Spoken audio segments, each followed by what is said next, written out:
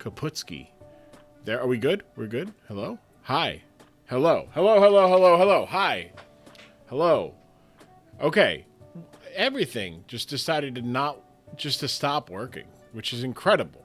Because I literally made sure it was all working. In fact, I started stream like 10 minutes ago, but for some reason, I was like, man, the audio sounds weird. And then I realized it was coming from an entirely different source. It was coming from the speakers of a monitor. And I was like, oh, that makes sense. So hopefully that is the only tech issues we will have tonight. Hello, what is my name? My name. Oh, I guess I really should. Can we do this again? Here we go. Let's see, right? Boom. There we go. I am Grum. Commissioner and host of all things Dork Side Pokemon League. I'm a part of the league itself as a player, but most importantly and first importantly, I am the commissioner. Corruption is a thing they say is an issue. I disagree. But I hope you're all doing well, doing great, doing wonderful. Go ahead, if you don't already, leave a like on YouTube. I don't have a button for that. That also just didn't want to, like, that hung out for a little bit there. But if you leave a like on YouTube, subscribe on YouTube, follow on Twitter, Twitch, all that stuff. Join the Discord. Although I just realized, I think I got to make sure, I got to ensure that the grum.tv domain is still working. But either way, I hope you're all doing good, doing great, doing wonderful. Is there violence in your league? Is this true? Yes, it is very true. There we go. I got to get this set up so that I can hear my voice in the microphone. Because right now I don't have it doing that. And we moved. So, Crepscular, it's good to see you, Crep. Great to see a familiar face. Hello. Hi. It is me. It is a Grum. Yes. We're moved. We're moved in. We're moved in. Rooms have largely been unpacked. Or in the process of being unpacked. So, there's still stuff. There's still boxes of some stuff that I want to organize a little bit better. And also, it's just, when you move in, you're like, oh, cool. Like, it's like, all right, can I take a break? And you relax. But then also, your dryer goes kaputs. And then you're like, oh, fuck, I was in the middle of doing laundry. I got a wet load in the washer. I got a half-dried load in the dryer. I got to go to my mom's house to finish this off. And then you're looking up things. You're like, dude, look at all them. Wow, you can get a new washer-dryer set for like $1,000. I don't think that includes like installation per se, but I mean, $1,000 for a washer and a dryer seems pretty reasonable in this day and age, right? But that's just like the cheaper one. That's like a top load washer and a standard. It is what it is. Yeah. Been a while. I hope you've been well. I have been, Crap. I hope you've been well. I hope you have been well. Every time I see somebody doing Blender, anytime I see like a Blender model animation, I always go, man, Crep was doing that before everyone else was, even if that's not true, I'm giving Crep the credit to that, But yeah, also, I don't know if it's coming through or not, but allergies have been whooping my ass the last like 36 hours. So, we're gonna make do. We're gonna do some good stuff. But we got ourselves a nice little slate of games here. All right. I wish I made this a little bit better, but this was the last one I did, and I didn't care that much. So we've got the seeding matches, which, if you're not familiar with the DSPL, I like to make things a little bit fucky-wucky, right? How to do it so it's at least somewhat true. That is true, Crep. I'm just saying, you're getting credit for it. You were doing it before everyone else was. Now, if only if I could figure out how to get the goddamn the models actually into Blender, that'd be great. It's not working. I don't know what's going on. I've given up on that because I've thought about doing it, learn as a fun learning thing. I'm like, you know what? Nah, we got Champions coming up. I'm gonna get back on some content-ish, grinding-ish stuff. I don't want to say content grind, but I do want to. We talked about it last week. I do want to like stream like once a week. Now that I'm in the house, I'm in the basement. I got I got a nice, not secluded area, but it is nice. But we're also like, I want to be on that side. I said this last time. I want to be on this side so that I have a flat, this, and this way if Katie wants to come downstairs or something, like she can, and it's not a big problem. And not a big problem. Big problem is not the right word. But this way she doesn't have to worry about, because everyone's like, oh, am I on stream? It's like, no, I don't want, this way. But yeah, if you ever need someone to walk you through the process to find the issue, let me know. Crap, I will definitely, absolutely, 100% hit you up, because it has been annoying me for, man, almost a year. Like, Gentleman Thomas was helping me a little bit, because he was doing that stuff as well. And he's like, yeah, I don't know what's going on. I'm like, It's like one of those things where, like, hey, it worked when I did it, and then I couldn't tell you how it worked, how to fix it. And it's like, yeah, makes sense, But yeah, so we'll get around to that. I'll get around to that. But anyways, Champions is coming out this week. I'm planning on streaming on release day. I would like to take care of some IRL stuff first, but I do want to dive in. I put a bunch of Pokemon in my home, so like I can at least pull them. They might not all be good, but I did build an actual VGC team out of in Scarlet and Violet, so I do have a legit team that I don't have to worry about like the validity of everything. In my experience, best way to just start all from scratch. I've done it so many times. Scrap. Uninstalled Blender 3 different times. Installed 2 different versions of it multiple times. I don't know what's going on. I'll figure it out. We'll figure it out. We will figure it out because I will ask you. But anyways, let's see. Anything else housekeeping related? I just realized my background is no longer playing. What's going on here? I'm still going, right? This is supposed to loop.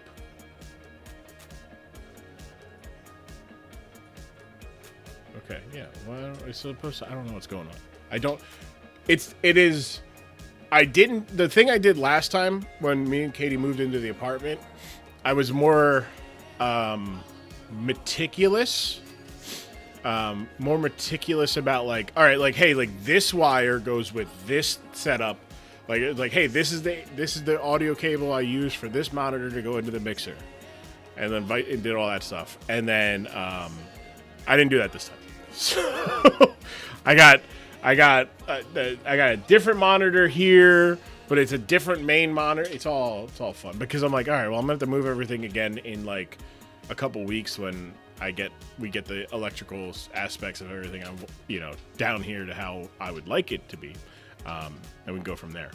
Also, just let me know, how does this sound? Definitely need to work on some soundproofing. I got like panels here, so this shit is bouncing the audio sharply. I know that for a fact. That's the other reason why I need to plug this in, but I need to do it so in a way that it doesn't interfere with the audio. Yeah, it's annoying. But we'll figure it out. Any more housekeeping things? Pokemon Champions this week, gonna stream. I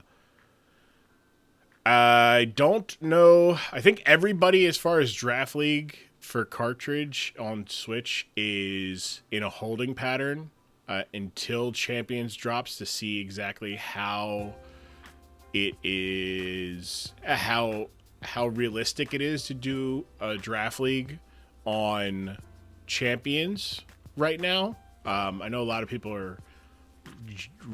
We went over this last time in great detail. I essentially turned off my Switch and streamed for just did like a just talking about Pokemon for hour and a half or so of just the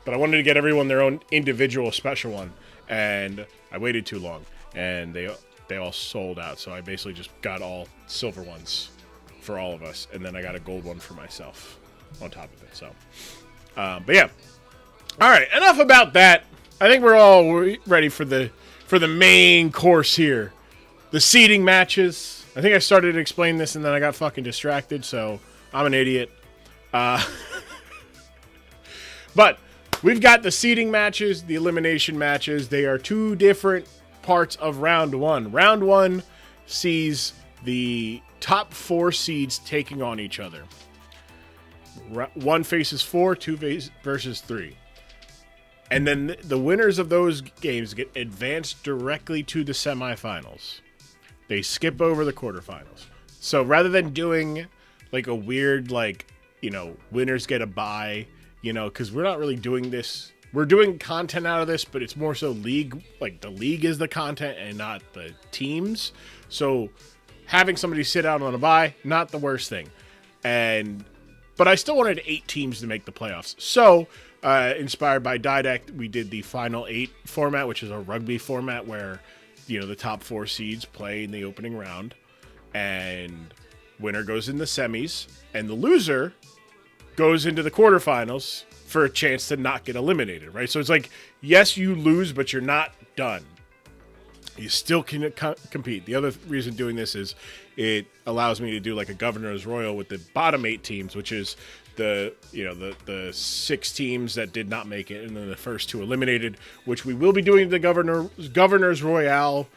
But it's a random thing, so it's just random battle, so it's quicker to do. Therefore, I like to give it a little bit of time, and it lets the playoffs get their shine, right?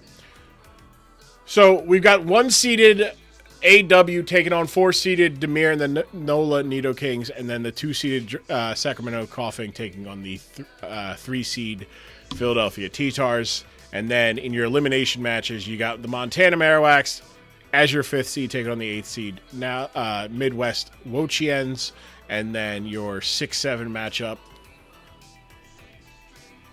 is Orin or Mr. Drevis and the Montreal Miss Magiuses, and the taking on Rose and the Las Vegas Rotoms. When's season 6? Johnner.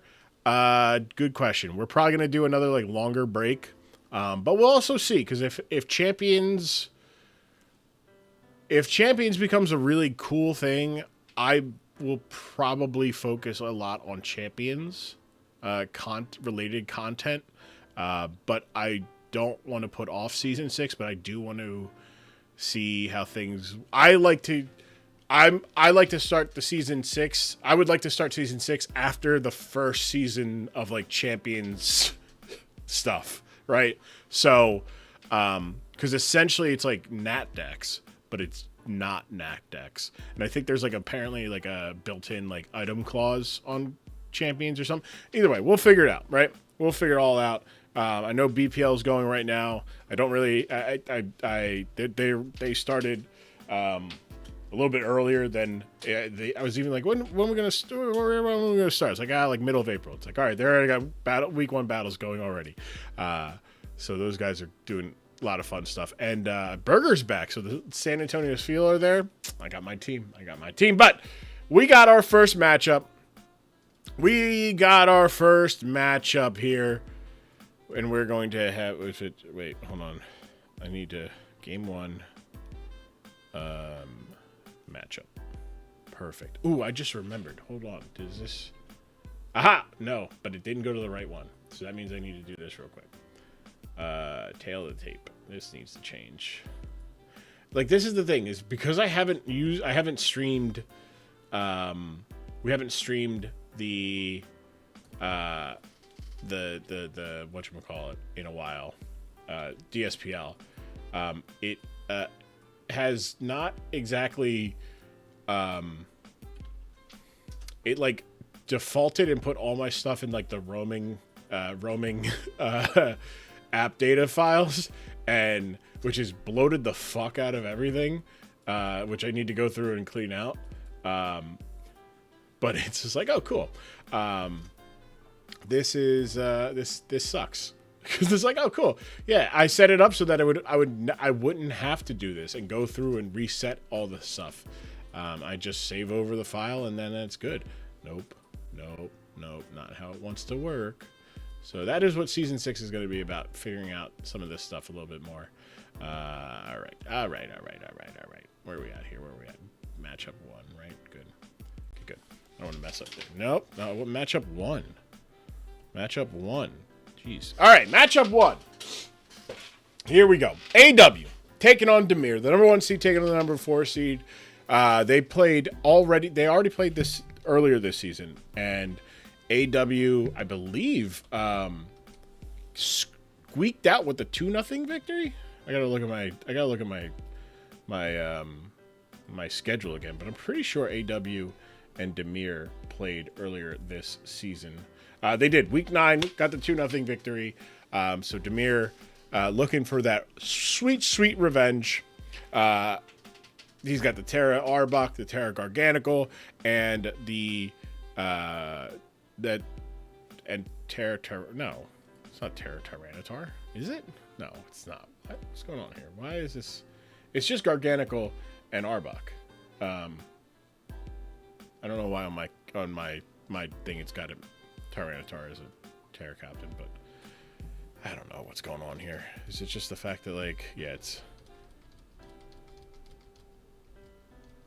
Yeah, see, no, it's not supposed to be doing this. It's not supposed to be doing this. Whatever. All right, whatever. I know who's what doing who doing where.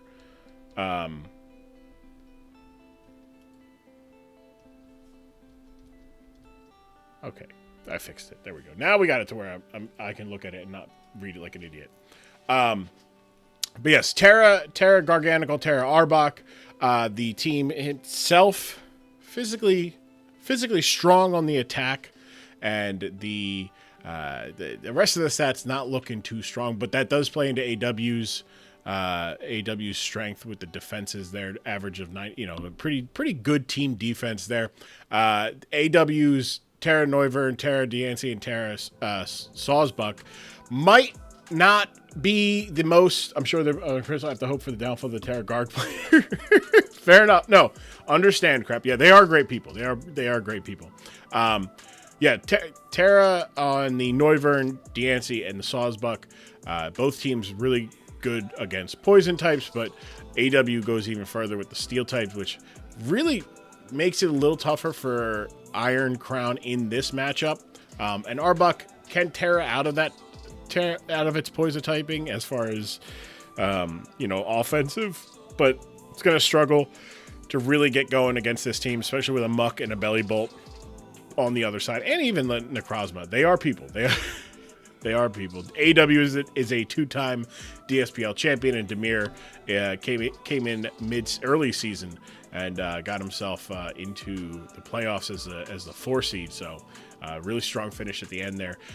Notably, though, you'll notice that also.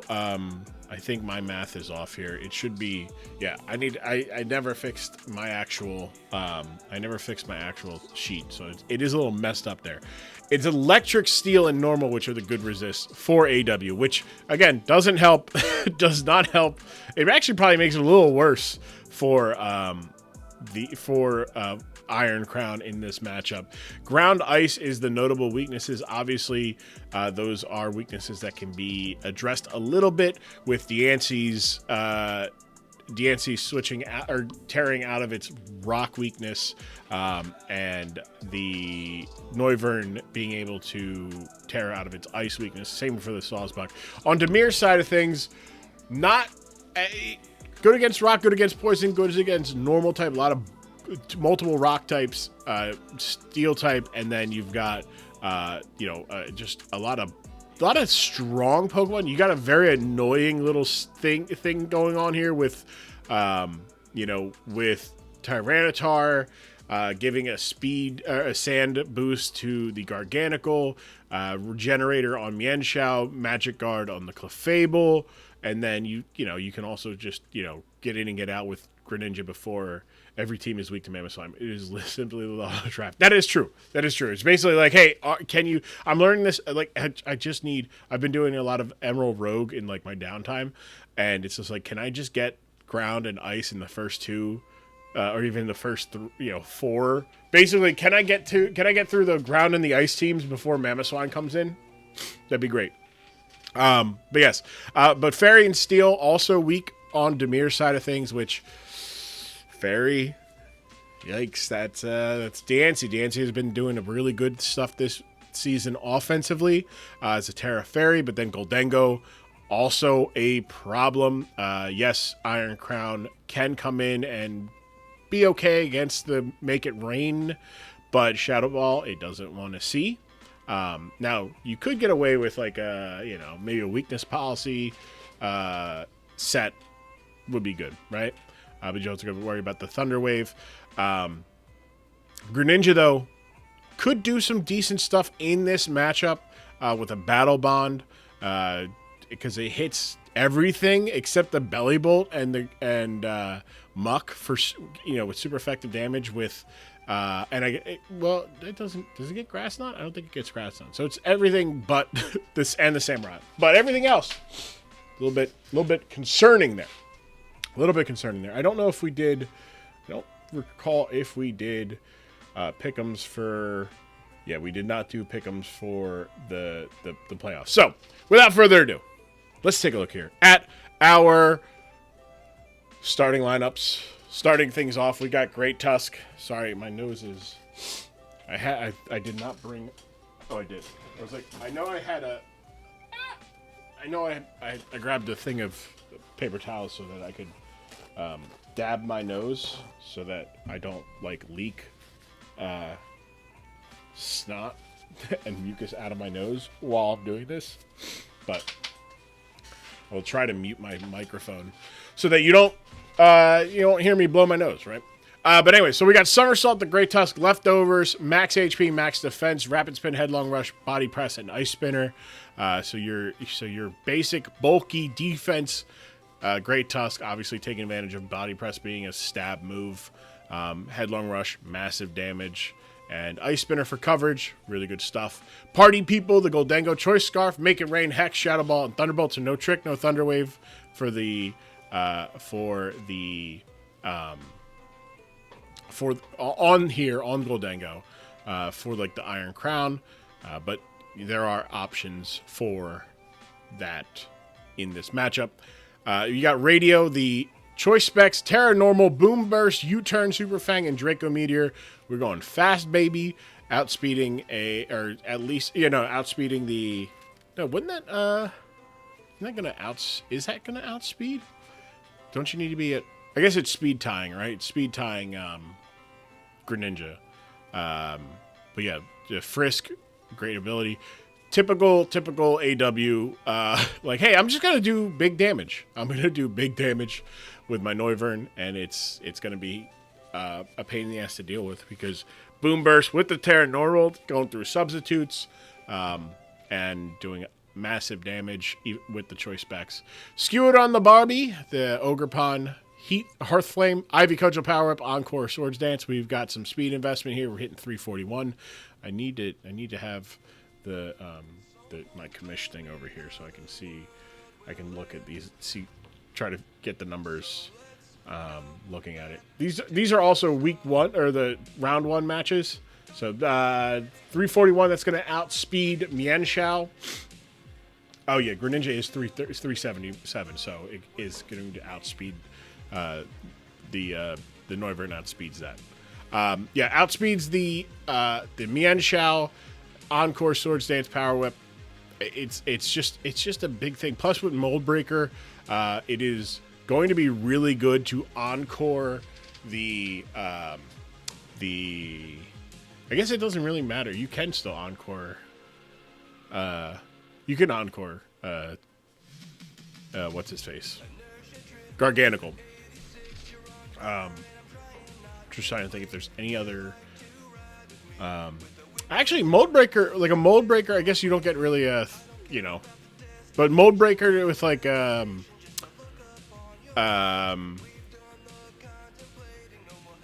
it doesn't really get many status moves, right? Like status moves wise, as far as like, yeah, it doesn't get anything to like, oh hey, like, yeah, I'm going to Thunder Wave you or any of the powder moves. So pretty good stuff there. And then we got Samu, the Assault Vest, Samurott Hisui, Ceaseless Edge, Aqua Cutter, Flip Turn, Sacred Sword.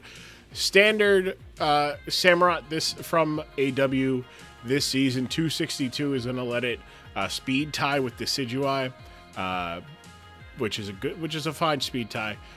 You get your odd number HP there and your attack stats. That's all you want to do, right? You want to be faster than it, but also potentially slower than the Decidueye if it's max speed and it goes for defog, so that you can get a Ceaseless Edge up on it afterwards. And then You Ugly, the Muck. Black Sludge, Stench. This is the defense, the special defensive wall for the likes of Greninja and the Clefable and the Iron Crown. Does need to be a little bit concerned about Psyshock from those, but pretty good. Stench also has a chance to, without a chance, you can get a 10% chance to flinch if you're faster than. Actually, I think you'll be able to flinch the Garganacl. It's pretty good. Pain Split, Toxic Spike, Gunk Shot, and Drain Punch. Good movesets to be really, really goddamn annoying. So that is AW's side of things in this matchup. Let's take a look at Demir's side of things here. We got Chaps McDouglas. Is it McDouglas or McDungus? I can't tell. I recently have fucked with my settings, and I gotta fix them so that I can fucking read on this computer. I just can't read this shit sometimes. South Rock, Salt Cure, Recover, and Protect. Special Defense, Terra Water. This is a fucking annoying problem. Pokemon that is can do a lot of chip with Salt Cure. Recover can save it from hassle, which is really good. We got Brumpo Trungerson, the Choice Specs Greninja with Protean, Ice Beam, Surf, Sludge Wave, Dark Pulse. No U-turn here for scouting, which is interesting. I would have. It's tough because you need kind of all these moves, right? If you get caught you go for Sludge Wave on the, you need Sludge Waves so that you can hit these Samurott for neutral damage. Otherwise, Samurott gets free edges, Ceaseless Edge on you. Stephanie Nugs, Choice Scarf, Mienshao, U-turn, Poison Jab, Close Combat, and Knockoff. I like that a lot. A lot of pressure here. Just click moves and leave, and you can take maybe you might be able to take a hit here, probably not, but force something out. Revenge Kill, really good revenge killer for this. Outspeeds everything we've seen. Ashley Spinelli, shout out Recess. Toxic Orb, Gliscor with Poison Heal, Protect, Toxic Counter, and Earthquake. So it is something that can't touch an air balloon. Goldengo, however, that is not a concern for Gliscor here. I like counter. You got your investment into your HP and your defense, potentially to live a Ice Spinner, and then counter for a kill. That's good. Then you got Skim Skim Beeble. Fairy type, Sticky Barb, Clefable with Moonlight, Magic, Calm Mind, Moonblast, and Knockoff. This is something that can be really, really annoying for like a booster energy,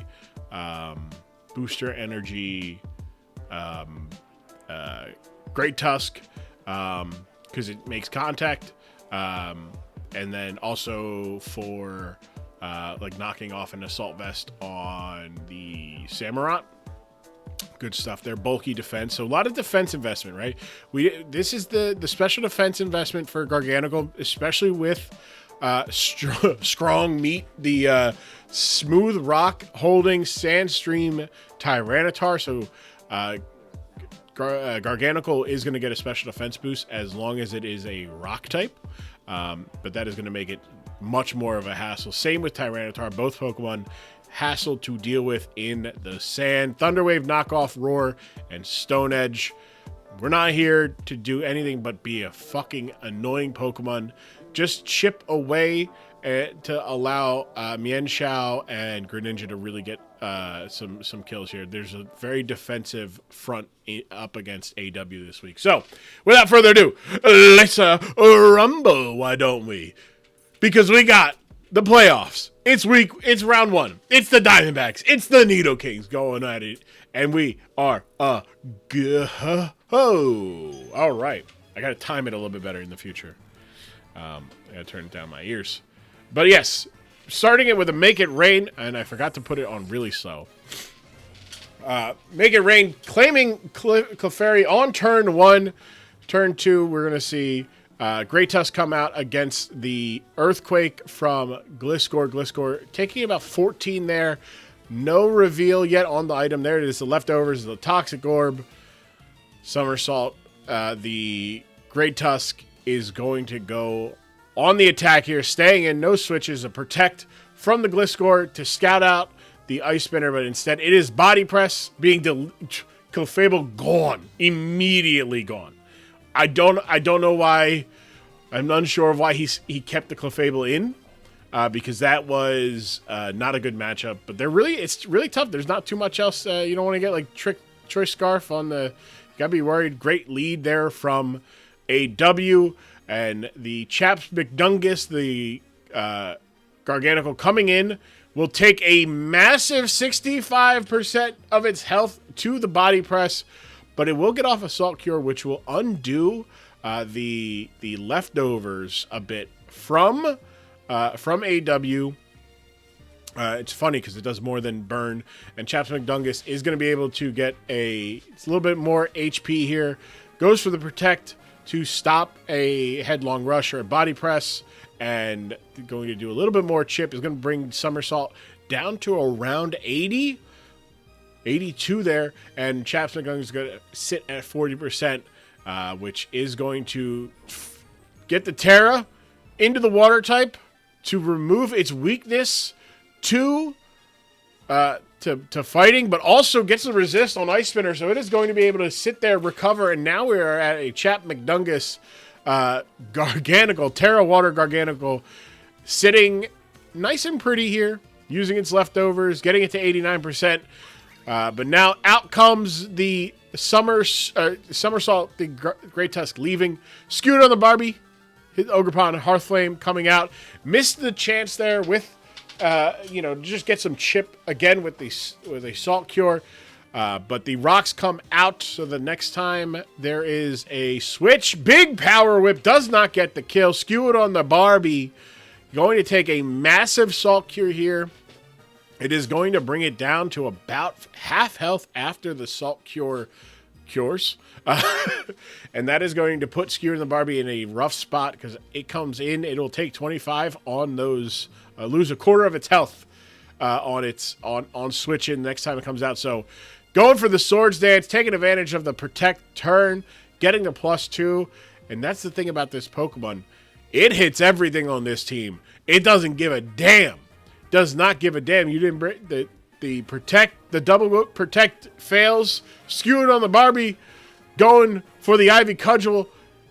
Resisted, doesn't matter. That's a +2 Ogerpon with a massive bonk. Down goes Garganical. It is a 6-4 lead.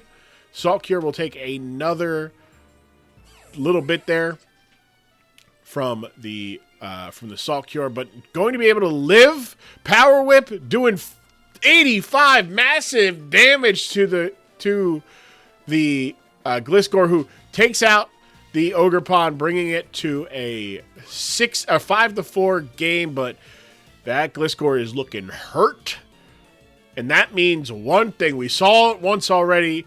It should be another. That is well within range of Goldengo. There's one.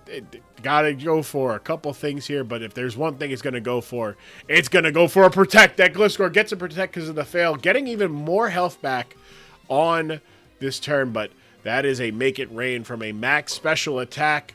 Goldengo, not good. Not good. Not going to be able to take that one. Not going to be able to live at 40%. That is not going to be enough.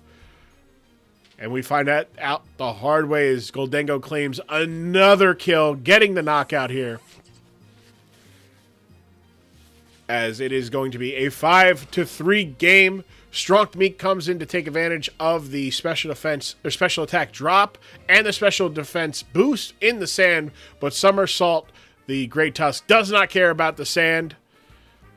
Knockoff is going to get rid of the leftovers, but there's going to be a very scary, that is a unfortunate looking matchup there, as Tyranitar not wanting to be on the other side here, but no real other option to go. There's not enough bulk, and this game is going to be, this one's just about wrapped up here in a couple turns, as Great Tusk is just going to be a problem here.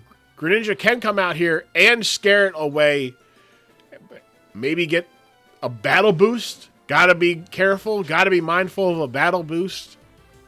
Greninja goes to switch into the Muck. The Muck takes the Surf. We're going to get the big old protein for the water. Doing 39% damage there. Black Sludge Plus is going to be negated by the Sandstorm. So unfortunately, that is not going to be enough for Greninja to get the kill. So that is going to bring in Mienshao, who would have liked to have a little bit more chip on this guy, as it will struggle to get a kill here.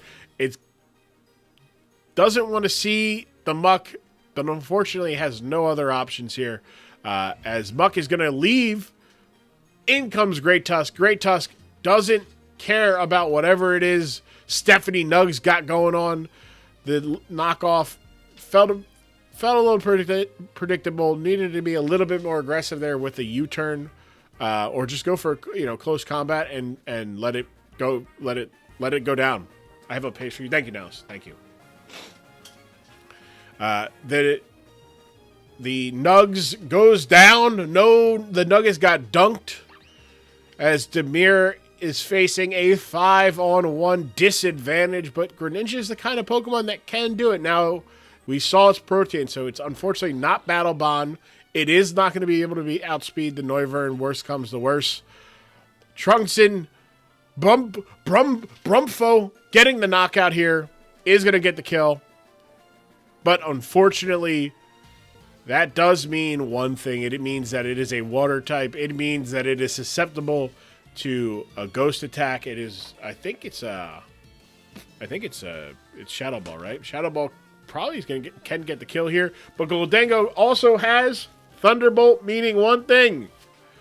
We've got a Choice Scarf Thunderbolt taking out Greninja, and that will be a 4-0 victory for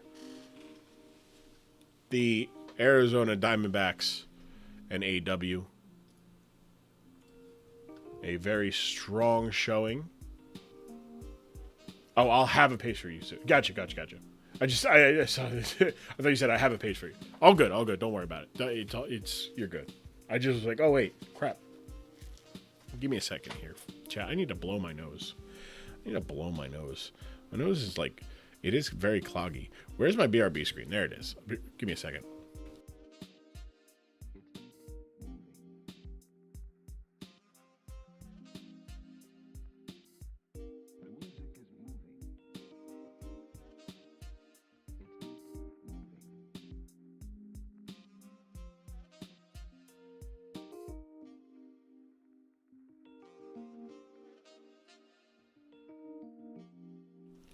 Gotta clear my ears out here a little bit. Whew. If you're in the Discord, you got to hear that. I am streaming also live to Discord, live to YouTube, live to Twitch. Go ahead and leave a like on all the stuff. Like, subscribe, follow, all the beautiful things. Subscribe on Twitch. You get ad-free viewing, which is good. You also get this cool. You get a couple cool emotes. You get this.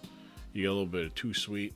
You get a little bit of my face doing weird things. You get a Macho Grum. I do a flex with Macho Grum because I got the class. It's all a bunch of stuff. Either way, 4-0 victory. Goldengo here though, getting the Pokemon of the game in this one. The first star for the 3 knockouts. Very, very just right off the gate, setting the tone for the Diamondbacks in a massive way.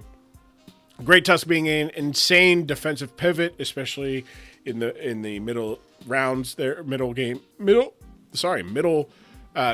there. Garganical wasting away a little bit and just being a little bit of a problem late in game and going down to let Goldango come in and finish off. I think Gliscor, we're going to give the game to Gliscor, even though Garganical was a problem, did a decent amount of damage across the board, did not get the kill, and did fall all the same as Gliscor, but did get the knockout there.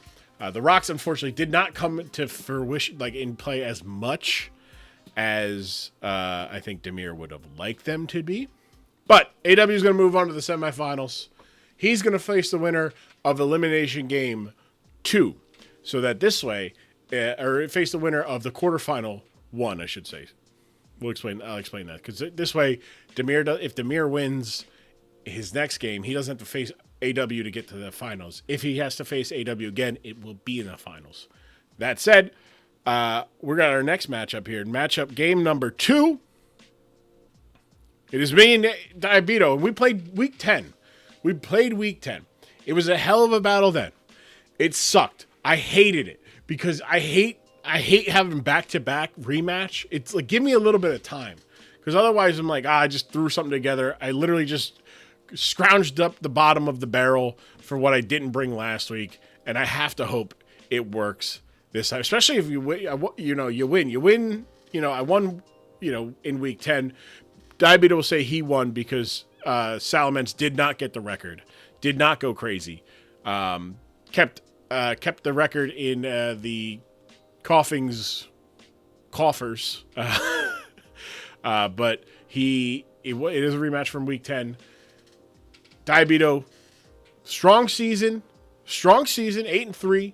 I'm 7-3, 8-2. 22 plus 22 differential, so very strong. The Terra Dragonite, the Terra Cloyster, Latios, the fucking Palisand. I think Palisand would be what I think is his strongest non-Terra Pokemon. If that Pokemon had like a lot, that's a glue Pokemon. That is the glue Pokemon of his team. And on my side of things, Terra Salamence, Terra Farigiraf. So there are some answers to deal with a Terra Dragonite. I do have Contrary and Competitive on to deter some of the whatchamacallit. Mr. Moobler! I don't have the alerts. The alerts, they're not up. Why? Oh, I know why. Because I want to make specific ones for the DSPL. But hey, Mr. Moobler, thank you so much for the raid. Actually, hold on. Let me make sure this doesn't send me. Where is this? Okay, it is in Showdown. Okay, good. All right, good. Mr. Moobler.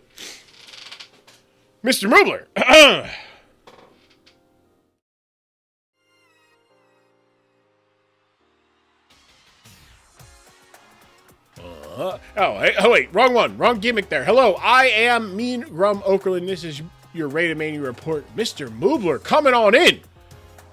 It's a Moob raid. Jasp! See, it's like I'm seeing a ghost. It's like, is it Halloween? I'm seeing a ghost. Oh, I've missed these. Brother, let me tell you something. I missed them too. We're in the house. Me and Katie, me and my wife, T-Grum and his wife, they've moved in. I'm Mean Grum Oakland. I'm not T-Grum. This channel is defended from raiders like you, by its champion. And with more, here is the Macho Grum. Wait. I didn't fix this one. It's too big. I'm too small. I need to be bigger. I also need to flip it, I think. Yeah, I need to flip it. Why did this flip? What's going on here? What's going on? Flip horizontal. There we go. Yeah, there we go. Yeah. Yeah. Yeah. Yeah. Mr. Wait, no, I didn't. I flipped it incorrectly. Yeah, I flipped it. Shouldn't have flipped it. Yeah. Don't ever flip it. Yeah. Don't ever flip it, Moobler. Yeah, I am the Macho Grum, and I am a piece of T-Grum psyche physically manifesting itself on the Twitch and on the YouTubes. Yeah, I don't know what's going on here. I feel like I'm off center. I'm off balance. Yeah, I'm looking the wrong way. Yeah, don't need to do this. Yeah, I do need to flip it. Yeah, flip me again. Do it one more time. Like a pancake. Yeah, flip it all right. Yeah, yeah. Yeah, Moobler. Yeah, it's good to see you, pal. I am the Macho Grum, and I am the reigning, defending, fighting champion of the channel. Yeah, and a piece of T-Grum psyche physically manifesting itself. On the internet. That's right. We're live on Twitch. Follow there. Subscribe there for ad-free viewing. Also, we're live on the YouTube. Yeah. T-Grum on YouTube. Yeah, that's right. That's right. Live all over the place. They let me be live all over the place sometimes. Yeah. Live over there. So go ahead, like the video, subscribe. Yeah, they say hit the bell. Don't ring the bell until I drop a big elbow and go for the 1, 2, 3. Understand what I'm saying, kid? Yeah. Also live in the Discord, discord.grum.tv. That's right. Yeah. Yeah. Custom domains, You can also go to support.grum.tv for Patreonic benefits. Yeah, Patreonic, be a Patreon, but benefits. Yeah, yeah. Moobler, yeah, good to see you, Moobler. Yeah, Jaspling, good to see you. Like to see friends. Oh yeah, Mr. Brazilian Fury with the resub. Always a good day when you see the Macho Grum. That's right. Yeah, dig it.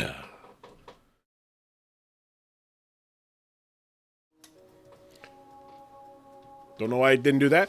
I am Mean Grub Uncle, and this has been your Rated Mania Report. Until next time, stay too sweet. Hello. Uh-oh. Stop that. Thank you. Hello. Moobler, what were you doing? What were you streaming? I need to do like a... I need to get this... We need to get back into this sort of things. Moobler, what were you streaming there? Beat Saber! You got one of them fancy setups, Moobler? You got one of them fancy setups? Let me hold $1, man. Let me hold $1. I guess I actually don't. I'm just too tall. I'm too tall. But maybe we can set one up. Past time. Every time I stream. Whew. Working up a sweat, my man. Working up a sweat. We're doing DSPL Pokemon Draft League content. You draft your Pokemon of your choosing. You go to battle with an opponent. This particular guy on the right there is Grum. He shares my name. He's from Philadelphia. He is me. And I am taking on Diabeto. I'd like to do... This is the Dork Side Pokemon League. We do streams when I can... Well, now I'm moved in. I want to stream every week. Oh, good lord. Good lord. I know you stank. You stink. House Champion Vince, haven't played it yet. It's not even out. I'm breaking the rules, Moobler. You understand? I'm breaking the rules. All right? The game's not out, but the category is. So I'm streaming the category so that other people be like, yo, who's this guy playing Champions already? And it's like, I'm not playing Champions. But I will be. You understand? So go ahead, hit that button, hit that like, hit that subscribe, hit that follow. You know what I'm saying? Galaxy Brain, big brain. That's right.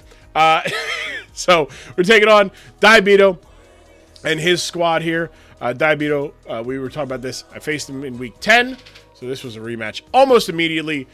My team, no weaknesses, no notable weaknesses, I should say. But there's some fake weakness. That's a fake fact. It's not a real news. It's fake. There's exploits that you could make. But on the you look at the type matchup. Hey, this guy don't got no reds on it. That's right. Strong against normal, strong against water, strong against poison, which is good because I got an Iron Valiant and he is weak to poison. Diabeto on the other side, weak to ghost, weak to flying, but strong against the normals, the poison, and the psychic. So very similar kind of setups here. But when you're looking at the average stats, both of us are kind of slow. We're both kind of slow, but we hit hard. I hit hard on both sides of the aisle there. Attack and special attack both at 94. Diabito's defense is at 101, and it's boosted even more by having 2 Pokemon with Intimidate, 2 Pokemon with Sturdy, and Flame Body Volcarona. Very disgusting team. And also multi-scale, Dragonite. So, like, what the fuck, you know? Good luck against this team. This team is a bitch to go up against. They're going for the tanky setup. Buddy, Diabito is one of my favorite people to watch battle. Like, if Diabito, like, cared enough to put make a YouTube channel, I would watch every one of his, like, team. Like, it's fun. We did one, when I was doing Showdown content a little bit more regularly before. I'm like, you know what, like, let me do a little bit more at school. It's like I could probably fit another class in here if I'm doing this. Me and Diabito, we did, I think, we did a RU team that was basically just like an XYOU team. But it was a good time. Maybe that was the dream to do, but we ended up, it was a fun time. It's on the YouTube. I want to do that again. Now with the champions, we can.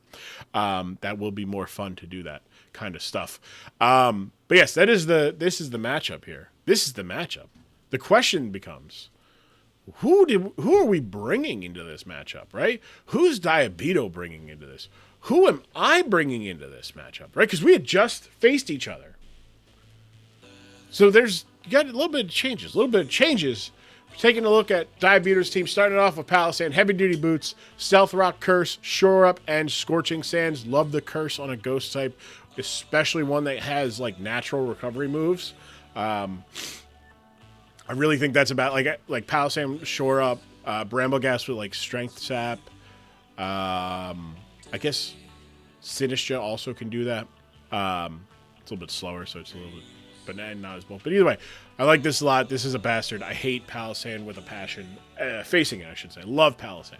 Love it with a passion. Hate facing it. Ogre Pond, Cornerstone, max attack, max defense, or max speed, Jolly Nature, Swords Dance, Bullet Seed, Ivy Cudgel, and Low Kick. So it is going to be able to break the Sturdy in one shot, one turn, a Don Fan. So very smart there. Get the Swords Dance and Bullet Seed. Really good stuff. Choice Scarf, Latios with Luster Purge, Draco Meteor, Thunderbolt, and Flip Turn. Max Special Attack, Max Speed, Timid, Nature. So it is getting a boost in its speed at the cost of its attack. Sylveon with an Assault Vest. So this is a super bulky Pokemon. Max Special Attack, Modest, Hyper Voice, Body Slam, Shadow Ball, and Quick Attack. So Body Slam, a fairy type physical move because of Pixelate, gets a boost as well. It is a 20% boost, so it is going to get 17 base, a 102 base power move that has a 30% chance to paralyze. That is fairy type. Against my team, that is one of the places where it's like, yeah, you can take advantage of that. Hyper Voice, Body Slam, Shadow Ball, and Quick Attack. Real good stuff there. The Sylveon can do real massive numbers here in this matchup. Heavy Duty Boots, Terra Poison Dragonite with Dragon Dance, Encore, Ice Spinner, and Earthquake. Max Attack Adamant with max speed. So we are going to be getting hit hard after Dragon Dance there. And a Volcarona with Heavy Duty Boots, Substitute, Quiver Dance, Flamethrower, Morning Sun. That's all this thing needs. Flamethrower hits everything. Sans a Rotom with this moveset. Like Rotom Heat doesn't really do much to this though with the Quiver Dance and after Substitute. Like, yeah, sure, it gets Hyper Voice, but Morning Sun, Quiver Dance, Flamethrower, it's what else do you need? What else could you want? You know, really strong team into my matchup against me. Diabito building teams that are a pain in the asses. It was very similar to his Week 10 team. There were some changes. The Week 10 team was kind of there more to make sure that I did not get the knockout record with Salamence. And I took that personally. This week. in building this team. We'll start with Salamence here because went with Terra Ghost Salamence, which was the type I ran in week 10, but I was I believe I was Clear Amulet Salamence, so that it was a Dragon Dance, Terra Blast, Outrage, Temper Flare, and max attack, max speed, Jolly Nature Salamence. But this week it is Choice Band, and instead of Dragon Dance, I have Stone Edge because why not? Just hit stuff, hits. Why did I have this? Let me take a look at this team real quick. Why did I have this? Why did I bring this? Just for the crit chance, right? Oh, the crit chance on the Cloister. I was like, why did I bring it? Just because I can hit the Cloister hard, and just because I think it also what other move? I didn't want to run dual wing beat. Hamilton, the booster energy, Iron Valiant with Swords Dance, Ice Punch, Spear Break, and Fire Punch. Second guessing pass, Grom Shake. I know, right? What the fuck does he know? Got the boost energy with enough to get the speed boost, so that it'll essentially have a scarf after it comes out, but only one time. Swords Dance, Ice Punch, Spear Break, Fire Punch. Went max attack, Naive Nature for the speed boost there. Without, I probably could have afforded to get rid of the special attack since I didn't need it, but I think I built the team around. I copied the team in the previous week. Was a mix attacker, so it was Calm Mind, Close Combat, Moonblast, and Fire Punch, I think. Yeah. Donphan, lead Donphan with a Custap Berry, Stealth Rock, Head Smash, Ice, Earthquake, and Ice Spinner. Does a lot of damage. Max attack, max speed. No rapid spin here, but you'll see there's a guy over there. Luigi the Inteleon, Choice Scarf, Flip Turn, Snipe Shot, Ice Beam, Ice, and Air Cutter for Sniper. So all high, 2 high critical hit ratio chances. 10 p.m. dinner and shower because your boy needs both. So I lurk. All right, thank you for the raid, Moobler. Go follow Moobler. He's a sweaty man. If you like sweaty men who do Beat Saber stuff. Also, just always nice seeing you. Love this announcement. Thank you. If you like sweaty men, Mr. Moobler's your guy. He'll show you where they are at. He'll start with himself, and then if you don't like what you see, he'll direct you. He's a man of the people. What can I say? Yeah. So essentially, just max speed outspeeds the 110s of Latios and Ogerpon at +1 with the Choice Scarf, and then the special attack, max special attack. Got Swayman. Exactly. I opted to go for a minus defense so that I could get a little bit more damage on my flip terms and maybe bluff, Mystic Water or something. I don't know. Then we got Starmie, the Cryogonal with Snowscape, Aurora Veil, Rapid Spin, and Freeze Dry. Near max HP. A lot of speed to outspeed. I believe I did that to speed tie the or outspeed the Volcarona. So Snowscape, Aurora Veil with Light Clay will give me a full turns of the Aurora Veil. Snowscape will help my defense, which is not good. Look, it is atrocious. It is very bad defense, but special defense is pretty strong there.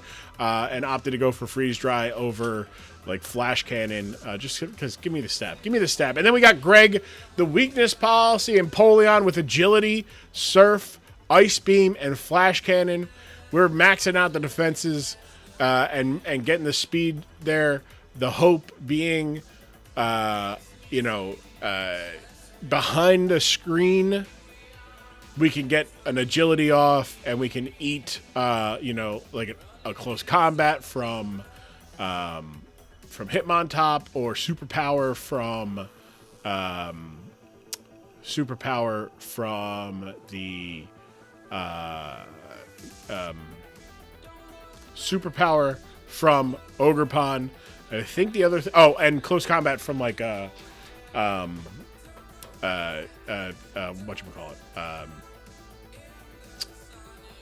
Tough Claws, Choice Band, Berserker. That's what it was. I'm trying to think of the other thing. So that was the team for game number 2, the last of the seeding matches. This should work, right? This should take me where I want it to take me, right? Also, Brazilian Fairy.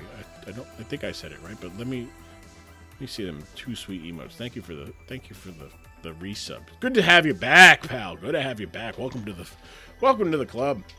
But let's go into game numero dos. It is myself. Thank you, Nallis. Mr. Magoo. I saw the thing. I said, "Oh, that must be Nallis with the thing, with the pace." Game number 2, seeding match number 2. The Coughing. And the T-Tars. There we go. It was weird, loading up weirdly. All right. Starting things off is Diabito. Diabito is the higher seed, so we're on his side of the field from this point of view. Sylveon going up against Zelda, and that will lead to a Stealth Rock going up. The much faster Donphan.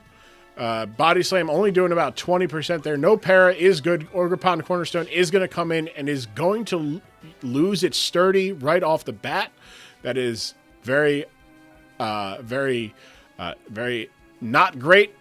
Earthquake does massive damage. Bullet Seed is going to hit once. It hits twice. It hits 3 times. But it is not enough to get the kill, meaning that the Earthquake is going to be able to get the kill there.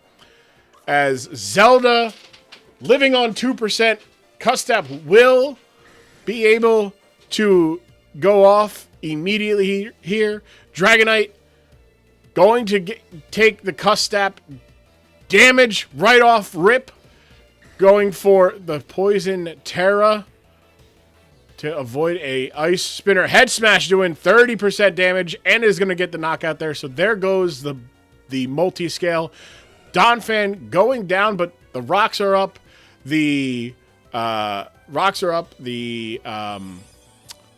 Also, that was crazy. Go for Earthquake with Terra Poison on the Earthquake. Either way, Starmie comes out, gets the Dragonite to swap out there. Snowscape goes up, giving a boost to the Cryogonal's defenses as the snow blinds everybody, including myself. Good lord. Aurora Veil comes out there, so next 8 turns of screen defense. Body Slam is going to do about 12% to the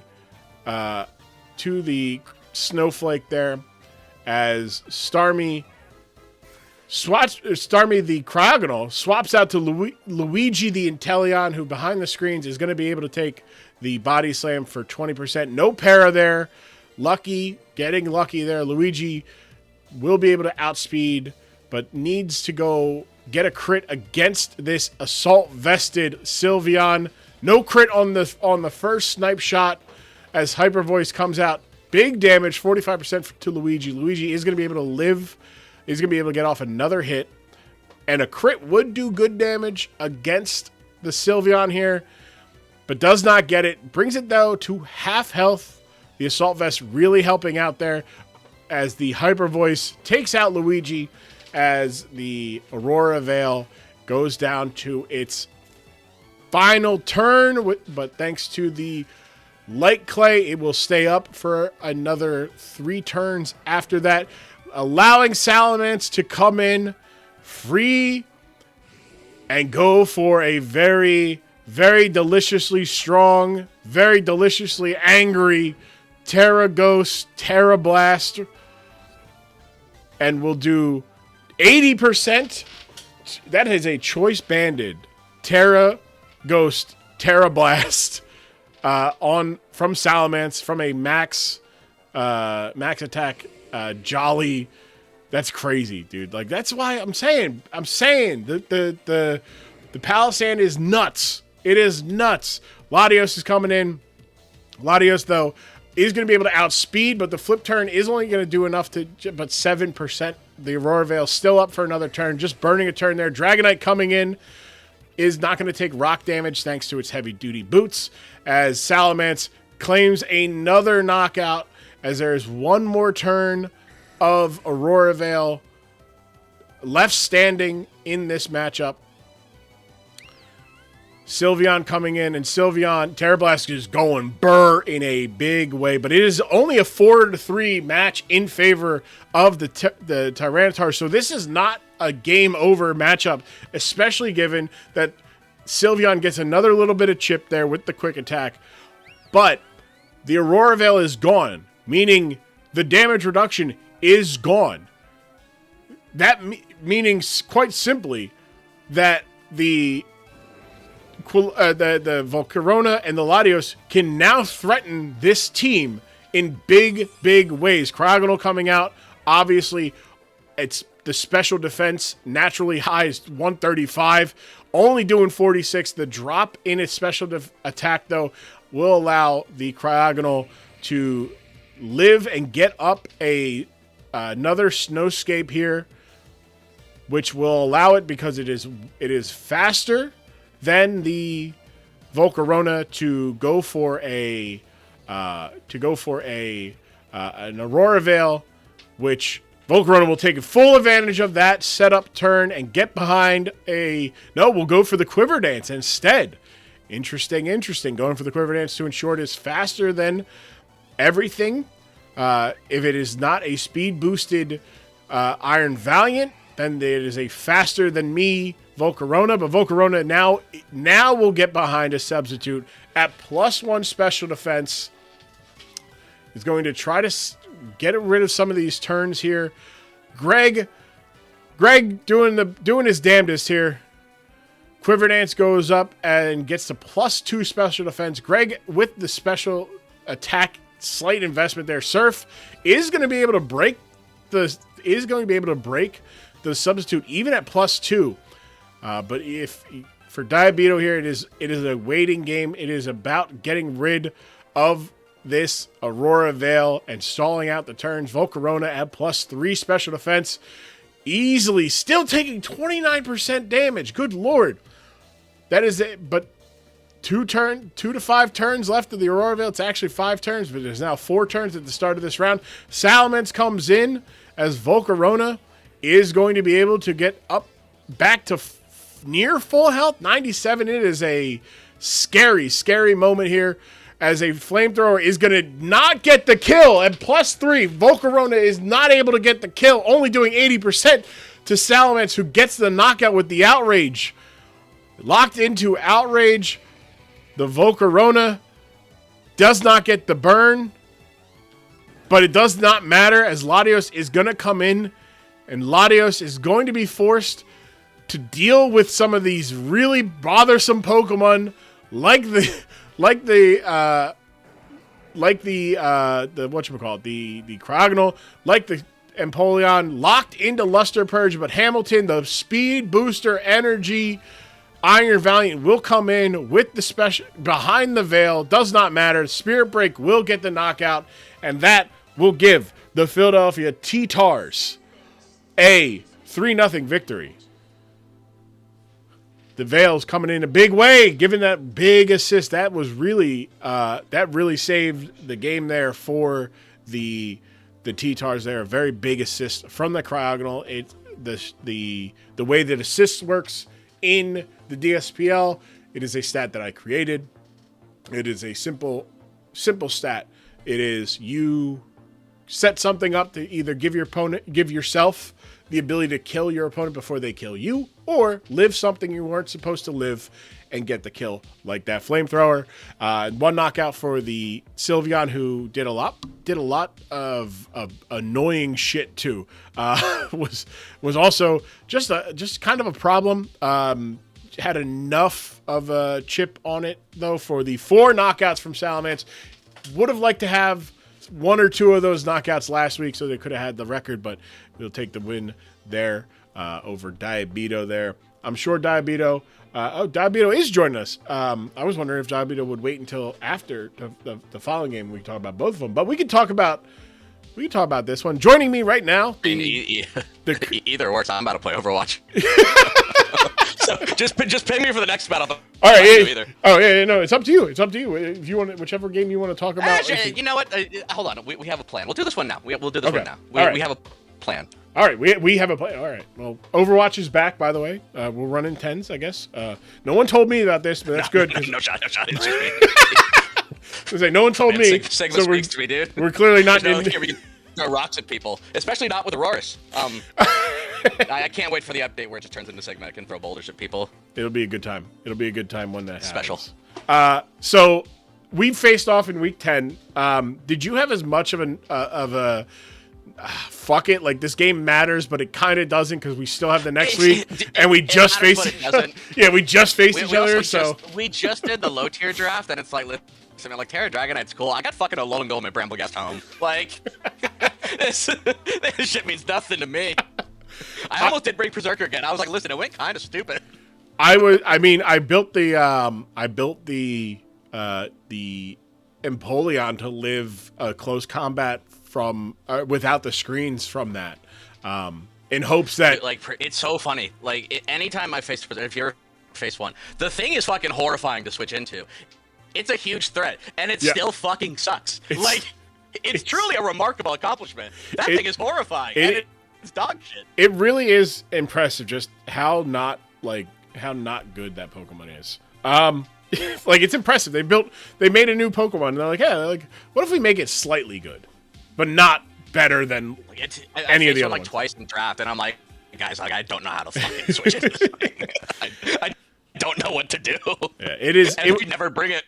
Yeah, no. It's a Pokemon that could have maybe done something, maybe, but that's Listen, when you pull out the Steely Spec Steel Beam, Steely Spirit, Spec Steel Beam, good boy. Man, watch out. Good lord. How bummed were you that you got 3 and it still lived on, like it still lived on the like 8% or whatever it was, 2%.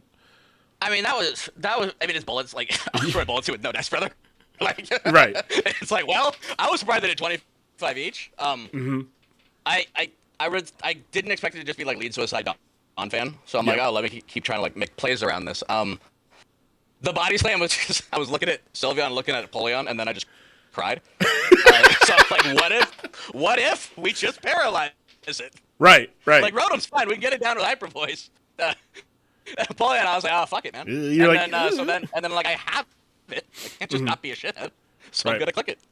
Yeah, I was very glad you didn't go for knockoff with the Ogerpon, because I was like, oh, I really want this. I want this Custat Berry to really work. But going for Encore to lock in the, I guess you did have multi-scale, so it didn't really matter, and at most it would have done like. Well, so here's the thing. I understand. Listen. Yeah. We're presenting this the way to make it look like a fucking idiot, and I think we need to understand. My goal was to slap my nuts on your forehead. That's true. Yeah, but I was there and I was like, when I switched it, I was like, I definitely shouldn't have switched D-Knighted, but we're in. So I was like, what if he has Ice Shard, right? He's got to have Ice Shard. So we just Terra, Encore him into that, and then we can set up. That's true. Like, I'm kind of tough. And then it just absolutely didn't work. No. I'm glad I landed the head smash, because it was that would literally, I was like, please just land the head smash. Like, just, I don't want to go boom, because there's a fucking, there's a guy, like, I want to, at least if I land the head smash on the Palisand, I'm getting, like, a 2% on of it. But yeah, this Sylveon, man, you're it's my goat, man. It is. Listen, I've seen some insane shit said about this Pokemon. Not like for you, like, people are genuinely fucking stupid. Like, it's not good, and it's like, brother, you throw an Assault Vest on, you let it spam Hyper Voice, it doesn't fucking die. Nope. And it does way too much back. Way too much. I mean, I am behind a Veil, right? Like, I am cutting that damage in half, and it's doing 45. Regardless of whether or not, like, I'm a bulky Pokemon. I'm not. But that's still behind a Veil. Like, it's like, yeah, no, I two-shot you through a Veil. Like, it's insane.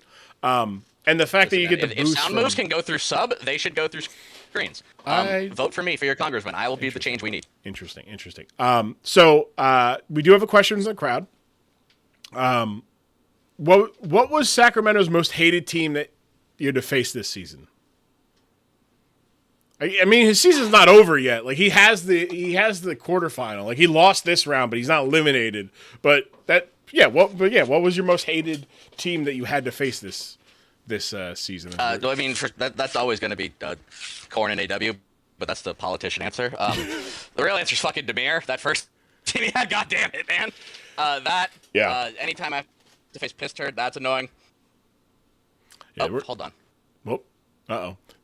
Oh, we're good. Yeah. Okay, anyway, in case that didn't get clear, it's fuck Piss Turd forever. Anytime I face him, I know he's up to some shenanigans. What? I don't like that. But yeah, no, that first Demir team made me real life mad. Yeah. I do remember the comments in your owner room, which is basically like, it's if you make me face him again, I'm going to commit crimes. He makes good teams, but like the most, it's just like he's trying to rage bait me specifically. Like they're really good teams. It's just, man, I fucking hate all of this. Yeah, it's crazy how I'm the one that gets the bomb threat for the team he creates. It's like if I gotta face him again this season, I'm going to send him. You enabled it, and I'm sure you were telling him because you were in the big play to rage bait me as well. That's fair enough. You do have a match. We will see it later. Your quarterfinal match. We don't want to spoil who it is against, but wish you luck in it. We look forward to seeing it to you. And if you want to come back and we can talk about that game when it happens, I'll be down. Just go ahead and ping me because I'm going to be busy. We'll do. Hopefully, in the time between then and then, Volcarona gets a fucking job. Yeah, Volcarona's locker is thrown out. It wasn't even cleaned out. Like Volcarona came back and to the locker room and was like, they threw it out. They were like, next season, Gouging Fire goes here. Like it's already there. That was crazy though. +3, I was still doing 29%. Like that's with no investment. Like what the fuck are you doing, Volcarona? Like what? Man, you're no Gouging Fire. Diabeto, thank you for your time, and I appreciate that. Good luck in your games in Overwatch. Diabeto's no longer in here, so that's. I didn't need to say that, but I do appreciate it. But yeah, 4 knockouts for Salamence gets it to the number 1 star. Number 2 star going to the Sylveon because it was a problem and a half, and then the very clutch assist from the Veils from Cryogonal saving me from getting absolutely swept by Volcarona at the end there, because I'm pretty sure it would have basically come down to like, do I live? Because I didn't have the HP investment, so I would have maybe been able to. I wouldn't have been able to. No, because he just recovers off. I would literally have needed a crit. Yeah, I'm looking at it now. Yeah, I would have needed a crit. But that is that. Game number 3. That's our seeding matches. So myself and AW advancing to the semifinals. Diabeto and Demir heading to the quarterfinals for a chance to stay alive in the playoffs, and that will see the winners of the next 2 games will be their opponents. First up is going to be Cornman and Alice with the winner facing Demir in the quarterfinals. Nalis himself saying, "How did I get here? I don't know how I'm still alive."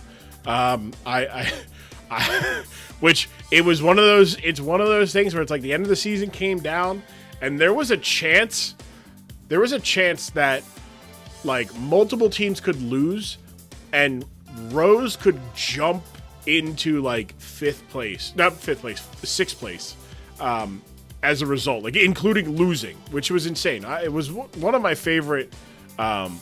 absolute favorite end of season pushes. Just because, like, there was so many things that could have happened. Everyone was in it. All the games being played in Week 10 had actual stakes to them, and not like, oh hey, like, well, if I win, like, if I lose, it doesn't really matter. Like, it did matter, you know. Like, even Diabeto and AW's team, they secured their they secured their seeding matchup spot, but it could have dropped down to 3, could have dropped down to or drop down to 3, or get 1, and who can avoid getting Cornman, so there wouldn't be a weird bloodline thing going on. But that was that. What ended up happening is Cornman finishing the season with a loss, losing in week 10, dropped them to 6-4. But the Nallis also lost, but dropping to 5-5, but staying just alive thanks to some differential and some tiebreakers.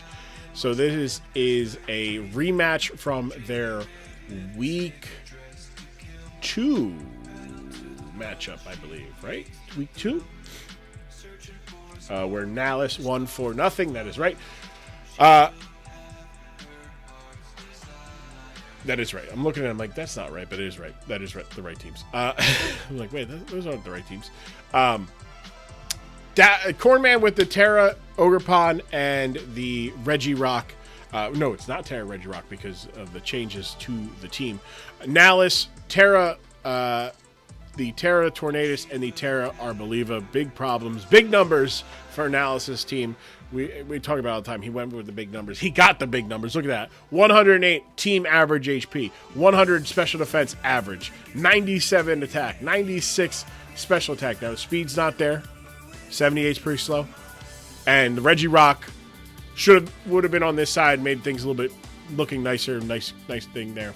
But Poison, Psychic, and Normal are the good strengths. So a lot of resist for Nallis on this side of things. Weak to Dark, Rock, and Ground. Thankfully for Nallis. It's 9 p.m. Sorry, Grumpy Gil. I apologize. I saw that and I was like, I'm going to go back to that. Yeah, it's tomorrow. It's tomorrow evening.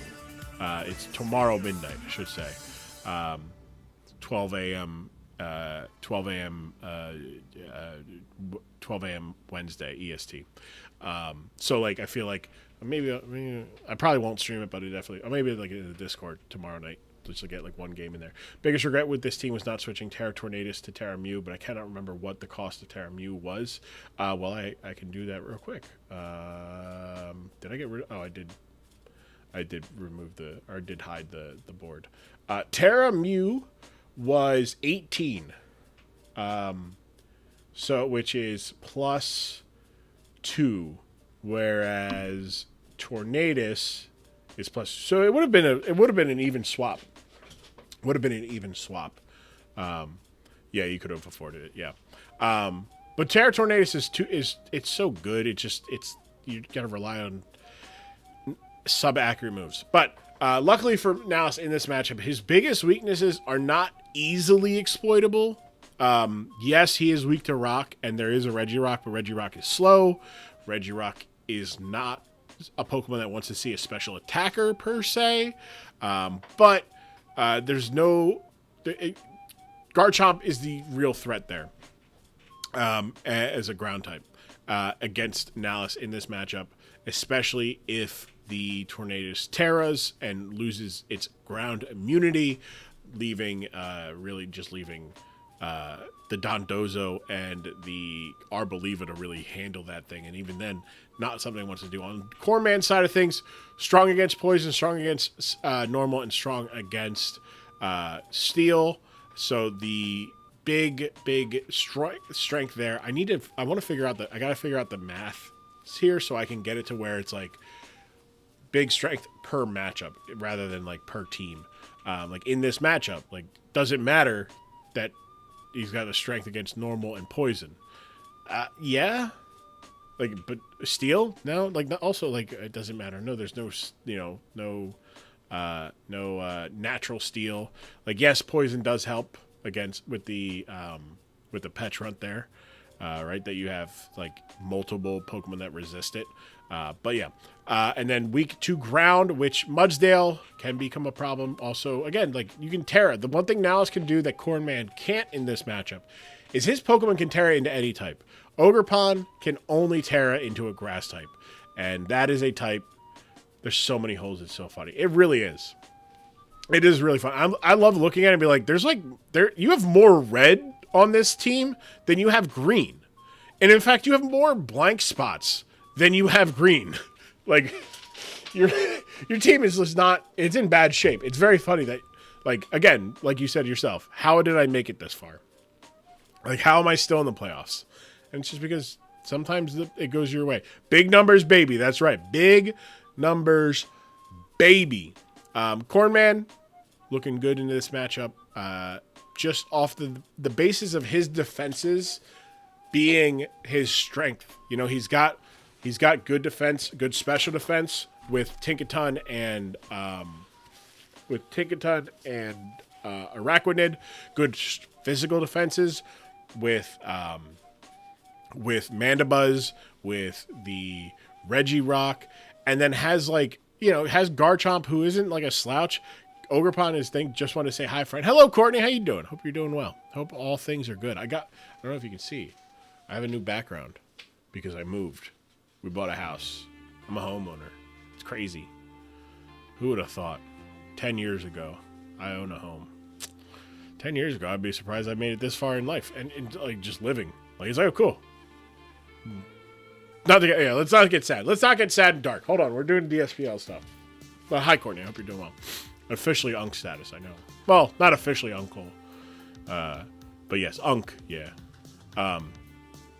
Yes. I am old. I'm an old man on the internet. Never would have thought. Never would have thought. So, let's take a look at the teams that each coach here brought, starting with the 5th seed Cornman and the Montana Marowaks. Eject Pack Garchomp with Draco Meteor, Swords Dance, Scale Shot, and Earthquake. Rough Skin. We got speed investment. We've got special attack investment. We got some attack investment. But congrats, I'm older. Hey, no, you're not. You're just wiser. You're wiser, Courtney. I like this set. It's a very interesting set because you have Scale Shot and Draco Meteor can trigger the eject pack. So whichever way you want to hit something, you can. But yeah, Draco Meteor will allow it to really hit the Dondozo with something a little bit better. Tinkaton with leftovers, Mold Breaker, Encore, Knockoff, Gigaton Hammer, and Thunder Wave. Do we have Unk Square? I guess, yeah, technically yes. Yeah, Courtney older. Courtney's like a older sibling. We've been through it. We have been through the trenches. We've been through the trenches. I was just actually thinking about it. There's a picture of us at was it San Diego Airport after the Monday after TwitchCon, and it's like, oh, we're dead. Dog, you imagine go back in time and be like, yo, wear a mask. You'll feel much better if you wear a mask going to these things. It's like, no, I'm going to die tomorrow. I'm going to rest. I'm going to sleep. No. It's crazy. I wanted to see what is Mold Breaker doing here, if I can figure it out myself. Mold Breaker for... Oh wait, is Mold Breaker for Synchronize? But other than that, I mean, it would work. It works for that. It works for Synchronize because then it doesn't trigger Synchronize, which is cool. 2019, yeah, before the vid, yeah. It's crazy. It's crazy. Yeah, max HP, some speed investment here that'll let it outspeed. Or it'll outspeed the. It'll outspeed it will outspeed most variants of Petron. Petron's max speed without a boosting nature is 273, so it'll be a little bit faster. Leftovers, good bulk, knockoff, Encore, Gigaton Hammer, good stuff there. Can switch into the Petron, should be able to outspeed it on the Malignant Chain and go for an Encore. Good stuff. Meloetta, Expert Belt, Serene Grace, Psychic, Close Combat, Relic Song, and Triple Axle. Very interesting that we went full special attack. Considering having the Close Combat and the Triple Axle, but Meloetta gets a very good attack stat of 128 after the form change. So nothing bad there. I was gonna ask you about Pokopia. I haven't been able to or really forced getting a Switch to. I don't have Pokopia yet. Just because there's so many other things I'm trying to play through. Like I'm playing Sleeping Dogs also moving, also schoolwork. And it's like, okay, do I have the time to sit down and play Pokopia? Is this the Pokemon champion? I am the Pokemon champion, yes. I am the Pokemon champion. I'm the Pokemon champion. Yes. It's me, Wolfie VGC. I am the world champ difference. Literally, like, I am. Like, the physical embodiment. No, this is unfortunate. I'm sorry for fucking with you. No, Champions comes out tomorrow at midnight, so about 25 hours from now. But I'm preemptively preemptively. I was here first before anybody else was. Keep in mind, no one else was doing that. Grum is so there is no exact. Yeah, that's right. Serene Grace maybe get a 20% chance to sleep, a 20% chance to lower the special defense. Good stuff there. Ogerpon with heavy duty boots, Defiant. So when it gets intimidated or speed or I guess there's no really potential speed drop or stat drop there, but maybe it switches it on like a Shadow Ball. Either way, knock off U-turn, Ivy Cudgel, Spikes, standard stuff from this is a really good Cornman special. Is like, hey, I'm gonna get some spikes up with the Ogerpon. I'm not going to just like I'm not gonna have a coverage move of like superpower, play rough. Like, I'd rather get the spikes up. That'll help me, especially against this team with Mudsdale, with Dondozo, with Regice, with these Pokemon that can kind of come in and eat hits. Good stuff. I like that. Mandibuzz, knockoff, taunt, roost, U-turn, standard defensive Mandibuzz is here to get some take a hit and tell Dondozo to be a bozo. And then Araquanid with Water Bubble. I think that's interesting. Over Water Absorb. But Water Bubble, Infestation, Liquidation, Giga Drain, and Surf. Covert Cloak. So we'll be able to sit right in front of the Petrunt. That is what this is here to do very clearly. It is here to be a nuisance. Lock it in with an Infestation, and then Surf and Liquidation to get it to be in hell and dead. Very good stuff there from Cornman.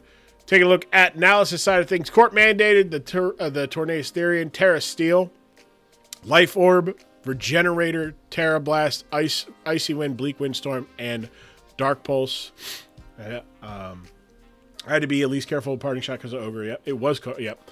Infestation doesn't trap. It does it? I thought it does. Infestation, Pokemon, Ghost type interaction. I thought it does. Ghost type. Oh, okay. So they are immune from all trapping. Okay. I know that they were immune to like Shadow Tag and Arena Trap. I did not know that they were also immune to trapping moves. Well, you can get it something off of something else that's not bad. I mean, Infestation is just good chip anyways. Big court mandated, very good. Terra Steel Blast is very interesting in this matchup because it's really just saying, hey, fuck you, Regirock. Because it's one of its good strengths, but it also like just it gives you something to hit the Tinkaton normally, neutrally, I should say, and you can hit everything else for at least neutral damage. It's very good. Life Orb, Regenerator, you come in, hit something, leave, you get back that recoil, and they don't. Billy Big, Leftovers, Dondozo, Rest, Earthquake, Waterfall, and Avalanche, max HP, max attack, standard Dondozo stuff, Unaware, really cool. Avalanche is really dope because it hits a lot of his team for neutral at the very least. I think the only resists are there's some Quaquaval, Tinkaton, Chandelure, and Araquanid can resist it, but they still don't like taking that. Sol, Speedman, Light Clay, Regieleki. I like it. Reflect, Rapid Spin, Volt Switch, and Light Screen. So it is a standard support Regieleki here. Max HP, enough speed. That's to what? Outspeed a +1 Ogre. That outspeeds Ogerpon at +1. That's great. If only this Pokemon could get any form of coverage. If only it could get any form of coverage. It's crazy. It's crazy. I guess, like, I mean, you know, you just go raw Terra Blast and still do something, right? Dan Dex number, the Petron with heavy duty boots, recover, parting shot, slow shadow ball, and malignant chain is a slow parting shot here. Standard bulk here, invested in the special defense because your 160 defense is so high. It's at 356. Like, that's an insane number to hit naturally. There are Pokemon that get that who don't even hit that number with their full investment with a boosting nature. I have to blow my nose again. It's just freaking allergy, man.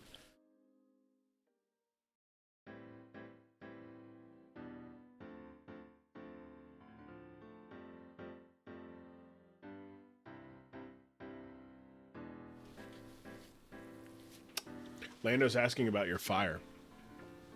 The fire that was behind my mom's house? Or the fire on my face, my beard? Fire coverage. Oh.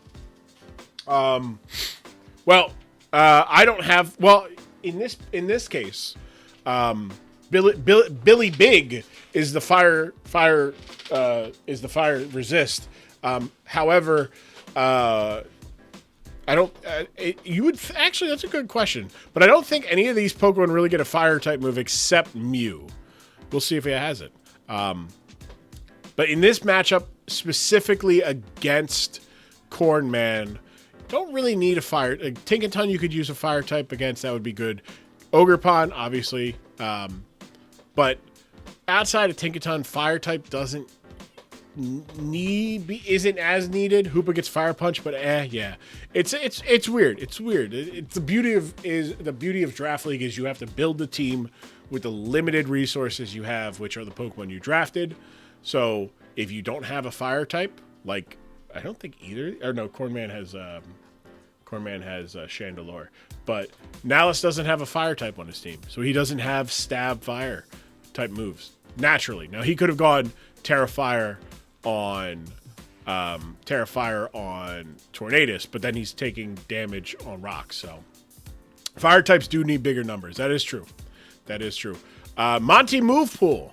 We've got, he sees that. Yeah, it's tough. Flame Charge. There's the Flame Charge, Swords Dance, Psychic Fangs, Leech Life. So we got a physical Mew here. Max attack, max special, max attack, max speed, Jolly Nature.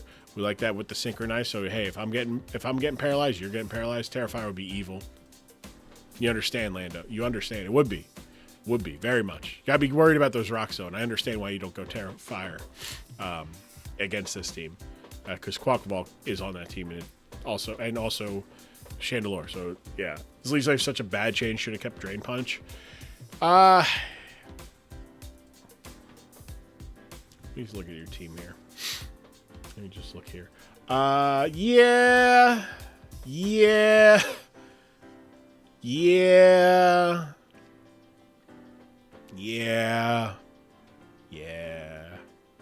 I guess it's tough, right? It's tough. It's a hindsight thought, yeah. And then we've got Hoop Unbound with Choice Scarf, Hyperspace Fury, Zen Headbutt, Ice Punch, and Drain Punch. We've got Max Speed Jolly, another physical attacker. I gotta sneeze.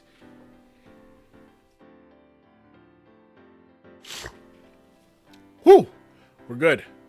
Wow, I need to put the BRB button on here. Jeez, it's just gonna join on his own account now. All right, welcome in, Lando. Good to have you, kid. Good to see you. Good to have you. Hope you're doing well, Lando. Jeez, man, these allergies are whooping my ass. You should buy.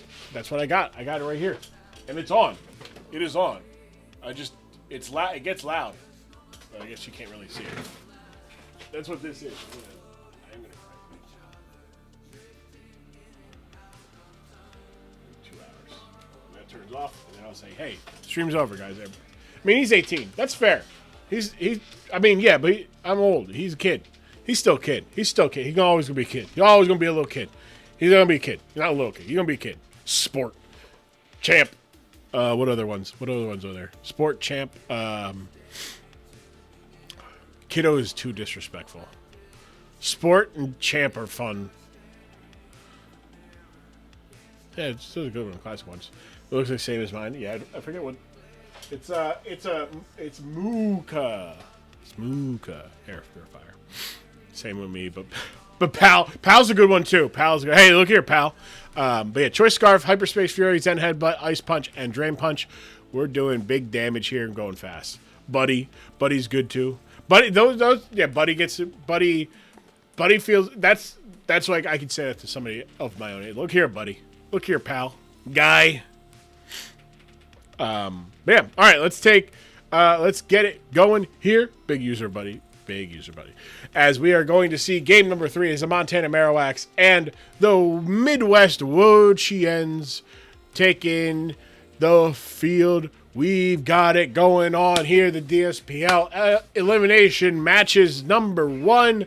Leading things off is Corman's Bandabuzz taking on the Tornadus of the Midwest Wochien, starting things off here. Court mandated misses the Bleak Windstorm right away. I have arrived just in time. What a bag of walnuts.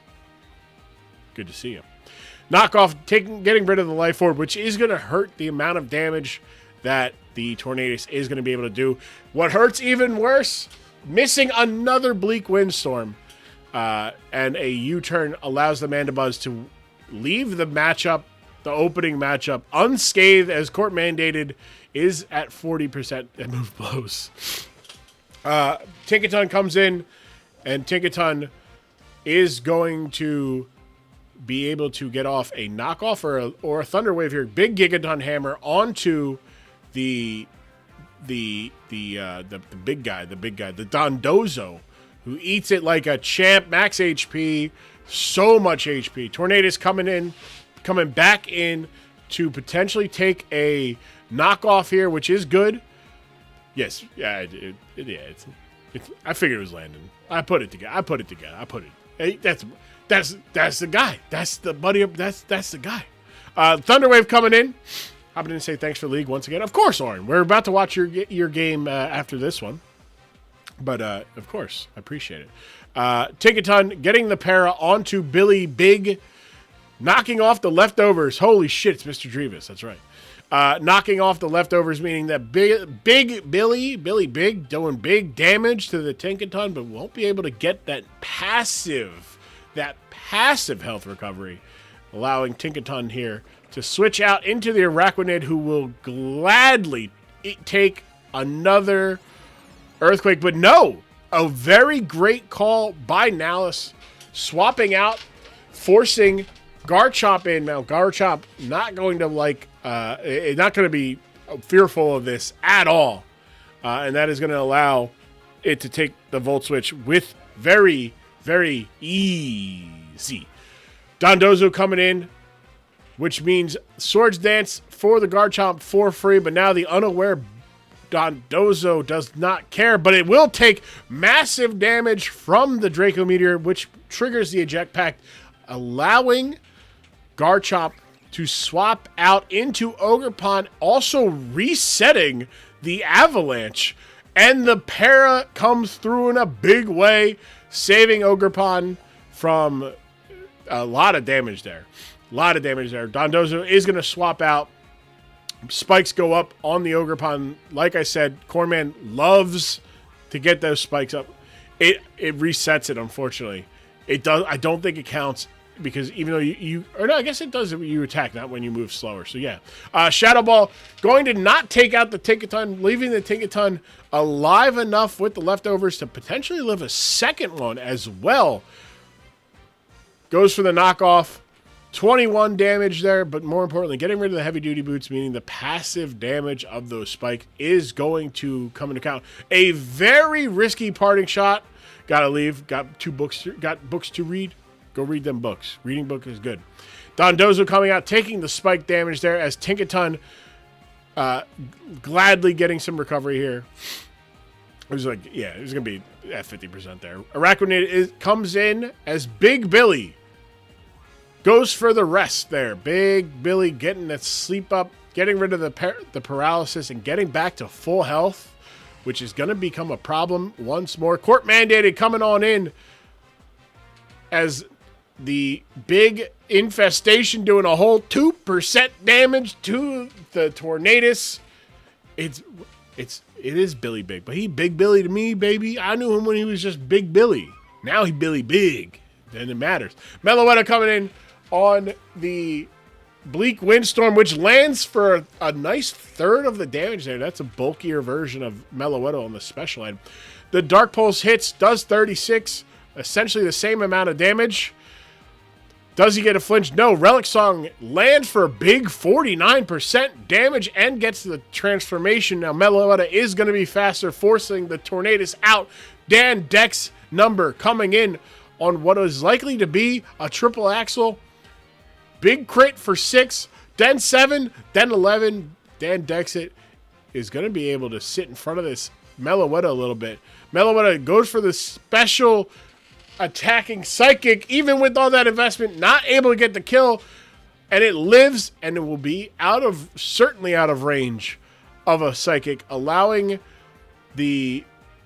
Nalus and his Petron to consistently recover off this damage and gain more health back. Close combat into expecting maybe a swap there, but not the case. Not the case there, as Dan Dex number will be back at full health, and it is a full health squad. It is almost like nothing has happened to any of these. Well, there's a little bit of damage there for on the Tornadus. It's about 60%. But Cornman, 20 turns in, all he has to show for this is a lot of items knocked off, a layer of spike, and that's about it. Infestation into Dan Dexa is going to be able to take about 12 there, so we'll help the Arachnid in what it is aiming to do here, which is going to be chain some of these malignant chains, eat them, num num num, the Covert Cloak, preventing a toxic. Surf, with the add of the infestation to doing another 12, is going to bring Dan Dex number down to a 50% health number. That is what it is, a 50% health number. And recover, Dan Dex gets the recover there, back to 99%. Expecting maybe a parting shot there was Cornman, but did not get it. Tinkaton comes in. Tinkaton takes the Shadow Ball for 20% there. We'll be able to get some health back here, but doesn't look good for the Tinkaton here. Tinkaton going for the Thunder Wave. Does get a Thunder Wave to hopefully keep this Petrant from continuously being a problem here. But Petrant getting the first knockout of the game at round 27. And we are in a very fun time here. As Garchomp comes out, Garchomp does have the ability to threaten damage here. Big Earthquake though in 53 to Mr. Dan Dex number, the Petrant, who goes for the parting shot for lowering Garchomp's attack and special attack, allowing Tornadus to come on in and be just fine. Tornadus going to threaten out with a variety of moves, but Icy Wind lands on the Mandibuzz for a big 29% there. Imagine if it still had its life orb. would be more painful here. Bleak Windstorm lands again, not missing any moves from this Tornadus. Big time, missed the first two, hasn't missed them at all. Roosting off the damage is the Mandibuzz though, as Bleak Windstorm lands again, dropping the Mandibuzz down to 41. A Roost is going to be able to get it back up there, but it opts for the U-turn instead, maybe predicting a switch on a Roost. But instead, Meloetta comes in, and Meloetta is still slower, and it is within range of a Dark Pulse. And Dark Pulse is going to get the knockout, and that is another knockout for Nalus. It is a 6-4 lead. Two highest winning strategies in my experience are making your opponent leave by seeing your team or making them forfeit from the stall. That is true. And there are some big numbers. I was kind of schmooving this game. You were. Big Bleak Windstorm coming in, landing, Tornadus going nuts. Tornadus said, I gave you two. I'm not missing another one. Petrant's going to come in here in place of the Thunder, the Tornadus. Tornadus might have not been able to get the kill there on the Araquanid, as Araquanid goes through the liquidation, and the Araquanid is going to be faster than the Petra. Surf will land, getting the knockout, preventing a shutout in the playoffs from Corman. But Corman has to make some big, massive moves here. And he does still have a Garchomp that does have Scale Shot, that does have Swords Dance. He just needs to get that Pokemon in. Araquanid leaving, saying, I'm getting out of here, going to Mandibuzz. And Mandibuzz is going to sit in front, take the Hyperspace Fury that will lower the defense of Seb's special attack, the Hoopa Unbound. Hoopa Unbound leaving. Mandibuzz is going to get the ability to roost here. Does roost off at 64, but now it has to immediately swap out, and in fear of this Pokemon, and I believe you've bluffed like Volt Switch, right? Oh no, you did your Reflective.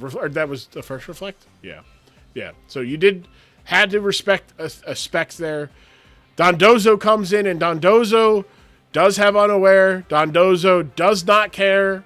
Now, Dondozo does have Unaware, which means Draco Meteor can land twice and get the kill here, which is a little risky.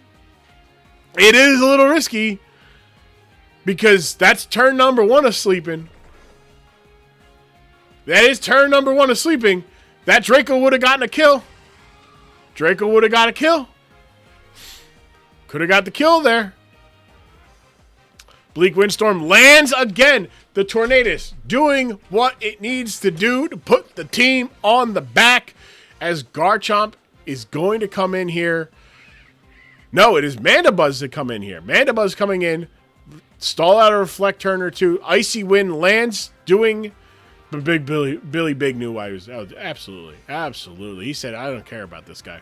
U-turn from the Mandibuzz, a slow U-turn, would have been a free switch. Absolutely, sure. But a big free switch. The freest of switches. Garchomp coming in. The Icy Wind missed. That is unfortunate. The Icy Wind, the first miss since the second turn. Scale Shot landing. Scale Shot going for 3 times. Doing about 30% there to Court Mandated. Now it is a faster Pokemon, but the Reflect is up. Draco Meteor misses. Garchomp is susceptible here to an Icy Wind. Icy Wind lands and does massive damage and drops the speed to make Garchomp slower than the Tornadus. But unfortunately, the Tornadus lands another Icy Wind, and that will all but end this game for Cornman and the Montana Marowak, because it is 1 against 5, and there is an Regieleki on the other side for this poor Mandibuzz. Court Mandated lands. The Tornadus lands another Icy Wind. He missed 1 Icy Wind, but he is going to be able to get the knockout here, as Mandibuzz at 16% is going to just be able to go for a knock off for the damage there. Terra Steel for the Terra Blast. I don't think it needed to be a Terra Blast, the stab, to get the kill. But we give style points, and we intentionally blow our nose with the microphone still on, because I just don't have it in me anymore to hit all these buttons. That is the game. Your 5-seeded Montana Marowaks being eliminated in round 1. Your 8-seed Cinderella. They said, where are the upsets? Where is the March Madness? Where are the Cinderellas? Well, we got one here. Midwest Wochiens. Your 8th-seed Wochiens getting the big 5-0 victory, thanks in large part to Tornadus landing all but 3 moves, and they were all moves that it needed to hit in big moments. Dondozo did a lot of work here. The Petrunt did even more work. The walls that was set up by the Midwest Wochiens are just something that the world's greatest constructors and builders could never do. By the way, too sweet me there, Lando. Give me that too sweet there for the follow. I appreciate it. I want to work. That's my next thing. I gotta get the whatchamacallits, the DSPL related alerts up and going, and that is the plan. But yeah, that was a great game. So 5 knockouts for Tornadus, getting the first star of the game, Pokemon of the game. Petrant with 2, and then Tinkaton getting 2 statuses. Very big for a team that really struggled to really amount to a lot. Could have given it to the Araquanid for the knockout, but at that point, it just felt like too little, too late. At least there's a little bit of stuff. Some plays going another way, expecting a parting shot onto the Ogerpon could have been great. I've been attacked by evil ads, but too sweet. All good. Hey, the ads, man, they stink. That's why we like using Prime subs. Oh, I apologize if that is disgusting. Let me know. It's really bad etiquette. That's what it really is. It's really bad etiquette. I really need to put a. I can still do this. That you can. I do have that. I believe on. It's on. It is on. I believe those are my bit ones, right? Yeah. I have a. You give enough bits, you get the Tigrum wave. Good old llama man. Nalus is gonna join us. Now, Nalus. I am. Well, I mean, you're in here. You have the ability to. You can also wait. Since you won, you advanced into the next round. So if you want to talk about this game, and then and the next game, whichever. No, if I talk about next game, I'm going to crash out. But well, just a little bit. Look, I mean, who knows, right? Who knows what happens? I mean, you do. I do. But who knows? But it could be a good crash out. It could be one of those, like, spike the football ones. This one, though, I know I did not until you posted the stats. I didn't realize that Tornadus had taken 5 kills. 5 kills from this Pokemon, man. 5, just absolute, like, just punching everything, and it missed. It started bad. It's like, oh, this bitch needed to go to the store and get its prescription. Well, he was holding a orb, right? So, like, that's the problem. It was in his eyes. He was probably a bit too busy pondering. Yeah, ponder the orb. But you swept the season series with Cornman in doing this and eliminated him. Okay. So, and you eliminated, I think it was like 4-0 and then 5-0. Big wins. Yeah. I really think Cornman's team just kind of struggled into me. Mm-hmm. Will say I am curious as to why Chandelure never showed up, because I feel like Chandelure looked like it would kick my dick in. I mean, it does have a very good matchup into you, but at the same time, there is still a Blissey. And, like, as somebody who's faced you, it is tough to be like, oh, hey, this Pokemon looks really good, but you have those big numbers. And it's like, oh, hey, yeah, Chandelure's a problem against me. What if I just bring Blissey? And he was like, crap. Blissey looks so bad into everything else. Right, but you still have to respect the builder. And it's like, look, yeah, it looks bad, but also that Pokemon, even if it's just like that, like, hey, that Pokemon's giving me such big problems, I'm going to just bring the Blissey and we'll figure it out. I mean, like, look, Mew didn't even touch the field. So, like, Mew swept the entire team last game and then didn't even touch the field this game.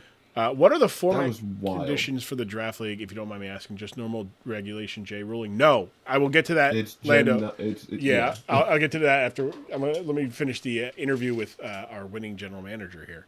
That feels good to say, doesn't it? You're here, like, yeah, the winning general manager. Yeah, I won. I mean, kind of. Especially, like, so you went into this of, like, Corn, kill me. Like, I'm standing right. I'm literally.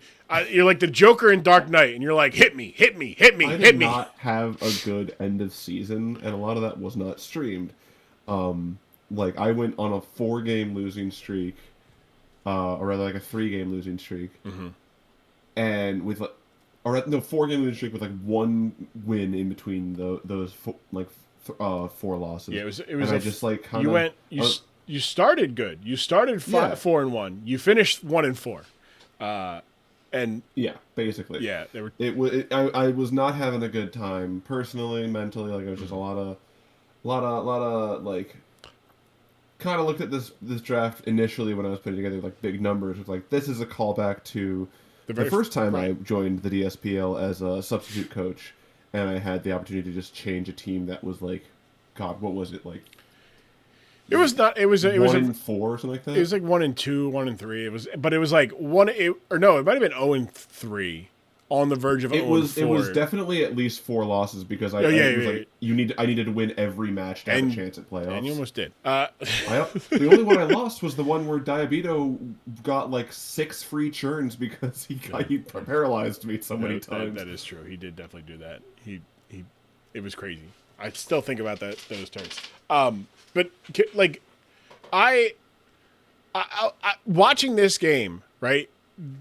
It was very much like this. Like, I know both of you guys at certain points in this game were going, fuck this game. This game fucking sucks. I hate this shit because you're missing, like, Tornadus missing early chip moves.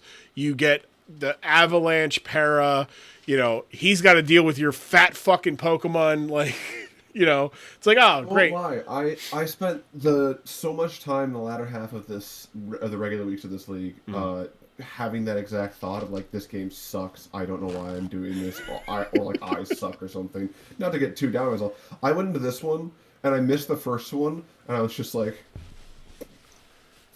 and I missed the second one. I was just like, oh my god. And in the chat of the match, I said, this move blows, LMAO, and Cornman hit me with the budum-tis, and I was like, okay, we're on the... Yeah. I don't know if we're necessarily on the same energy, but, like, at the very least, he's responding to this energy of just like, yeah, this game's fucking stupid. The fact that, like, you just, like, it's why I wrote up the script, and I need to actually record it around, like, soon so that it can come out timely. But, like, that's what I love about competitive Pokemon, that it is like you can do everything right, and it just might not matter, and like I am not spoilers, but like you're gonna make me crash out. Sorry, but like in this one, right? He has the Meloetta, he EV'd it so that he could get should be able to kill the Pecharunt with a Psychic from Pirouette form, and then Pirouette form outspeeds everybody but the Regieleki, but he misses it, right? And it's like, damn. And like, yeah, that SpDef investment coming back to really help me. Yeah, right. Like you were like, all right, let me invest in my special defense, and you didn't even go full, but you did a good amount. I think it was like 230 something. I think I needed that like extra little bit of damage to be able to like. I don't remember what it was. I think some Malignant Chain could either 2-hit KO or do enough damage to Ogerpon. I think it was just like it just put as much enough in there to do like a specific amount to Ogerpon so that it can like kill under certain circumstances, or just get a 2-hit KO raw, and then just everything else goes into bulk. Look, that's all. Sometimes that's the way to go. It's like, all right, that's the only thing I care about. The rest can go into HP. Like whether it's outspeeding or just doing enough damage. But yeah, this turn of like expecting maybe the parting shot here, that changes the game. If that's a read that he makes, if you make the read wrong and you go for the parting shot, I fully respect that, and I understand. I don't think did you parting shot? You parting shot at this point. I was looking at like you had one parting shot already, so he knew you had it. I think so. Yeah. I fully respect that, because if I go for that pivot there, then it's just like, I'm just going to lose here because I need. Specifically, I need to get Lucky in +3. Get a Reflect up before I bring Tornadus in to try and do something. Right, and then you're +3 attack. Yeah, and then it's +3, and you're like, okay, well, it's clicking Ivy Cudgel against everything, but like, so like at +3, like it might still kill Tornadus at a certain point, like depending on the 69, Nice. +3 crit. That's still probably done. done. Parasteel was the choice, Right, as well. like that probably. But even it resists the Ivy Cudgel, but at this point, it still might die if it was +3. So like, it changed the game if the read goes his way, and he made the right. Yeah. I think he made the right read, which is like, how many times can you click? How many times can you risk? Like I can't really do anything to you here, so are you gonna just let me like hit you? Like, you have a switch in, like this is a free switch into Dondozo to sleep off a turn. Like, what am I? What is the plan here? But I can tell you what the plan was for me. Live. It was this Araquanid's probably Covert Cloak. I didn't even check the stats. I was just like, this is max bulk. This is made to be like this Petron's going down. And then I looked at the numbers and how much damage I was doing, and the fact that I still had Shadow Balls as well to be able to use. And I was like, if I just save like one Malignant Chain max for this Ogerpon, or like one or two Malignant Chains max for this Ogerpon, then I'm just gonna like recover, and then I'm pretty sure I still win the 1v1 against this Araquanid. yeah, because like he's doing like what 24% with Surf, probably less with Liquidation, defense drops notwithstanding everything. So I'm just like, I'm just gonna recover because I'm gonna go up to probably around like 70-ish% by the end of the turn, because of you can hit me again with a Surf potentially, and then infestation damage. But I'll recover 50%. And I was like, I don't feel like I'm in danger here, right? At all. Yeah, no. And look, it was close for a good while there, but like I said, when you get to like turn 20, it's like he's back at full health on everybody, and yeah, the only thing I have to show for it is knocking off leftovers and life orb, but that's it. Like, can we talk about the start of that game, where it's just, like the two misclick wins, and then Tigaton comes in, and it's like, okay, well, I've already been knocked off, so there's no way that this is going for knockoff. So I switch into Dondozo, expecting either Gigaton Hammer or Thunder Wave. And it's like, well, now he's going to knock off, so I'm going to switch in Tornadus, take a little bit of damage, and then be able to switch back into Dondozo, get Regenerator off. Right, yeah. It's like, oh yeah, no, this is. I mean, look, it built a very good team around a funny gimmick of like big numbers. So with two mons that don't fit the theme, but sure. I mean, but that's the thing, is like, you can't have every Pokemon fit this theme. It's just, especially since Regirock was taken from me by this. Well, you know what? You made it a mission to ruin his season, and I think if I ask Cornman, he might say doing it was worth it, but also wasn't worth it. He might be like, yeah, no, I'm glad I kept Regirock from him, but also like if I was like, hey, like, you get a chance at the championship if you don't draft Regirock, because Regirock, it didn't do too much for him, but it would have done so much for me. It would have made you felt complete. It would have made the numbers. I would have had a mom that could use Stealth Rocks and actually live something. That's true. It would have made your numbers. It would have made that defense number look so sad. It's 84. That speed number would have been so much lower. It would have been so much funnier though. Well, Nalis, thank you for joining us after your round 1 victory. We will circle back on round 2 if you want to talk. If not, it's all good. I understand. It'll probably be later. It'll be late, so if you go to bed, I understand. But thank you so much. Congrats on the win.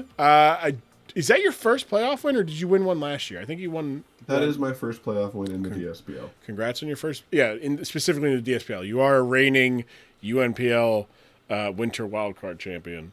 So that is doing pretty good. Feeling pretty good. The play is there. The hatred for the gimmick is there. But I don't think I'll be drafting big numbers again. It was fun for a bit, and then it was like, God, I just kept losing because I was like, I just can't.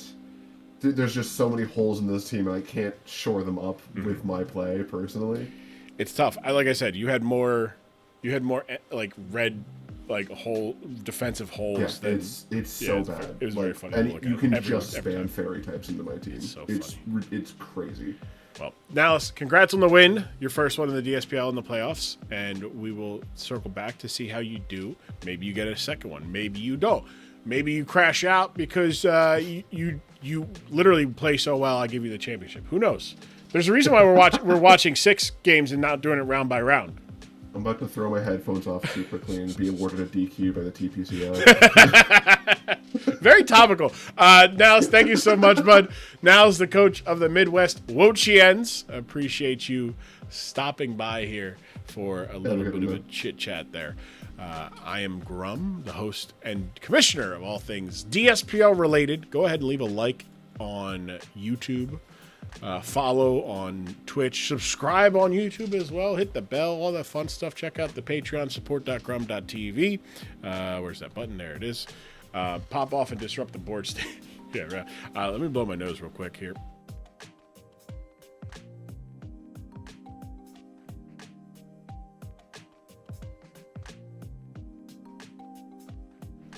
I sound like a goddamn elephant. I'm half expecting Katie to like just send me a text like, "Are you okay?" It's really bad. The noise that is being made from like my nostrils as I'm blowing snot out of them. I might literally be like trying to like I am trying to see if I can pop my eyeballs out of their socket by blowing my nose. I don't think that's good. Don't do that. Ratio horn. But hey, Lando, to answer your question, so. Draft League is a little bit different than the VGC format. I don't know how deep in the weeds you are with competitive Pokemon, but obviously VGC is the official format of Pokemon, competitive Pokemon. 2v2 battling. You have a team of 6. You bring 4, best of 3. Fun times. Very fast games. Very fun to watch. Draft League can be a variety of things. You can do VGC rules. You can do doubles rules where you bring 6, play 6. Or we do singles where it is you bring 6, you draft your teams, you draft a full team, like fantasy draft. You draft the Pokemon you would like to use, you see where they fit, and then every week you bring 6 and you battle against other coaches in the league with the ultimate goal being to win the champion. So much so that I hate singles. Draft League made me like singles.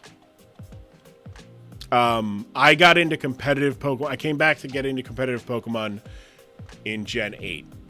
And like I did a little bit of like OU stuff. And I fucking hated it, dude.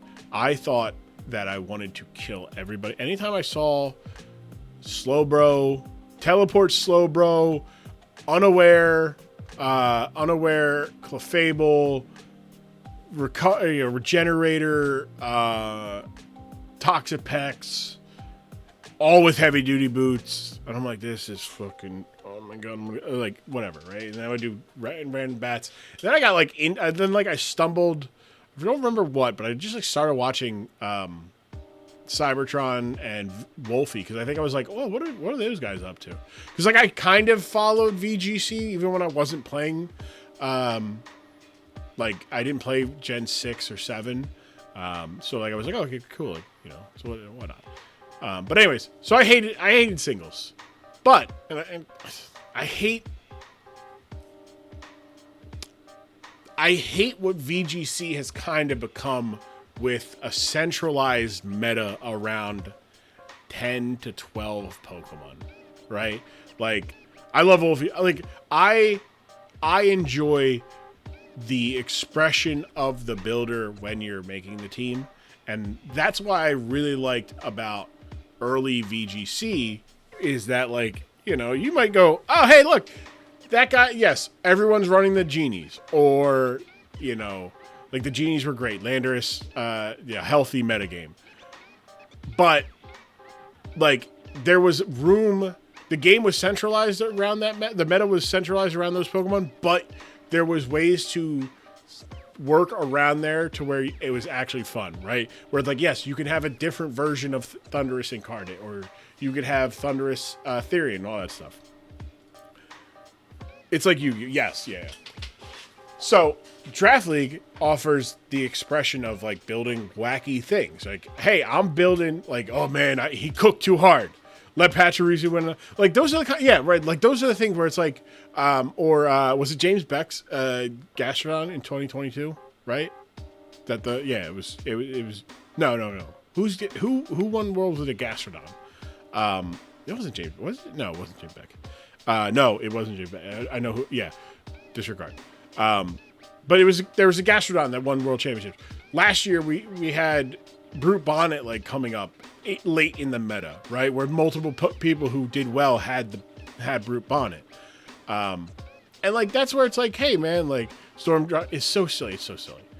But like with Terra, I like it even more. I was like, oh, this is really cool. Let me like, I ran the DSPL before I was doing like my own draft league because I was like, I like watching other people build teams. So if I just get 14 to 16 of my friends and they all start building Pokemon teams, and I get to look at 16 different teams, and I get to watch and whatnot. And then I started doing it myself and it took off. But all that to say, it is every league has different formats in the sense that it's up to the league. Like everyone kind of has a similar price points. Like we do Generation 9.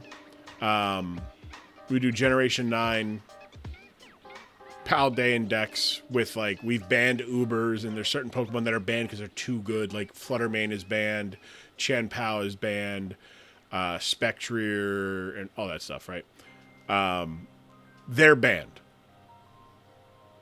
But we also ban Terra on certain Pokemon. And like as the draft league meta has evolved, like it used to be you can have your captain, but you can only have them for 3 different Terra types. And then it was like you can have their captain and they can be open, but you only can have one captain. And then they started to go, okay, well we'll do a Terra attack so that if you draft a Pokemon to make them a Terra captain, they cost more. And it's like, okay, that makes sense. And then this way you can balance it by, hey, this Pokemon is a really good Terra Pokemon. For example, our next matchup, I didn't hit the button. Our next matchup has Terra Enamorous Incarnate, who is a very good Terra Pokemon. It has Terra, on one side, and then the other side, Colossal is another good Terra Pokemon. These Pokemon are more expensive because they can Terra. And in the DSPL, I like to take into account what they've done in the league, like kind of like make it like not a like canon or kayfabe, but like, hey, build off the history. Hey, the people aren't using this Pokemon, so I'll drop it down. I'll force somebody to use it. Like Iron Bundle might get drafted next season because I'm looking at it like no one's drafted it, so we're gonna make it this way. You gotta legalize it, Life Form. I love both these so much. So much fun. Very fun. Very fun. Very fun. So we got Orin, Mr. Drevis, and the Montreal Miss Magius taking on Rose and the Las Vegas Rotoms. Orin's team here. It is a very interesting team because there are two Bibbies. He is essentially tanking. It is literally a mind fuck because you look at his team, you're like, dude, he's got nothing. He's got no attack. He's got no defenses. And it's like, he's got a fucking Paldean Wooper and a goddamn Zorua. Like, they're Bibbis. They're little Bibbis. And they are not, like, he's distracting you with cute Bibbis and saying, look, Paldean Wooper, look, Zorua. Don't mind the Land or Asterion or the Scizor or the Darkrai or the Colossal that can Terra or the Slowking, the Galarian Slowking or the Rotom Wash or the Pop. Like, he's got really fucking insane Pokemon. This is a really good team. And mind you, this is a team that Orin picked up after the fact. Right? He drafted a team and then threw it all away. The best offense is really... Right, yeah. Sure. You'll score. We'll let you score every play. We're also scoring every play. But we're going for 2 every play. So it's like, oh yeah. Rose, on the other hand, also inherited a team from Sky and dropped all but Metagross and the Iron Moth. He's got the Terra Enamorous, the Terra Electivire, 2 really fun Terra captains. And his team is also interesting because he's got some slow Pokemon, but it is weathered. We got some weather going on, right? We had weather in my game against Diabeto with the snow. We got weather going on in the Demir and AWs with the sand. In this one, we got sun. Rose has a sun team here, built specifically around that the Torkoal's sun, boosting the fire type moves of Iron Moth, the giving Protosynthesis boost to Roaring Moon. Snorlax can resist with Thick Fat, there's a Diplin, there's Swampert. Like, this is a very good team as well. That 106 here, I'll bring up the tail of the tape here. The 106 attack from Rose is daunting. Now, think about Orin, right? He's actually on my team. I was messing around with the other day. He's so good, so good. Orin doesn't have any weaknesses, right? Like, his team, very similar to mine, there's some holes you can exploit, specifically fire type.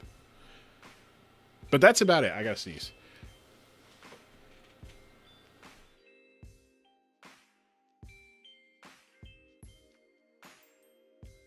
Wow, that was a good one. Big doinks. Big old damaging there, but there's little spots you can get there. But there is also a colossal, so it's like, okay, cool. You could go after the fire type, you know, but there's a colossal that isn't, you know, just done, you know. But strong against electric types, strong against normal types, strong against poison types. So does have an advantageous battle against the Iron Moth, especially the Slowking, the Galarian Slowking. Can really get in. I like this though. I'm learning to. Yeah, of course. That's what I like to do. I try to make it so that, you know, because I know that people in my community, not everyone likes Pokemon, but maybe you like listening to me talk. Maybe you learn something along the way. Rose on the other side of things, side of things, electric, fire are really good, which, you know, he does have the Pawmot, which could be a little bit of a problem for some people. I mean, I've 5-0'd, but Pawmot got 6 kills, which is pretty good.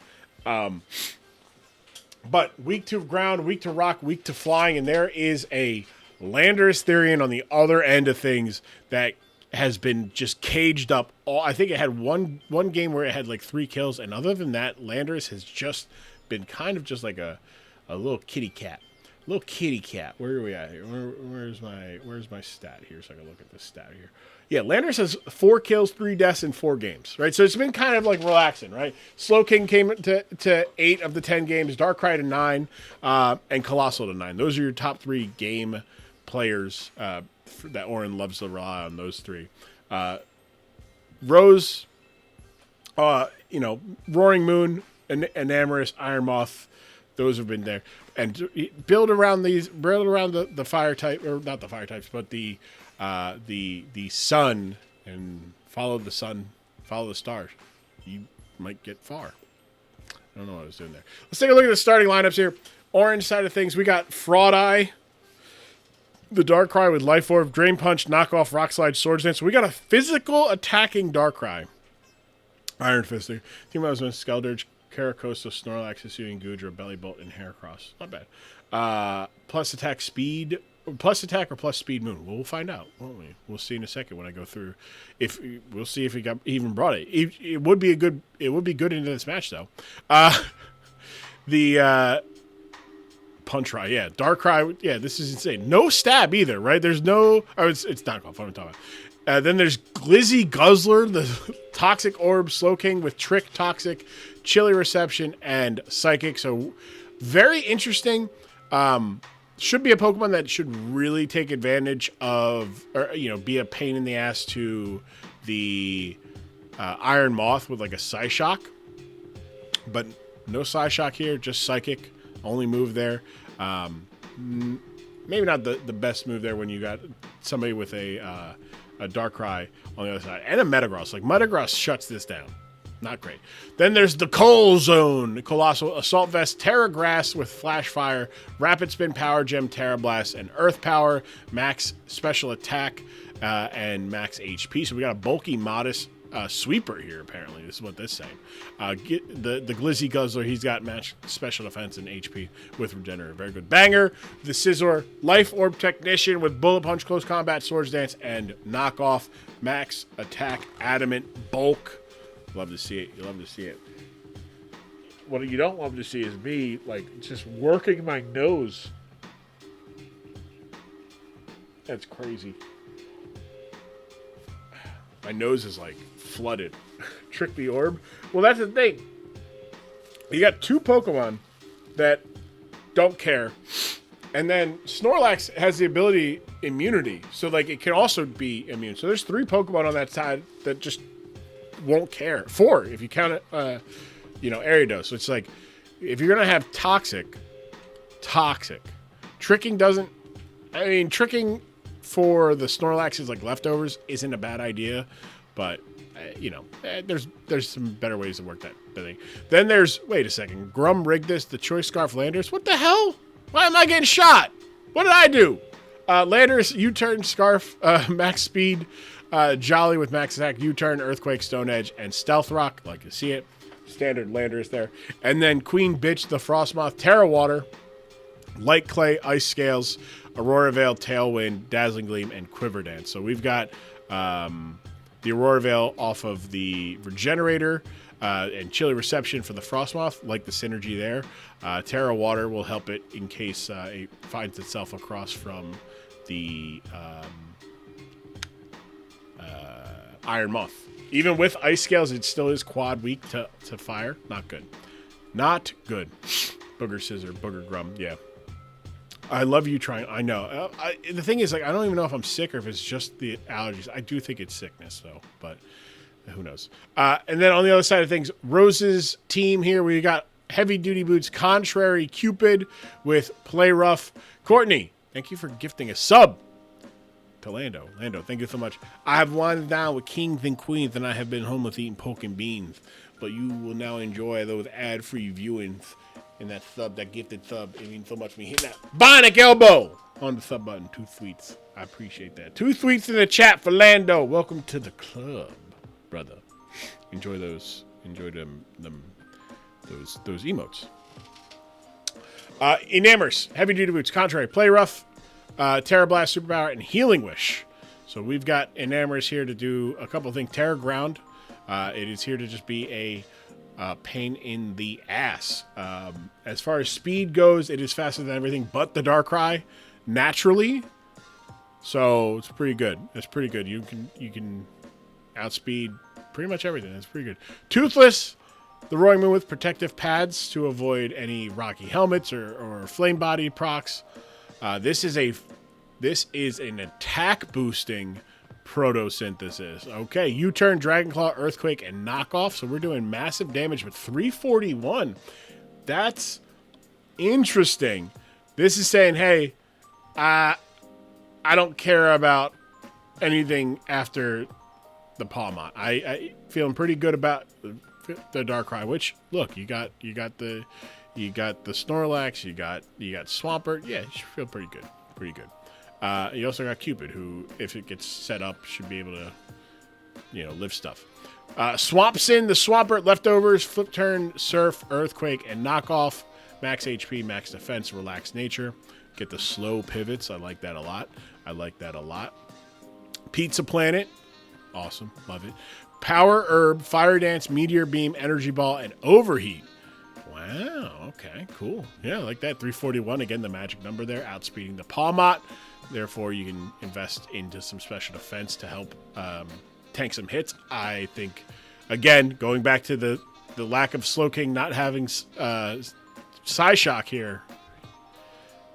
156. Toothless. That's right, baby. Toothless. I did get to stack the speed and damage in half the team and eat the leftover hits with the rest of it. Franklin, the Turtle, Heavy Duty Boots with Stealth Rock, Lava Plume, Solar Beam, and Rapid Spin. A lot of defense. So far, though, putting a lot on Snorlax here as far as a special soaker. Immunity, love the immunity. Facade, Ice Punch, Fire Punch, and Curse. So love Facade to get around potential flame body procs. I like that a lot. And then you got immunity to stay away from being poisoned, right? So good stuff there. Curse is a real problem because your special attackers in Darkrai and Sinistcha can't really do too much to it. But what we all know that Rose don't know is that Orin brought physical Darkrai. How does it look? How does it go? Well, we'll see here as the Montreal Miss Magius is taking on the Las Vegas Rotoms in the last of the round 1, the eliminator match. Loser will leave. Winner goes on, and winner will face Diabito in the next round. Demir will be facing Nalus next round. Curselect bringing back Gen 2. Gen 2, yeah, big time.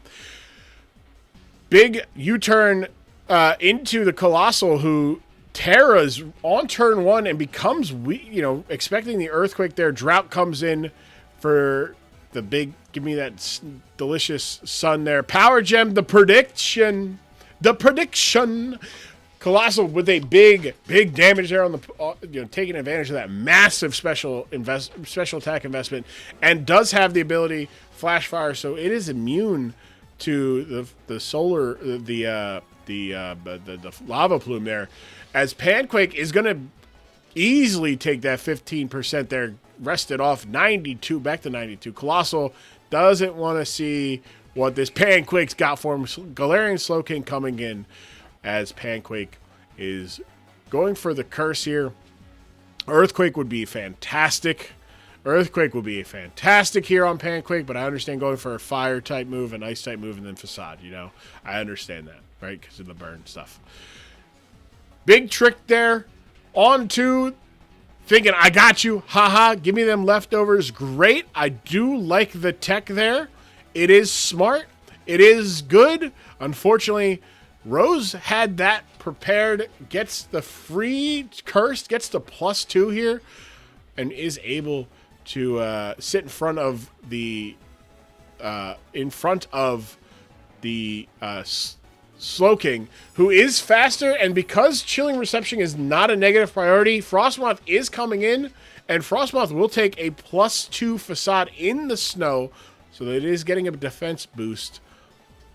But it does kind of not want to take a Fire Punch here. Does get the Aurora Veil up, +2, so it is kind of being neutralized there, but it is minus. It is, 4 times weak, but it does live. 46% damage through the Veil and the boost there, allowing Queen Bitch, the Frostlass, to live. Gets the Tailwind up. Not that it needed it in particular, because that is a slow boy, but going down right away is the Frostlass there. Panquake gets a knockout on turn 7, giving Rose a 6-5 lead to start. Scizor comes in. Scizor does have the ability here to live. Gets the Swords Dance up. And now has the Tailwind for another 2 turns. Panquake hitting the Fire Punch. Big kill. Big damage. 79%. Now there is a close combat coming in, but it is +2, so it is effectively going to do what it would have done all along here. Panquake leaving, getting the hell out of there. And Amorous saying, no. I'll take this close combat, thank you. As the Scizor loses its health there. Cupid taking massive damage there as the snow is gone, but the Aurora Veil stays. The Tailwind has one more turn here, as Swampert will come in and take a Bullet Punch. Not that I don't... it probably actually did need it, because you do need to be worried about it being scarfed. Bullet Punch does do a decent amount there, but the Tailwind is gone, and the Aurora Veil is also going to be... No, it's good. It's still there, and the Banger gets the knockout. Scizor getting the knockout. A very important knockout on the Swampert, because that opens things up for the... It opens things up for Darkrai as a physical attacker. You got 2 physical... the 2 physical walls are pretty... One's dead, and the other one's got like 10% health. Snorlax comes in, and here is where we get a little bit of funny. Swords Dance, Darkrai getting to +2. Panquake going for the curse, so it is going to be a +1, effectively a +1 attack. He does have Drain Punch, does have Rock Slide. Goes for the... Said, no, let me get this... Let me go... I want that advantage. So it is cursed. It is going to be... It is at +4 versus +2 defense. The Aurora Veil is gone, so if there's not a kill here, I think Darkrai is gone. Darkrai going for the Drain Punch. Gets big damage there. Panquake going for a +2. The facade is not enough to get the kill. It is not enough. It wasn't even enough after the thing, giving Darkrai the ability to get that Drain Punch, and with the Life Orb is going to be able to get the knockout there, and has just a little bit enough, has kind of enough here to get there. Toothless comes out, but Toothless is not fast enough here. Toothless not in a great spot. Enamorous, great call there to bring out of the Enamorous on the Drain Punch. You're not going to get too much. 31 is still a lot. 31 actually puts it back above, actually gave it 3%, 3% more thing. Drain Punch going to get this roughly 4%. That's good. Yeah. And Darkrai able to get the knockout there. And this game, Darkrai at +4 should be able to get in front of everything here. Iron Moth is not going to be able to outspeed. And the Rock Slide lands, getting the knockout. And that will effectively be the end of it here as the Sweep Rider. Yeah. The Roaring Moon is not Speed Booster. The no investment, no concern for the Darkrai. I think that is a great play by Orin, or great build to bring Darkrai, a physical Darkrai, into this matchup where a special one does not look good, right? Special doesn't look great with the Snorlax, with Iron Moth, with the, I mean, even like an Assault Vest, Roaring Moon. Great call, though. Great call to see everything. And there's the Drain Punch, getting the knockout. And that will give Mr. Drevis and the Montreal Miss Magius a 4-0 victory. 5 knockouts. 5 big knockouts for Darkrai. 1 knockout for Snorlax, looked good. Did a lot of damage to the Scizor, but unfortunately it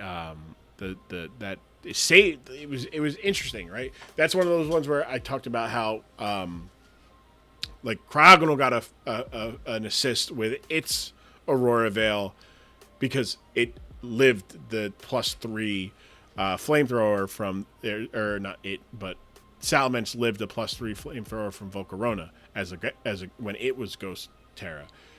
Similarly, +2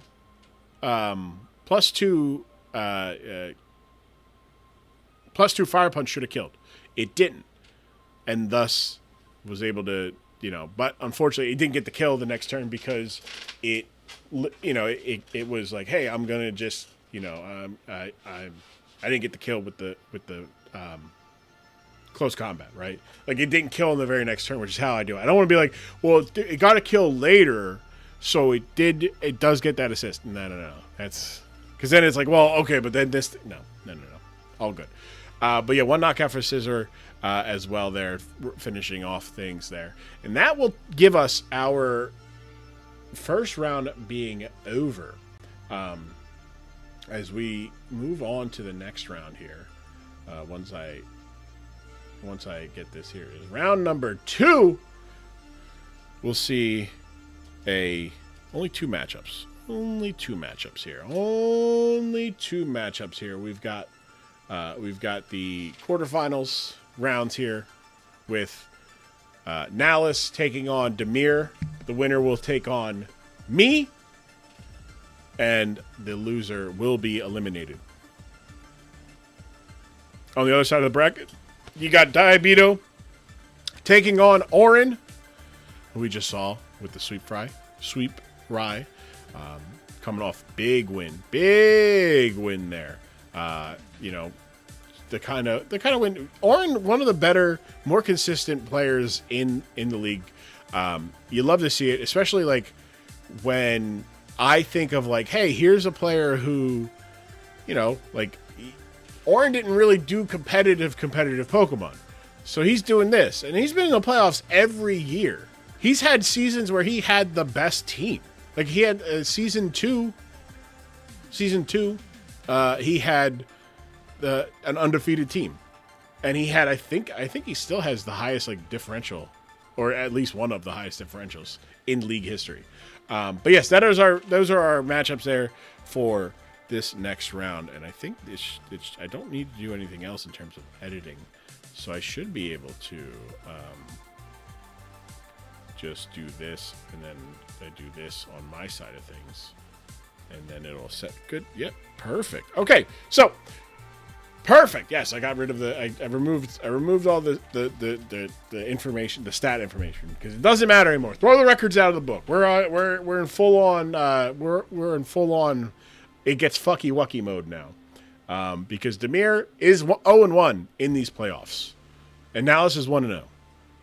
This is not a double elimination per se, right? But it is if you're a top 4 seed. You do get a second life initially. Like now it's everybody. Now if you lose, you go home. You go home. And Demir already lost once. Nalus got the big win. Nalus' team, we talked a little bit about Nalus'. We saw Nalus' team do big things, and the Tornadoes doing big things, coming through in a big way. Demir's team struggling mightily against AW's team. But was it just a matchup? Was it just a matchup? Because when you look at these teams, Demir and Nalus, they're both good against normal, both good against rock, both bad against ground. So, but neither team really having the real thing that can really struggle, like punch through that ground. Now, Gliscor can, but Gliscor tends to be a little bit more defensive thanks to its 125 defense. Demir's team has the high attack that is the one bad spot for Nalus, but he also has, he has the Garganical who can tear into whatever, and that becomes an issue for Nalus because, hey, what kills this? What kills Garganical, who has 100 HP, 130 defense? Like, that's a Pokemon that, it's not a big number. It's not the biggest numbers, but it's a big number still. And then also Clefable, you heard Nalus say it, you can kind of just spam the Fairy Angel. Also, code Lyoko. Too sweet me. Thank you for the follow. I appreciate it. It's so hard, ironically, for my team of big numbers to break this fucking team. That's the crazy thing, because his defenses are not super high, but he gets the sand boost for Garganical pre-Terra. He gets a sand boost for Tyranitar. He has Gliscor. He has Regenerator. Mienshao. He has Magic Guard or Unaware. Clefable. He's got Kamala. Like, there's a lot of fucking just annoying shit on this team. Iron Crown's annoying, and then Greninja can kind of come in and pick shit off. Very similar built teams with the idea of, I'm going to wear you down, and then when I'm done wearing you down, the fast guys come in and pick you off. For Nalus, it's Tornadus, it's Regieleki. For Demir, it is Mienshao, and it is the Greninja. How these things will go for these two teams, who knows? Let's see this. We'll get into it. We'll look at the teams, who they're bringing, which team, who brought the 6 that need to be seen. We got Donovan McDab, the Gliscor, Swords Dance, Facade, Protect, and Earthquake. So we do have, but no attack investment. So we're just doing raw power or raw defenses and then setting up with Swords Dance. I like that. Barlos Zantana, sorry. Terra Water, Garganical with leftovers, Iron Defense, Body Press, Salt Cure, and Recover. Barmelos Anthony, Life Orb Regenerator, Mienshao. So we have a similar. We're going to do a lot of damage with Life Orb, take some recoil, get the hell out of there, get back some of that health we lost. U-turn, Ice Spinner, Close Combat, and Knockoff. Field Ass Tyson. Clefable with Magic Guard Sticky Barb, so we're bringing it back. It didn't get a chance to work last time. Maybe it works this time. Stealth Rock, Thunderwave, Knockoff, and Moonlight. So we're just knocking shit off, spreading status, getting rocks up, and recovering max defense there. So we got some special defense here. Also, no Tyranitar. So no sand boosting here. Which you got, 5 of these Pokemon don't care too much about the sand, right? Like, doesn't take damage, gets a boost, and then has leftovers to undo it. Regenerator, all good stuff. Light and L Messi, Incredible names. Well done, Demir, with the names. Well done with the names. Life Orb, Battle Bond. We've got Ice Beam, Surf, Grass Knot, and Dark Pulse. Max Speed here and Max Attack. So we're here to outspeed the Tornadus. So very funny little,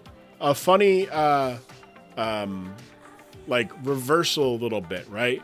Where against AW, Greninja was 1 point slower base stat wise than the Noivern. Now it's 1 point faster than the Tornadus. Now, not that matters, right? Because there's a Regieleki on the other side, but I don't know if you can outspeed. I don't know if this. Let's see. Greninja can get it to 565. So at max speed, it's going to get to 565. Regieleki can only get to 548. So after Battle Bond, this is going to be the fastest thing on the field. Minus, yeah, no, it'll be the fastest thing on the field unless like Regieleki gets a rapid spin off, right? And then Vladimir Buffon, the Assault Vest Iron Crown, who I was surprised not to see last game. Kind of surprised to see this game. Not gonna lie. Seeing this guy against the team with Arboliva, with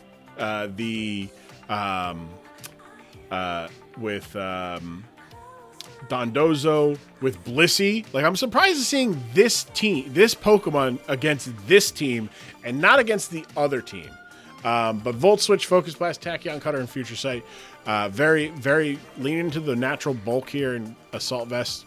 Very good. Very good. Taking a look now at analysis side of things. Monty Move Pool, the Synchron Dragon Dance, Drain Punch, Psychic Fangs, and Substitute. All right, so we are relying heavy on Psychic Fangs and then Drain Punch to hit the things that we don't hit. Which, to be fair, that's it. What like, you know, oh no, you got 2 dark types. Okay, well, Drain Punch hits them. Oh, and it hits the Iron Crown neutrally, right? So like the only thing I could really see is like going for like I don't think this gets Fire Punch, right? Yeah, it just gets Fire Fang. Oh, it does get Fire Punch. That was the only thing. I would like a Fire Punch. It does get high horsepower. That's really the only things maybe in place of Substitute. But again, you get behind a Substitute. What is it? What's hitting you? What on this team's going to hit you? Nothing. And Unaware Clefable could be annoying, but you can deal with that, right? Seb Special Attack, Life Orb, Hoopa Unbound. We got Ice Punch, Hyperspace Fury, which breaks Protect, which is great against this team. You know, we've seen that with Gliscor. It is a problem. Gunk Shot and Drain Punch. We're going Seb Special Attack. We're running an attack. Fuck your special attack, pal. We're just running. We're running the hit things hard with our physical moves play, and that works. You got some special attackers that handle that. Life Orb, Regieleki, Thunderbolt, Thunderwave, Volt Switch, and Explosion. Big boom. Spread some status with some Thunder Waves. Get in and get out. Do some damage. Go boom. I like it. Saul Special Defense. You got Expert Belt, Reg Ice. Body Press, Rest, Ice Beam, and Thunderbolt. Investing, and again, we talked about this with like Pecharunt, right? Your high stat, 436. There are Pokemon that don't hit that ever, you know? The hasty nature was a mistake. It had second noise right until before the match. Gotcha. I was wondering why you had the 4 in special attack, but that makes sense. That now makes sense. Then we got court mandated Terra Fighting. Ooh, okay. So I do see the Terra here. So Focus Blast in case you don't Terra this and you still need the fighting coverage. Nice. Knock off Sludge Bomb, Bleak Windstorm, and Focus Blast. Assault Vest was there so I could say I brought a big number. Every big number. Was that the first time you brought Regice to anything? You brought it to something else, right? Dude, my nose is disgusting. Oh, wow, you didn't. I'm surprised. No. We'll still have the Regice, the game where Regice went crazy. For,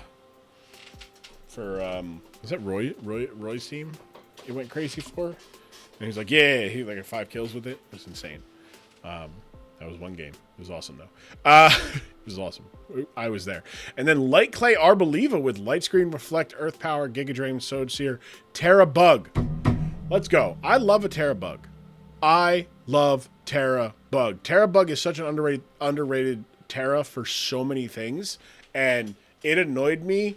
It annoys me that it wasn't until like Wolfie said something where people were like, well, I guess it's a good point. Like I brought it up before. I'm like, yo, why don't you go Terra Bug on a Pokemon that like, you know, is going to hit or is going to, you know, take a fighting move, you know, or like they have fighting coverage. So it gives you another fighting switch in.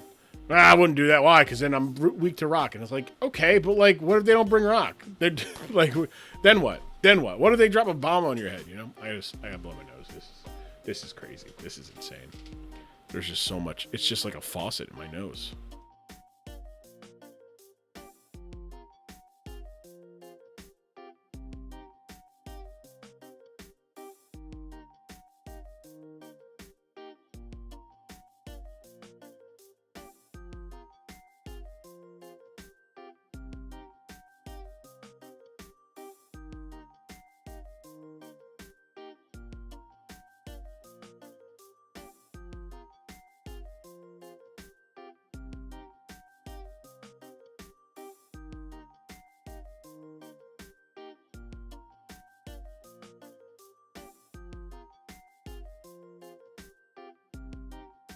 All right, we're back. I had to drink some water. I'm like, maybe I'll just drink some water and it can rehydrate my nose. My nose is so... it looks pretty red, but everything about me looks red on this camera. Because the lighting here is so blue that I had to turn off white balance so that I could make it look like I'm not a pale bastard. Yeah, Bug type, terrible. Also, Bug, one of the best terrors. It really is. There's so many Pokemon that would like appreciate Bug. You're weak to ground and fighting? Bug.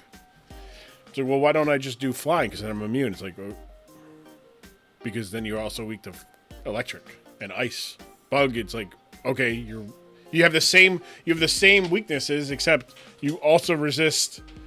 Like, you have the same resistances as well, but also you aren't weak to electric and ice. Which, in Arboliva, you resist, ice, you remove another weakness, you know? But yeah, Seed Sower, love that. Boost your Giga Drain. Earth Power doesn't get neutralized to it. Love it. Awesome team. I like these two teams. These are two fun teams. I like bringing the Sticky Barb Magic Guard. I like the Swords Dance, like an offensive-minded Gliscor here. I like that. I like that a lot. Let's see how these teams go about and handle their business tonight. All right, who's going home? Is it going to be Demir and the Nido Kings of Nola, or is it going to be Nalis and the Midwest Wochians? Leading things off is going to be Hoopa Unbound for Nalis, and on Demir's side of things is going to be Gliscor here. Gliscor going for the Protect. Please tell me you clicked the right button there. Tell me you clicked Hyperspace. That's right. Beautiful. Breaking through, doing massive damage and saying, no. You don't get the happiness here. You don't get to that's going to cost you. Great usage of Hyperspace Fury, but getting out of there expecting potentially a U-turn, that is scary. Clefable coming in. Whew. That is an interesting matchup there. Stealth Rocks goes up. Saul Spadef is going to be able to just fire off an Ice Beam here for 62, or bringing the Clefable down to 62, but that is not going to be enough to really do a lot of damage there, as it is going to be able to Moonlight off any damage here. So, going for the Thunderbolt instead. I feel like you just could go into the Iron Crown, which understandable, but yep, the Ice Beam bringing it down to 40 there. Yeah, so if you would have done I mean, it doesn't matter because Thunderwave comes out. All right, I was expecting another Moonlight here. Does it fight through the paralysis? No, it gets paralyzed on the first turn there. He only needs one popcorn, just the one. Moonlight gets the Clefable back to near full health as an Ice Beam comes in for 41%. So Unfortunate turn there of paralysis because there should be about 40 less health. Garganical coming out there. Garganical is going to take this Ice Beam for 28 and is going to get back a decent chunk there of its health to get to not really too scared there. There's a body press from the Garganical. Maybe a body press coming back the other way. Maybe a body press coming back the other way. No, a rest. So that'll get the Regice back to full health. But the rocks are up, and I did not see Rapid Spin on the Regieleki. So that is going to prevent. That means it's going to come in and it's going to take 25 damage there as Mew comes out. Iron Defense from the what's his face? From the Garganical. Monty Move Pool is going to need to do a little bit of dancing here. You're going to need to dance on him. Dance on your shit a little bit. As it goes behind the substitute. Salt Cure is not going to be enough to damage the substitute, though, which is good. It means Monty Move Pool is going to be able to freely get set up behind this substitute. And because it has the opportunity to do that, it might be able to get to a significantly high number. Unfortunately, it is going to have to alternate turns here of taking a substitute. And that will allow the Garganical to either attempt to break the substitute or go for an Iron Defense there, which Iron Defense does boost the power of Body Press, meaning there is a reality. Hey, why did that one come up? That's weird. Hey, Thunder. Hey. Oh. Hold on. Hold on. Courtney. Going crazy, Courtney. Courtney going crazy. Courtney. Working hard with his hands. Yeah, that's right, baby. He's just a common man. Courtney gifting 5 subs to Thunder. To Unids. To Mr. Moobler. To Nowlith. To Frankham. That's right, to Frankham. Yeah, I'm going to Frank him, baby. That's right, baby. I've wined and dined with kings and queens, and I have been homeless eating pork and beans, and I don't know what happened to the elbow lotion. My elbow. I can't be bionic elbowing so many peoples with dry elbows. It is so rude, but I'm going to do it. Thank you so much for the 5 subscriptions, the 5 gift subs, the 1, the 2, the 3, the 4, and 1 big bionic elbow for number 5. Thank you so much. Courtney, everybody else, enjoy your ad-free viewing. Enjoy your emotes. Join the Discord as well, and appreciate it all very much. Join the Discord, support.grum.tv as well, if you so choose to also support me via the Patreon. And I'm going to be working on fixing that up a little bit with Pokemon Champions coming out in under 24 hours. We will be streaming it this week as we figure out what the hell's going on with that game.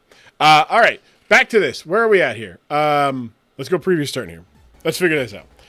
Substitute. We are back down. So the the body press does not break the substitute. And the body press will be boosted with Iron Defense, though. Iron Defense can make it so that body press can break the substitute on the same turn here. But at +2, thank you. Thank you so much. Love you too, Courtney. Thank you. Body press will break it on 2, though. So it is a bit of a standoff here. Monty Move Pool not getting back to full health on the thing. But Drain Punch coming in, super effective, is going to get him back to 90% damage there, but does leave him susceptible. Nope, the Iron Defense does come out, so that was the right call there. Good read by Nalus. The Salt Cure could have been unfortunate there. But Monty Move Pool going for the Drain Punch again. I feel like that's the mistake there. Getting a little unfortunate there. A Salt Cure here. No, Body Press. Body Press is now going to break. At +3 will break the sub when it gets made. So good. Ultimately a good turn for Nalus there, but unfortunately Baiting it actually maybe might be the exact move he needs to do. Is it? Nope, recover. But that is perfectly fine. As Mew now is behind the substitute once more. We do know that Body Press is going to break this substitute on this turn, which means this Dragon Dance is probably going to be the last one that Nalus gets here with Mew. Body Press breaks the substitute as Monty Move Pool is going to need to get to is going to be at +3, but is going against a +4 defense Garganacl with a non-stab Drain Punch. Is only going to do 27% there. We know that Body Press is going to do at least 36. Do we see a Salt Cure here? We see Salt Cure, and that will put a timer on the Mew's usability here. It's going to undo the Salt Cure is going to outpace the leftovers. I gotta sneeze.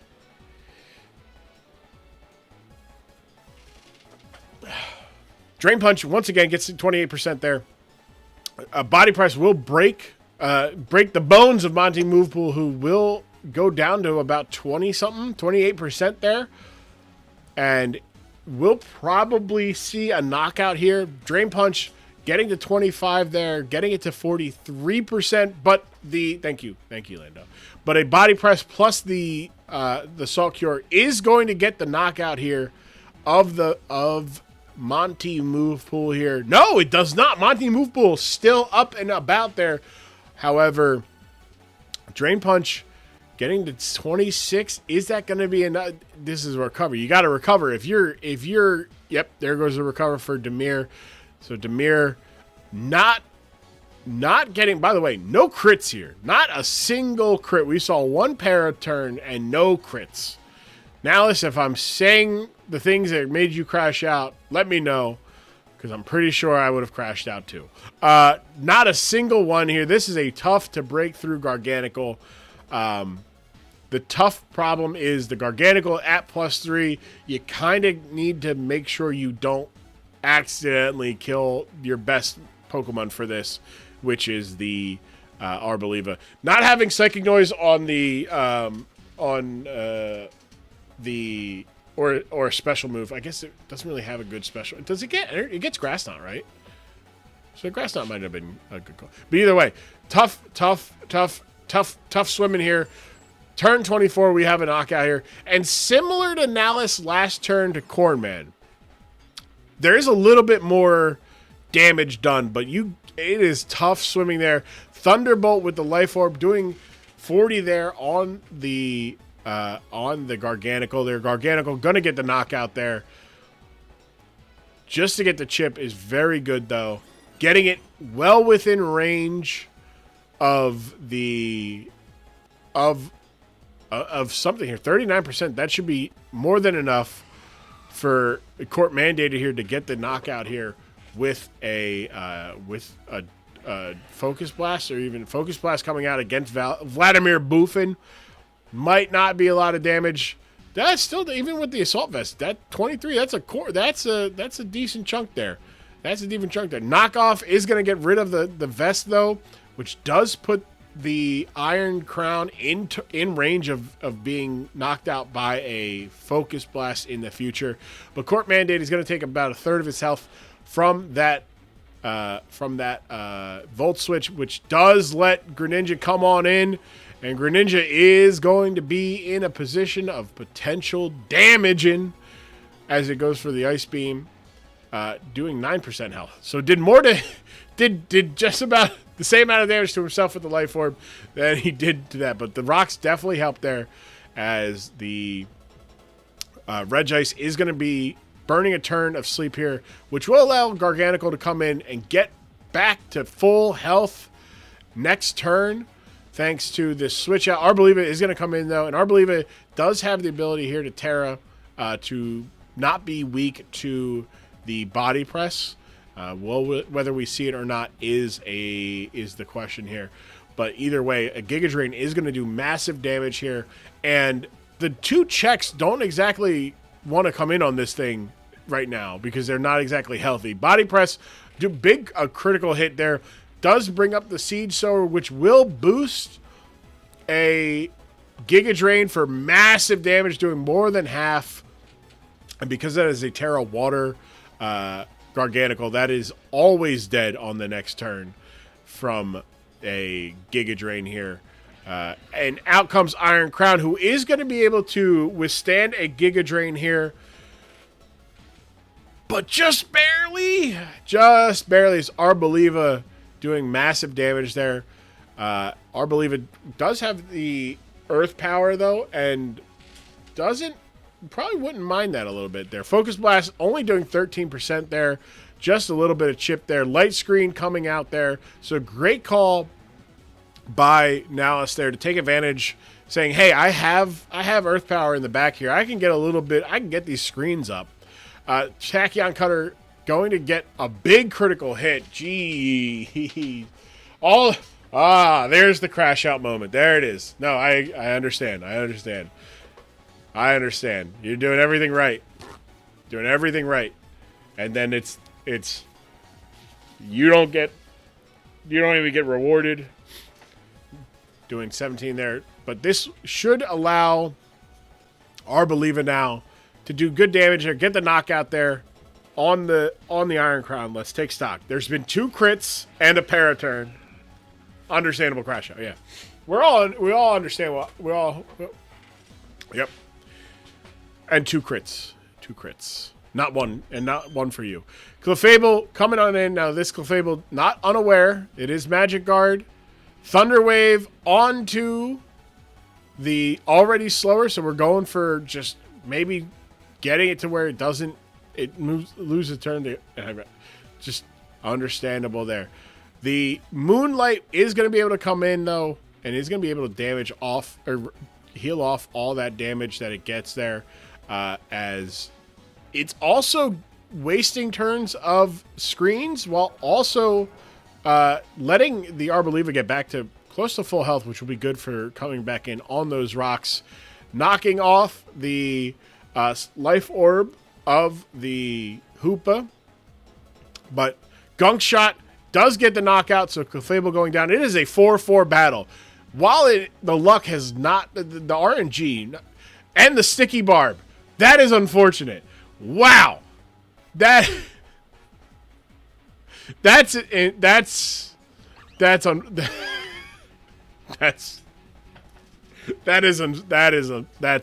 unfortunate. U-turn, getting the knockout there. Magician's like, oh hey, sometimes if you damage. Barb literally could not matter less. It could, but it's still very funny. It's still very funny. Garganacl coming out there. It is back to the 1 mana advantage for Demir there as the U-turn knocks out the Hoopa. Arboliva comes in. Arboliva still paralyzed, not faster anymore. Salt Cure will be able to get up and do some damage there, but Seed Sower does get activated. A Giga Drain would get a knockout here. No! The low roll. Come on. That's brutal. That's a brutal low roll. That's brutal. The Reflect is gone. Reflect is down. You got 3 Pokemon weak to rocks. And all that said, it's not impossible. It's not impossible in this position.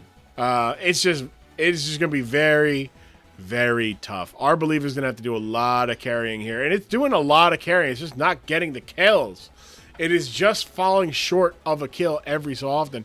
And while the terrain is giving a boost to its Giga Drain, it's also doubling up the healing for the Garganacl, who is now at 82%. And it is just, Salt Cure comes out, does 15% there. It's gonna negate the healing from the thing from the there's a 60 that would have been great. 62 when it's well within range, no longer in range of dying, and it gets 12% health, and but now the recover comes up, and now it's gonna be at 82, and then it's just gonna be, it's in a brutal area where you just gotta turn the paraturn. How many recovers is that? There's one more recover. There was one more recover. Reflect is up, which is gonna help a little bit. It is going to help. Salt Cure is going to trigger Seed Sower again. But I think, how many we're at? 9 Giga Drains, third turn loss. Yeah, Earth Power. Going for the Earth Power, expecting potentially... I don't know why going for Earth Power there. I guess maybe just preserving Giga Drain HP. But yeah, the needing would have got it. Could have been within range here. 64. So the very first one was 55, and we've seen 64 and 62, and it was at 60 health. Trying to bait out that last recover here. Should see this last recover here. That is the last recover for Garganical, and it's at 68. Giga Drain doing 59. And just look... Okay. Yeah, just look for a special drift. Yeah. Yeah. No, it makes sense. It makes sense. Well, now we're at a point where the Garganical, it can't recover, so this is going to be a knockout. I think maybe... Yeah, good call. Very smart by Nalis. I was going to say, I think you go for the light screen turn here so that you get back health, right? You can get back more health on this next turn. Mian Xiao comes out, though. And we get a paralyzed turn. That's unfortunate. Because now Reflect is down. Grassy Terrain is down. The good news is there's no good news. Never mind. Well, it's only Light Clay. The bad news is it's the 5th turn. It's a 5th turn of Para. And that is going to effectively end the Midwest Wochien's playoff hopes there. Back-to-back Paras. Very unfortunate because the both Pokemon remaining are weak to rocks, so they will be within range of the Greninja and his damaging Bleak Windstorm. Will get the kill there. But unfortunately, Greninja should come in here and get the kill as needed. Out comes Gliscor? I guess Protect. Ooh. Huh? What? Huh? What? I'm just interested why Demir just didn't go to... He's already knocked off, right? He knocked off... Oh, wait, he didn't. Yeah, never mind. Yeah. He hasn't seen an ability yet. Or an item yet. So he has to respect Scarf. But even then, like... does Scarf Bleakwind get the kill?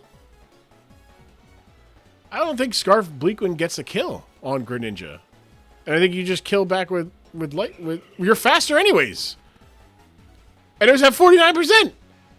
That was a weird play. That was a weird play from Demir there. That was interesting from Demir. Bleak Windstorm doing 38 there. Yeah, oh god, no. Yeah, plus, like Facade doing 37. And that will be, unless we see, I mean, even, it doesn't matter because Bleak Windstorm doesn't do anything, like, doesn't drop, doesn't confuse like Hurricane does. I actually have never seen, I don't think I've seen your Bleak Windstorms drop a speed once this season, unfortunately. An unfortunate end to the season for Nalis there. 5 turns of paralysis and 2 crits and not anything. Got low rolls when he needed. What did you had? What? Assault Vest, yeah. I mean, even if you don't die to Ice Beam, but you were at 4, yeah. Oh yeah, that's right. Yeah, you're right. It did. I was just like, wow, he's really hitting them. So that was me. I was like, oh, he's really hitting them. This is what I want. There we go. 3 knockouts and a hazard for Gliscor, right? It was 3, right? He knocked out the He knocked out. No, he didn't knock out. No, it should be 2 knockouts. Maybe I miscounted. Right, because it's 2 for Mian Xiao's got 2. Yeah, I have it wrong. It's two knockouts and a hazard. Garganical getting 2, so it really should be swapped. It should be Garganical 1, Gliscor 2, Arboliva 3. I'm still a believer. She was robbed. She really was. She really. It's tough, right? Because it's like, damn, that's one of those ones where like I understand. I get like I normally go like, hey, like you can't get mad that like RNG when you agreed to play this game, but 5 turns,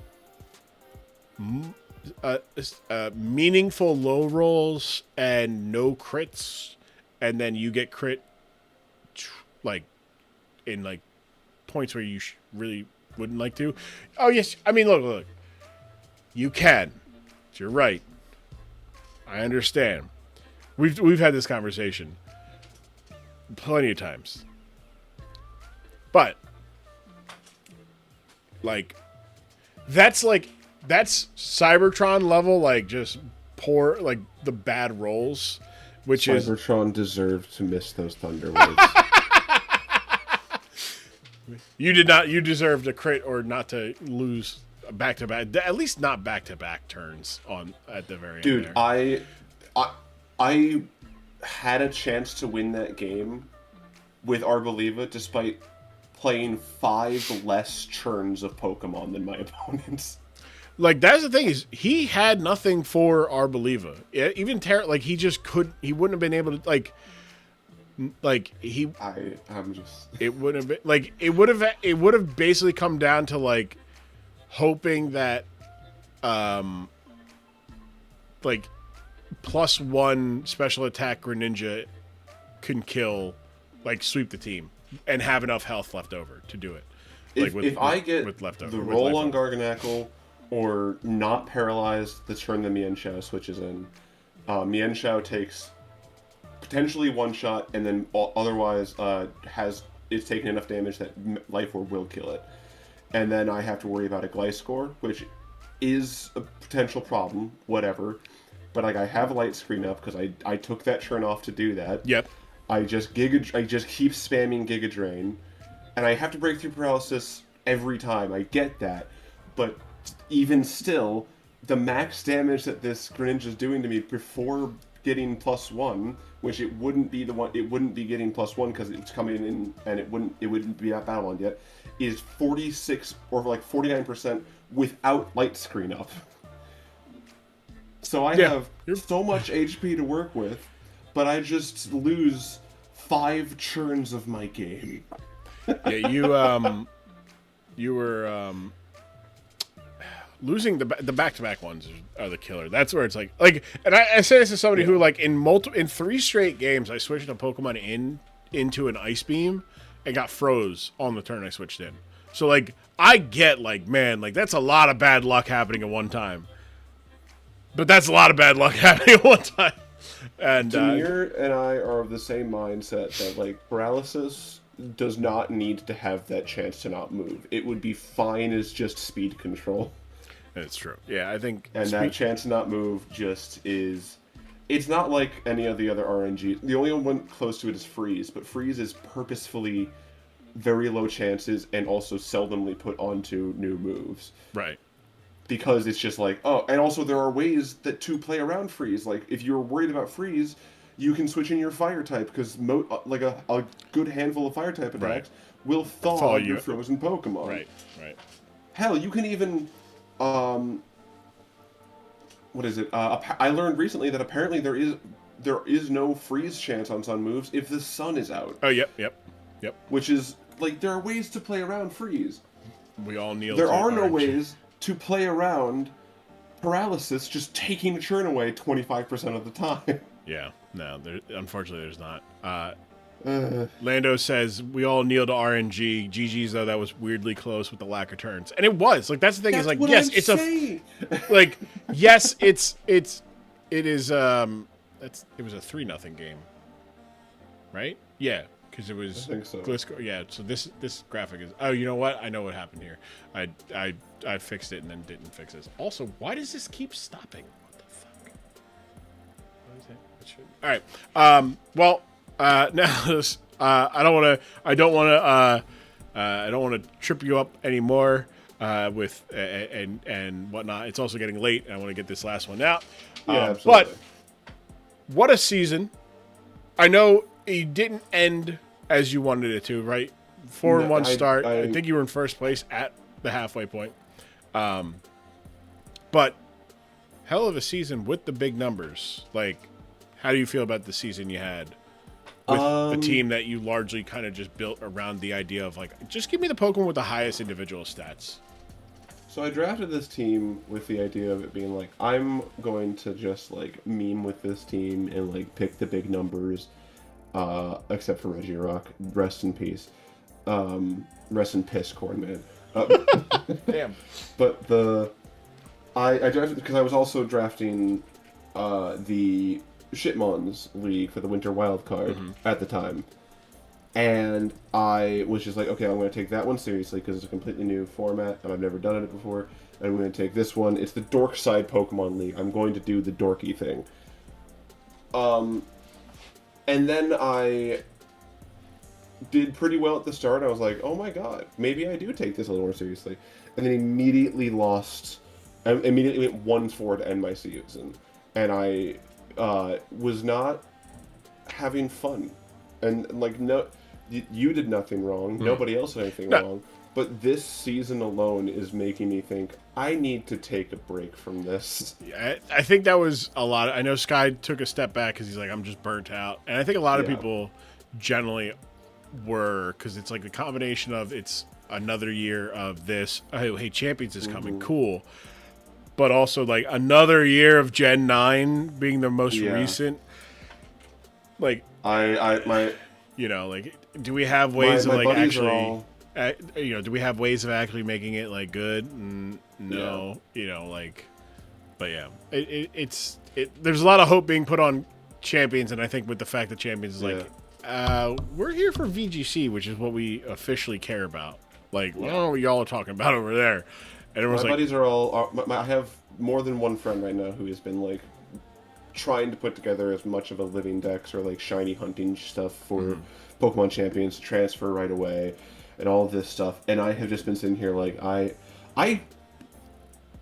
not to like disparage the spirit of the game or anything like that. I conceded my Week 9 match to Aaron, or Mr. Drevis rather, because I was like, just get me out of here. And then I still made playoffs somehow. I was like, well, I'm not going to not try.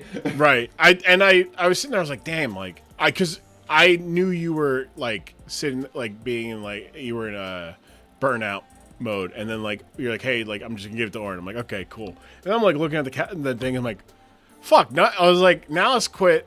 Not quit, but now this was like forfeited, hoping that like, hey, that's gonna knock me out of this. That should knock me out. Somebody, one of the guys behind me should be able to fucking jump over me.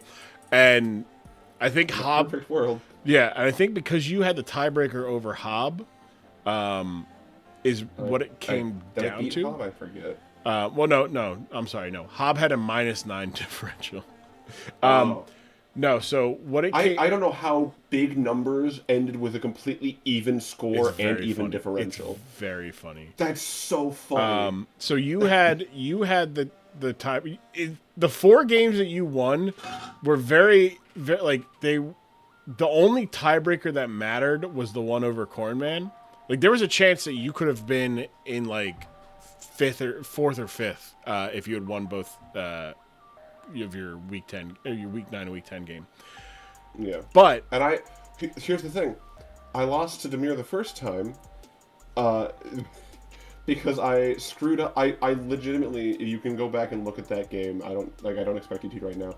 I knew the Tyranitar's whole set, but did not pay close enough attention and got Thunder Waved and lost the game because of it. Oh. So both of my losses to Demir are because of that. Super paralysis. Although this one was mainly just the speed control part. Yeah. The unfortunate thing is, like, so Hob you and Hob didn't play each other, so there was no tiebreaker. It came down to the fact that you had 0, you had an even plus minus differential, and he had a -9 differential, which is insane. He's like, hey, here are 2 teams that are both 500. One of them has is literally the quintessential even, 500 team. 5 wins, 5 losses, plus minus 0. And then there's another one that has -9. It's like when he's lost, he is fucking lost. It's so I just cannot get. And then I think all perfectly even. If Johnner would appreciate it. And then I think so. If Johnner would have won, he had the tiebreaker over Hob, but you guys didn't play. But had he have won, I think he would have had a better differential than you. Yeah, look at this again. If he had won, yeah. So he lost. Actually, no. You guys would have. Oh no. What would have helped him get over you is the fact that he had a better. You guys. So he lost, I think 2-0 to AW. 1-0, and finished -1. So if he had won, he would have been +1, and he would have, snuck in at 8 and got it over you. But yeah, it's just like how it happens, and like it was funny because he needed Johnner, like, I think he lost week 9, and he was like, I need so much to happen for me, and I was like, yeah, I mean you should not now, obviously, because we have another match to get through already. Yeah, but like for the week of finals, you should show off our accidental exhibition match. Oh, that's so funny. I will. You know what? I will do that. Because that'll be funny. Well, Nallis, congrats on a very successful season. I know it did not end anywhere near the way you would have liked it to end. Even if you were okay with losing, the manner of which how it happened, understandably. Yeah, no, I'm not fun. I'm on big crash out hours with that paralysis. That's all right. Well, look, we'll get in the lab. We'll start doing VGC stuff and fucking around with that. And I've already got a pre-champions team set up on that one server. Nice. Yeah, I don't have any. Waterspout Mega Blastoise kind of goes crazy. That's hey. We might be cooking. I do need to build a team around Dragon Eyes for Alligator. So me too. We can work on that together. Please message me about it. Yes, we'll do. Now, as coach and general manager of the Midwest Wochins, thank you so much. Not just for your time tonight, but also your time throughout the last 12 weeks of the season. Thank you for having me. It's been great to be here. Of course. Thank you. Last game. Quarterfinal number 2, Demir will be going on to face me next week. Diabito and Arn, that is our next matchup. That is our last matchup. That is the last quarterfinal of the season. We've talked about these teams. In this particular matchup, though, the electric strength does not matter. The normal strength actually might matter because Terra normal, Dragonite with extreme speed doesn't really do much when you have, you have a steel, you have a rock that has flame body, and you have Sinistcha, right? Miss you, friend. Miss you, Gordon. Yeah, Orin. Orin's he's a successful man. He's a very successful man. I'm sorry, Mr. Drevis. I ain't doing a meme this strong again, but I'd be willing to do a monotype. Yeah, I kind of do want to do a monotype draft league, or like you draft a gimmick, so like you can get Mega, but you're the only one that gets a Mega, but that's your round pick, so like you have to wait. It's like you can get Mega Pokemon. It's like, or you can also draft, you can only have 2. I would have to figure out how to math it would work, but you can get 2 gimmicks between Gems, Z Crystals, Megas, and Terra. But I don't want to do Dynamax. Dynamax is too powerful. But again, certain Pokemon can't do certain things. But that's an idea for the future. But yeah, Diabito's team, notably weak to Ghost, notably weak to Flying. The Sinistcha can do some stuff here. His team is also not strong on the special side, and that is where Orin tends to be really strong on his team. Darkrai 135, You got Rotom Wash, who is like 105. Obviously, you don't need it. It's not going to be like a special attacker. But like Landorus there and Rotom Wash and Slowking aren't heavy hitters, but they can hit hard, right? We saw Colossal was doing a decent amount. 80 is nothing to be like too down about. Sinistcha's 121. Like, Sinistcha looks really good in this matchup. Looks really, really good in this matchup. Like Fortress and the Overquill really, really bother it. But it can do some really good things in this matchup. So I would like to see that this week, or in this matchup for Orin. On Diabeto side of things, I think Cloyster kind of goes a little nuts here, especially if it wants to take advantage of the chilly reception and just get to be like extra super bulky on the defensive side because it gets a boost to its defense as an ice type. It just kind of struggles to hit some stuff, understandably. Like, you know, it's water ice into this team with a, you know, with that Cloud Tide, that's a Wooper, but with the Rotom Wash, the Scizor, a Terra Water Colossal. Those are things that could be a problem, right? But why not see what everybody brought, right? Diabeto bringing Pasho Berry Palisand, that is a water-resisting berry. Amnesia, Giga Drain, Shadow Ball, Shore Up. We've got mixed defensive investing. Koffings, that's right. Then we've got Hitmontop, the Assault Vest, Intimidate, Rapid Spin, Ice Spinner, Close Combat, and Earthquake. So no Bullet Punch or Mach Punch for priority.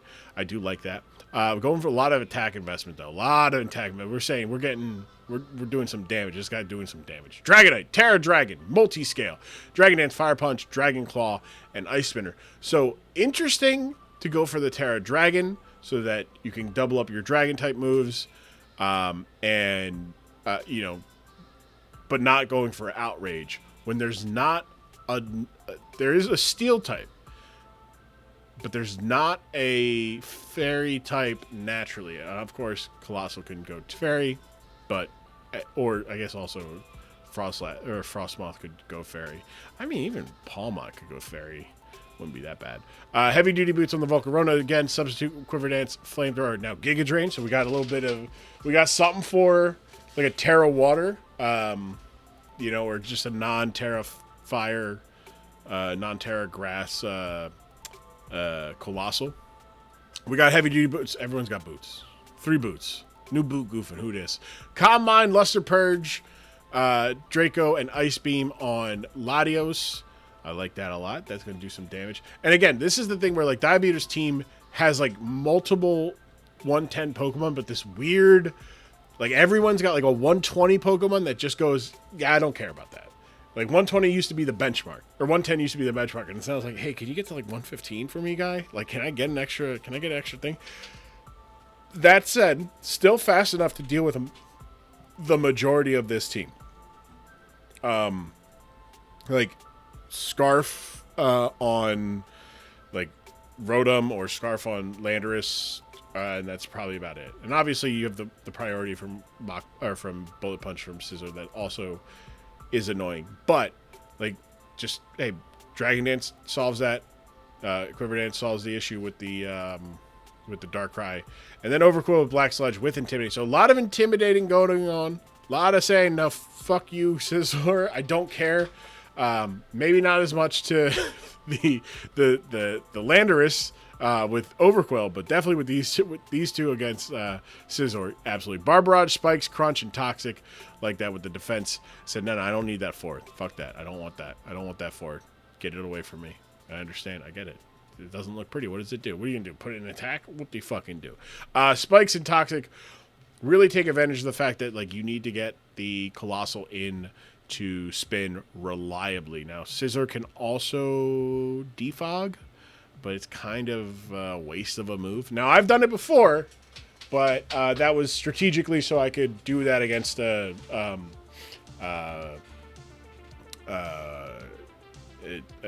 Indeedee that would come in to prevent like a Bullet Punch or block Bullet Punch on me, and I'd go defog, like, haha, you're gone, but also gets rid of screens, which is nice. Let's take a look at orange side of things. We got physical Darkrai again.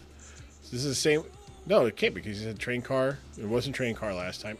Yeah, okay, so this is a different team. He did build a different team.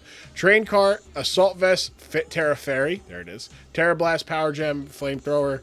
We're going with the thing. I like that Orin pivoted Colossal from being like a bulky, just like, hey, take a hit and do. He's like, no. He's still bulky, but we're gonna go in there and we're gonna hit people in the goddamn mouth. And buddy, he has hit people in the goddamn mouth. Glizzy Guzzler, Air Balloon, Chilly Reception, Psychic Noise, Thunder Wave, and Sludge Bomb. Pretty good. Obviously, Scizor doesn't care about that. This, just kind of comes in and gets set up, but that's what the Thunder Wave is for, which is good. Then Queen Bitch, again, Terra Fairy on this one as well. Aurora Veil, Quiver Dance, Dazzling Gleam, and Ice Beam. I like that a lot. I'll Eat Your Noodle, Rocky Helmet, Sinistra with Scald, Strength Zap, Matcha Gotcha, and Iron Defense. I like that with Heat Proof. Good. I actually like the Scald, because that really helps with like that does let you hit Volcarona, right? But yeah, that is pretty good. And then Banger, Choice Band, love it. Choice Band, Bullet Punch, Knockoff, Close Combat, Dual Wing Beat. No U-turn. As much as he was like, give me U-turn, make it 60 base power, just throw it on in place and stuff, and you can pivot. Like, just do a lot of damage. You got to be careful about Flame Body though. We did see it was Flame Body, right? Yeah. Okay. All right. So last game of the night. The Coughing, taking on the Miss Magius of Montreal. With a spot in the semifinals on the line, it is Diabeto, it is Orin, two hard hitters, two historic coaches who have coached some of the most prolific seasons in DSPL thing. Overquill leading out, but no, scaring off the whatchamacallit, the Overquill scaring out the Slow King there. Would have liked to see just call the bluff and be like, I'm gonna go for Chilly Reception, right?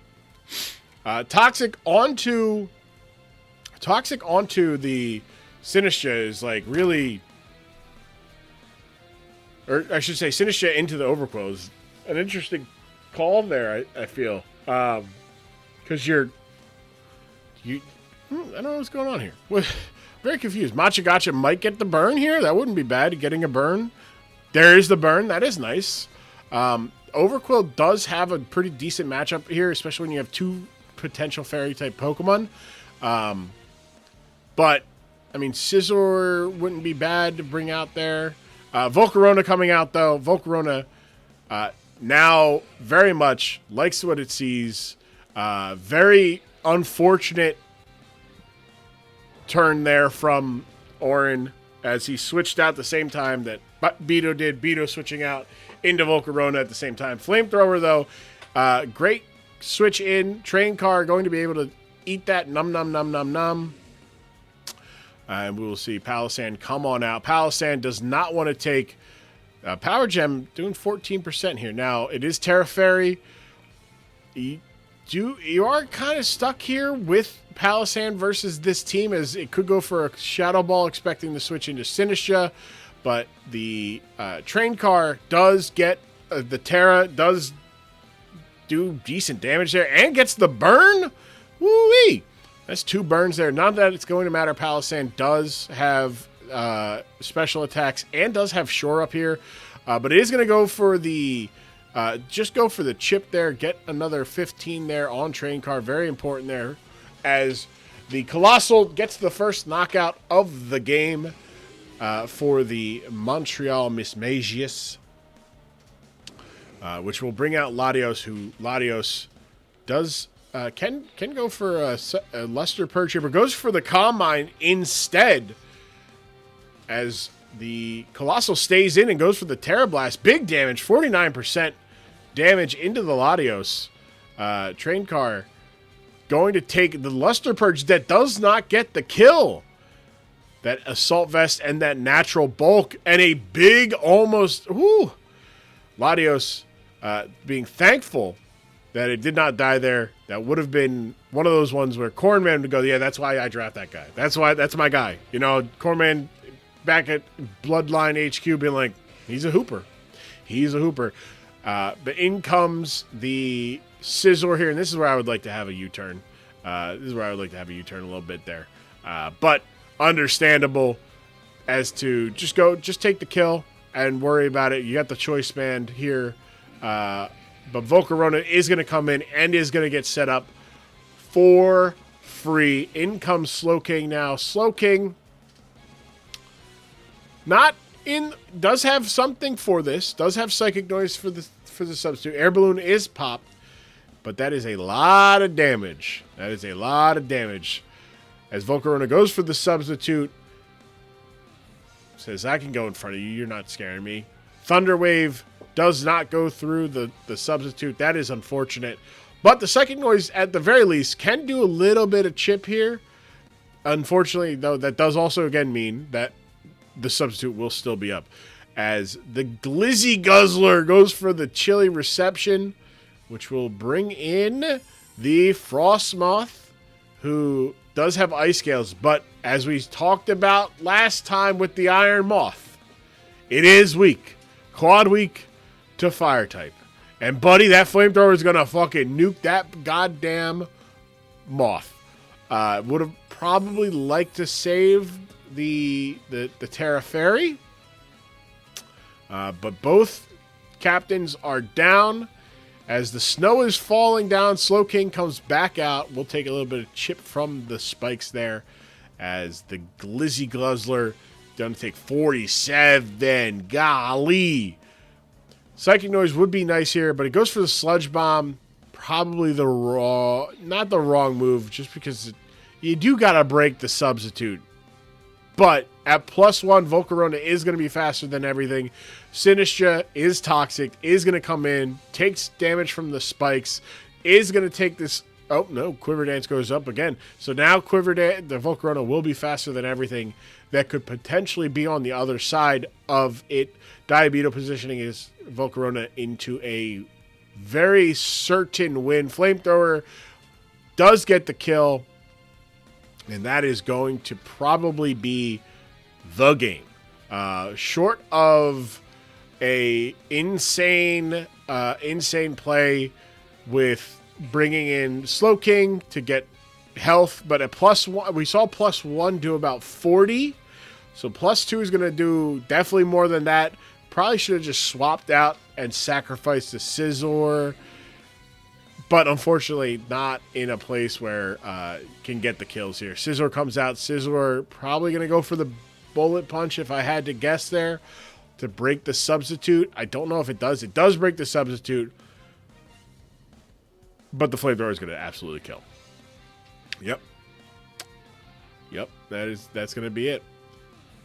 That is going to be it, as the Darkrai is going to come out. Darkrai is not going to be able to have an impact here, as it is slower. It was always slower after the first one, but the Flamethrower is going to get the knockout here. And that will give the Sacramento Coffin a 4-0 victory. 5 knockouts for Volcarona.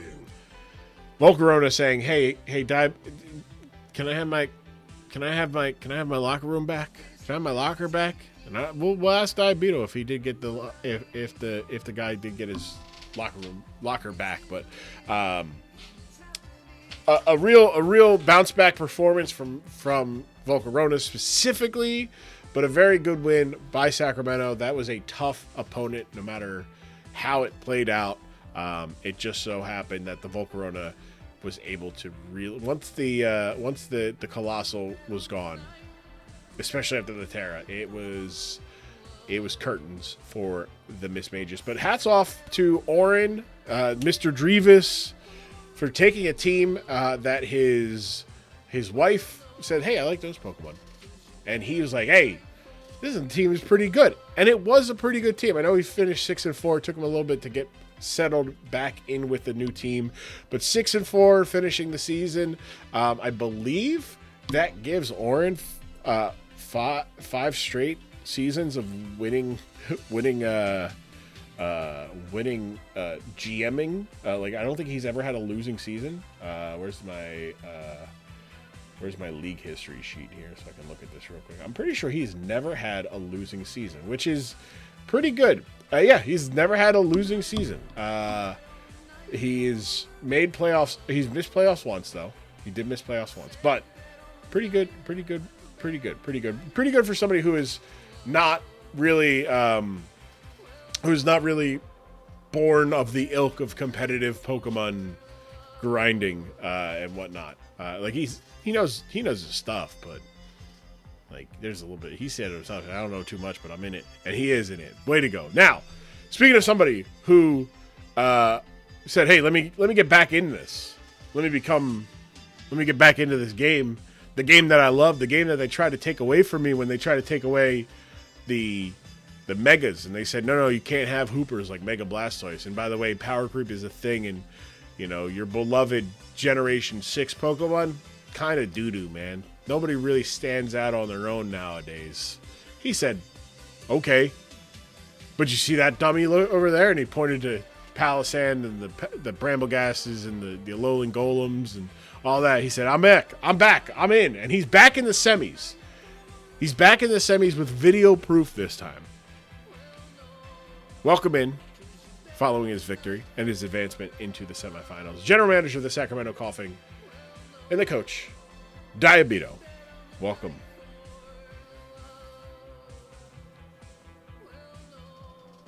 What? Hello?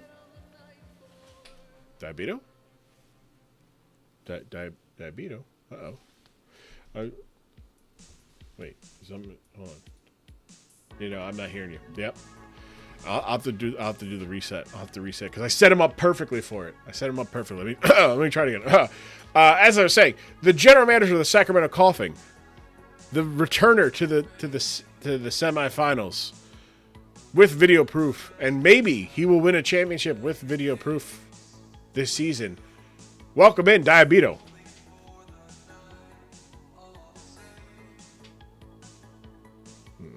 No. Not getting anything. He's supposed to say, let me talk to you. That's the whole thing. That's the bit. Oh. Hold on. I went in the wrong one. I just wanted, there we go. Give me a minute. Okay. All right. I'll stall. I can do that. He pointed and laughed. Yeah. Palisand is such a fun Pokemon. It is such a fun Pokemon. It really is. It's, Palisand's fun. Really, like, there's the reason I love Draft as much as I do has largely been because of like just the fact that there's so many goober Pokemon. All right. There we go. All right, there he is. Hey, I didn't want to miss the Palisand glazing.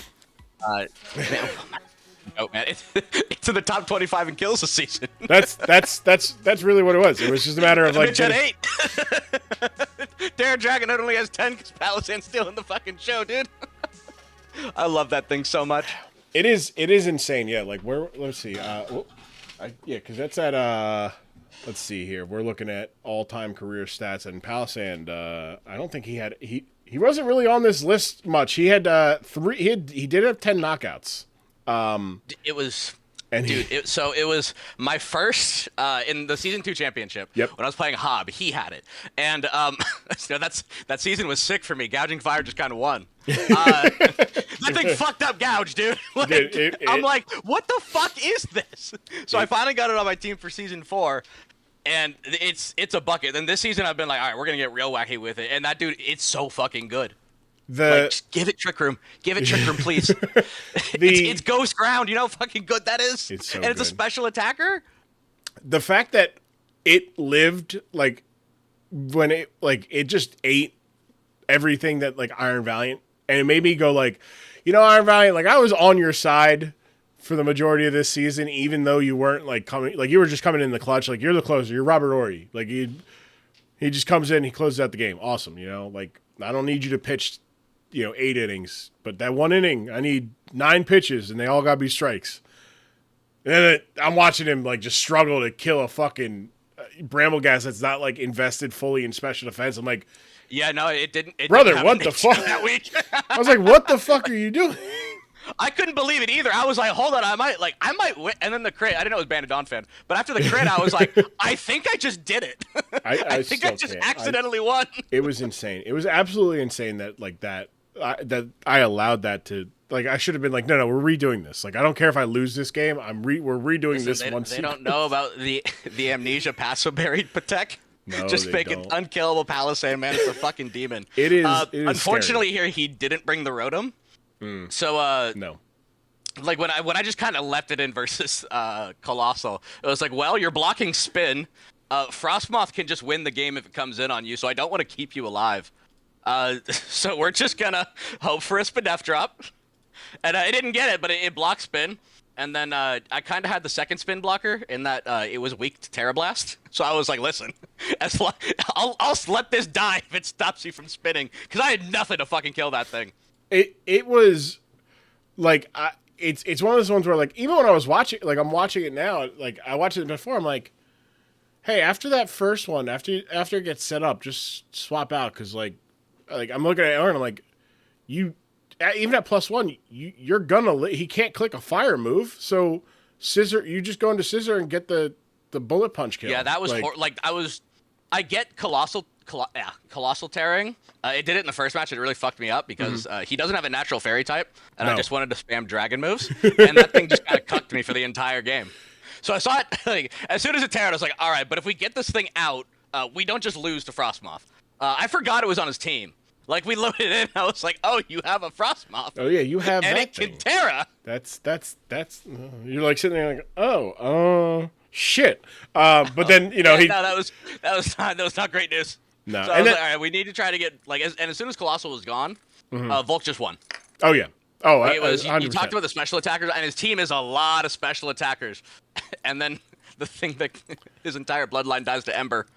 But it's so like Volcarona. I was like, dude, I had Volcarona this season before. I've struggled with it. I mainly use it as a flame body bot. It has 1 kill for me in 2 seasons. And it's with Banded Flare Blitz in a meme game. So I was like, God damn it, I'm bringing it, and if I can't do it here, I'm a bot. Yeah, this is all it is good for now. It's like, you are only coming here to... now it's the CEO of the Bloodline, so it got a job. A pretty high-paying one. Oh, so yeah, so not only did it... So he didn't get his locker back, he got a corner office, is what I'm hearing. Listen, I've made it work with plenty of shitmons, right? Magmar, Alolan Graveler, some of the top ones. Add Volcarona to the list. The thing fucking sucks, I'm just really good at the game. That's all there is to it. The Pokemon that, like, they're like, yeah, this Pokemon... It can't Terra, because it goes from being an absolute shit Pokemon to a god with changing the typing. Oh, it's you know, and it's one of the best Pokemon, dude. And it's like, it's a little disappointing in draft, because it's like, a lot of these people have it. Like, a lot of people have stuff that can kind of counter, and, like, you know, gestures and physical moves.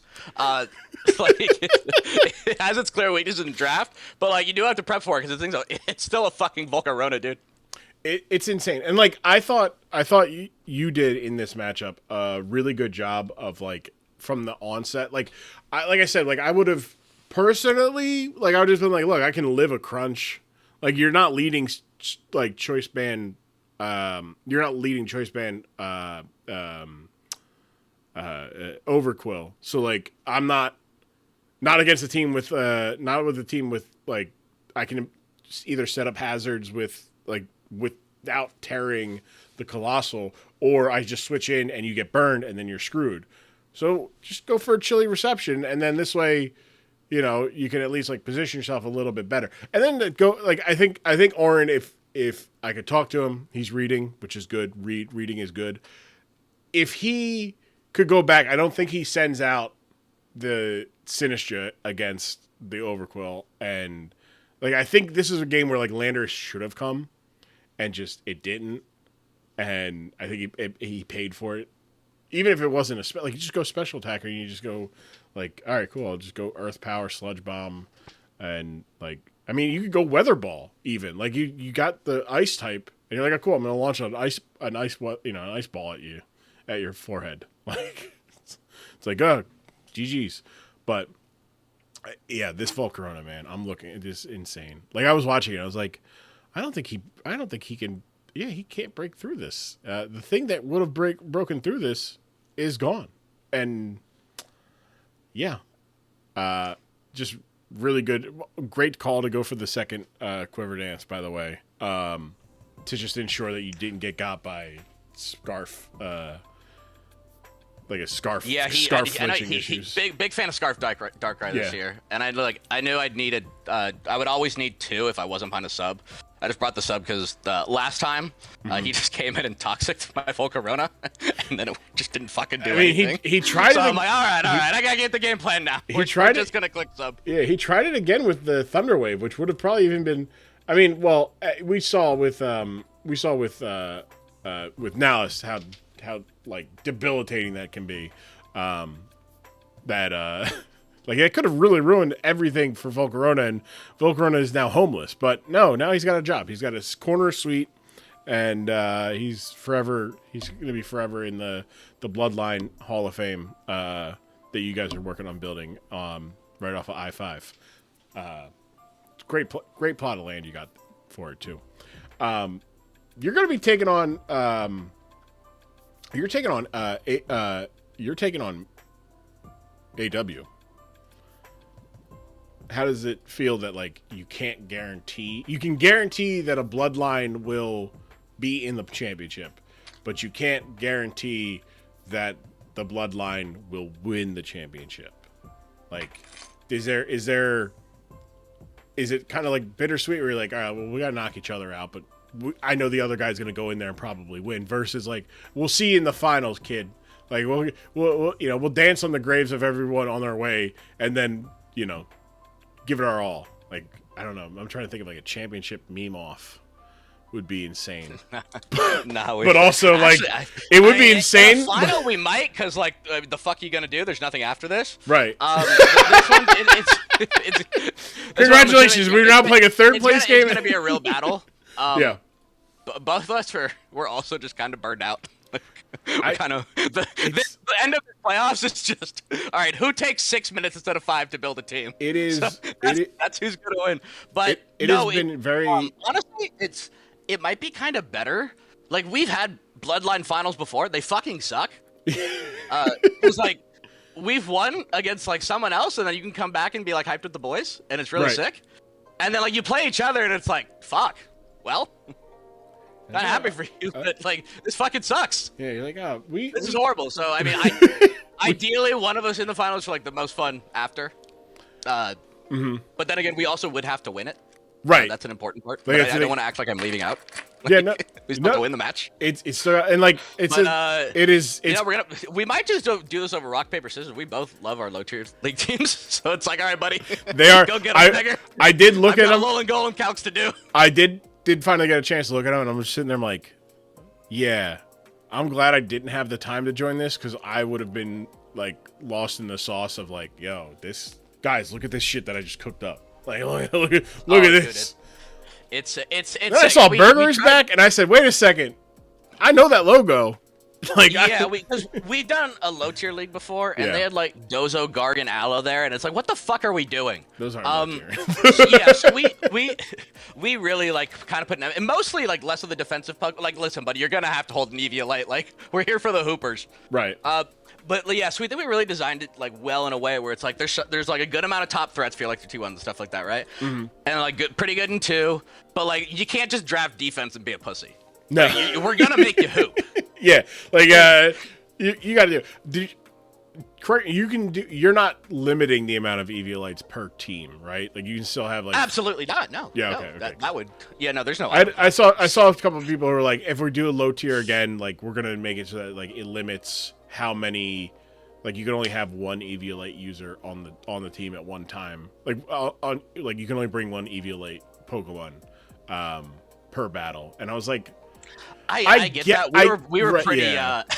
We were on it with like fucking Knuckle Stack is Terraband. Like, absolutely not.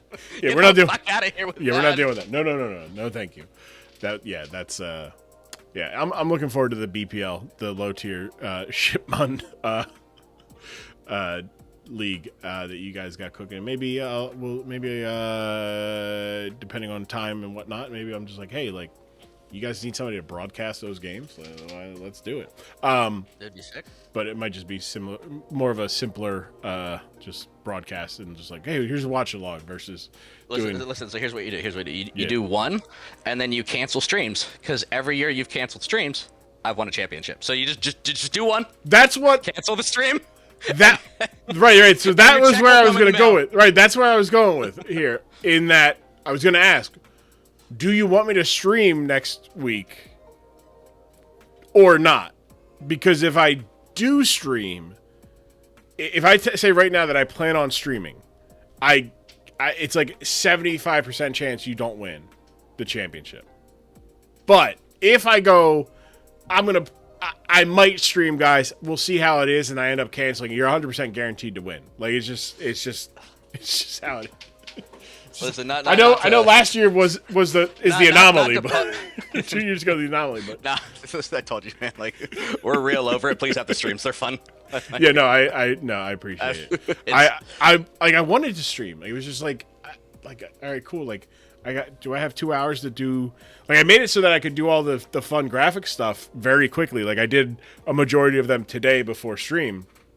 After staying up like an hour last night to be like, oh wait, I need to do something for like the playoffs. Like I need to make like specific ones for the playoffs. So that's how we ended up with this janky mess of like, yep, that's what we got. That's 1 a.m. That's 1 a.m. Grum brain. I was like, what if I just fucking zoom in on all the like all of it? So, but hey, UAW on one side, me and Demir on the other. We got Bloodline on one side. We got the anti-Bloodline on the other. Can I finally win a championship with or without rigging it? Can Demir run back to back Dork Side Universe Connected Universe League championships, or will the Bloodline keep handing off title wins and be like, AW, it's an odd year, it's you. Here you go.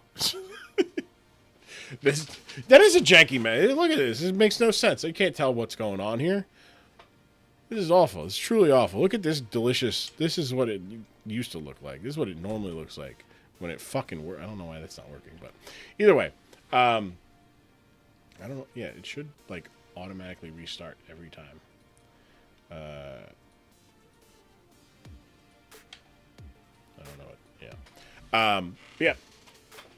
I think that's all for my questions for you, Diabeto. Thank you so much. Congrats on the win. It was a hell of a performance by the bug. He's no bug, gimme dome, but he is a bug. No one ever will be. No one ever. And that's okay. That's okay. I do now think one of the first teams I'm gonna make is a team surrounding Bug, Gimme Dome, and Terra for Alligator. Listen, we need to... Or not Terra, Mega for Alligator. We need to save him. He's locked up with Hob right now. He's got Bug and Paul. No, not Paul. He's got them both, man. Time for Paul Seawald. Hey, it's time to set up. It's time to... We don't have time to set up. You simply can... You have to attack. I'm going to click Calm Mind again. It's like, no. Paul. It's time for Paul Seawald to click Freeze and Glare, baby. For specs. Oh, man. It never gets the freeze. Never. But it looks really cool. I am excited about Champions because, like, I do want to do similar to, like, what I was doing early in, like, 2024, which was, like, just getting my friends together and we just build a fucking shitty team. Like, and just go, all right, let's go to the ladder. Let's fucking, like, see, let's take this out in the ocean. Yeah, it's, I love the custom, because, like, the animation of a Wi-Fi, there's no beating a Wi-Fi Pokemon battle. There's nothing. It's, like, it's so much, like, yeah, it takes longer and stuff like that. But just, like, all the effort that takes to do it, like, Showdown's, like, so much easier. Yeah. And, like, this still looks like a lot of work, but it's, like, I'm excited. Yep. Like, at least, like, on Showdown, gonna try out Champions VGC, I think. Nice. There's an LA Regional coming. I really don't want to play in it, but, like... Why not? What if I start cooking with Mega Blastoise? Like, what if? Maybe? Yeah, I win 3, I go 3 and 5, it's my Super Bowl. Like, right, exactly. Like, you're like... Yeah, that shit seemed impossible. I got 2... It's like, even if I got 2 wins, and one of them was over a guy who's going to Worlds. Like, my bullshit confounded him. They can never take that away from you. Exactly. Like, yeah, sure, I lost, but I beat You're Giovanni. very insignificant in his life. But that doesn't matter. We apologize for nothing. It's like very insignificant. I don't care. I don't care about his life. My relevance on his life. That is my moment to where I'm like, you know what? You know what? There's a guy who in spring training threw one strike against Shohei Ohtani, and he's like, I threw a strike. He swung and he missed. Oh, so you struck him out? No. He sent the next pitch. He fell on the ground. His helmet came off. Yeah. Oh no. He absolutely took me. He fucking sent that shit into orbit the very next pitch, because he did not like how I reacted to being happy about that. But I'm telling everybody that he fucking swung and he went to a knee like Vlad. Yeah, in doing it. That's none of their business. Yeah, no one's ever gonna go look up the fucking one at bat I had against him. That would be. I'm super excited for champions. Yeah, I beat Paul Chua in a LA regional. That's sick. He won worlds. I went 1-9. The seniors division, but he won worlds. Yeah, I went 1-9, but that one, Paul Chua. Yeah, he was the one in 1-9. It's like, Wolfie Waffle stomped the shit out of me, but he did say he did like how my team performed in the aggregate. So if you take these teams and you Bug Gimme Dome's a great name. You're like, yeah, I know, isn't it? It's like, that's one of my best. Big fan. Shout out Cooter Jeanette. That's another top one. That's so good, dude. Cooter Jeanette's so good. Just Bug Gimme Dome. I don't think that one's my personal favorite.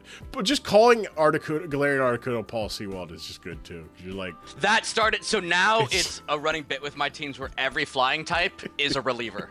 That's why, like, Dragonite is Shea Simmons. Yeah, he has like 5 games in the bigs, but he played for the Braves, the Mariners, and the Cubs. So that's all 3 of our teams. Yeah, because he came up. They called him Baby Kimbrel. I was like, oh, I fucking love this dude. That is good. Yeah. And then his elbow exploded like 7 times. So that makes sense. Dragonite exploded multiple times before he was able to actually do anything good. When they were like, hey, you can change your Terra type, by the way. You can change your type. You're not 4 times weak to ice anymore. And he's like, oh, cool. So like I can just be a dragon, or you can be normal. Oh, hey, wait a second. Yeah, they're like, hey, Dragonite, it's been 15 years. You can click a stab move now. You're allowed to. Like, oh, nice. Yeah. Wait, I can be Terra flying? And I get double move? Yeah, it's like dual wing beat, but like super powered. You finally get a flying move, now you have adaptability. Stupid like, Pokemon. This is great. This is fantastic. I am sad that Mega Dragonite just kept multi-scale. It's like, I mean... Yeah, like, they could have been much of that. Now there's just, like, with the opportunity cost, like, there's 0 reason to ever use Mega D-Knight. Yeah.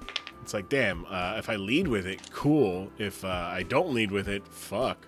But also, at the same time, you can get another special attacking Rain Sweeper and then also have like Mega Starmie in Rain 2. I guess like, the argument is like they're thinking VGC, so like rocks aren't really a thing in VGC. So. Oh no! Yeah, I mean, it's a good ability. It's sure, yeah. It's boring. Right. It's boring. Yeah, it's like, oh man, you could have done something cool, like I don't know, Drizzle or No Guard or.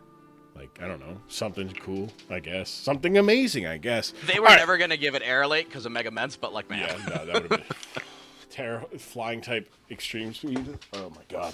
All right, before we keep circling the drain here, thank you again for hanging out tonight and also just being part of the DSPL. We will see you next week where we will see you versus AW, myself versus Amir to see who will go into the finals. And we'll probably do a little bit of champions as well next week, and then the finals. We'll probably do the Governors Royale all in a single week with those who want to do it, and then the finals being played. You know, this way we do the finals of the Governor Ball and the finals the same night. I also got to put together the award ballot, but either way, that's for another day. Diabito, General Manager of the Sacramento Coffins. Thank you so much for joining us. I will talk to you later. All right. So, that will do it. We're in the bag for 4.5 hours.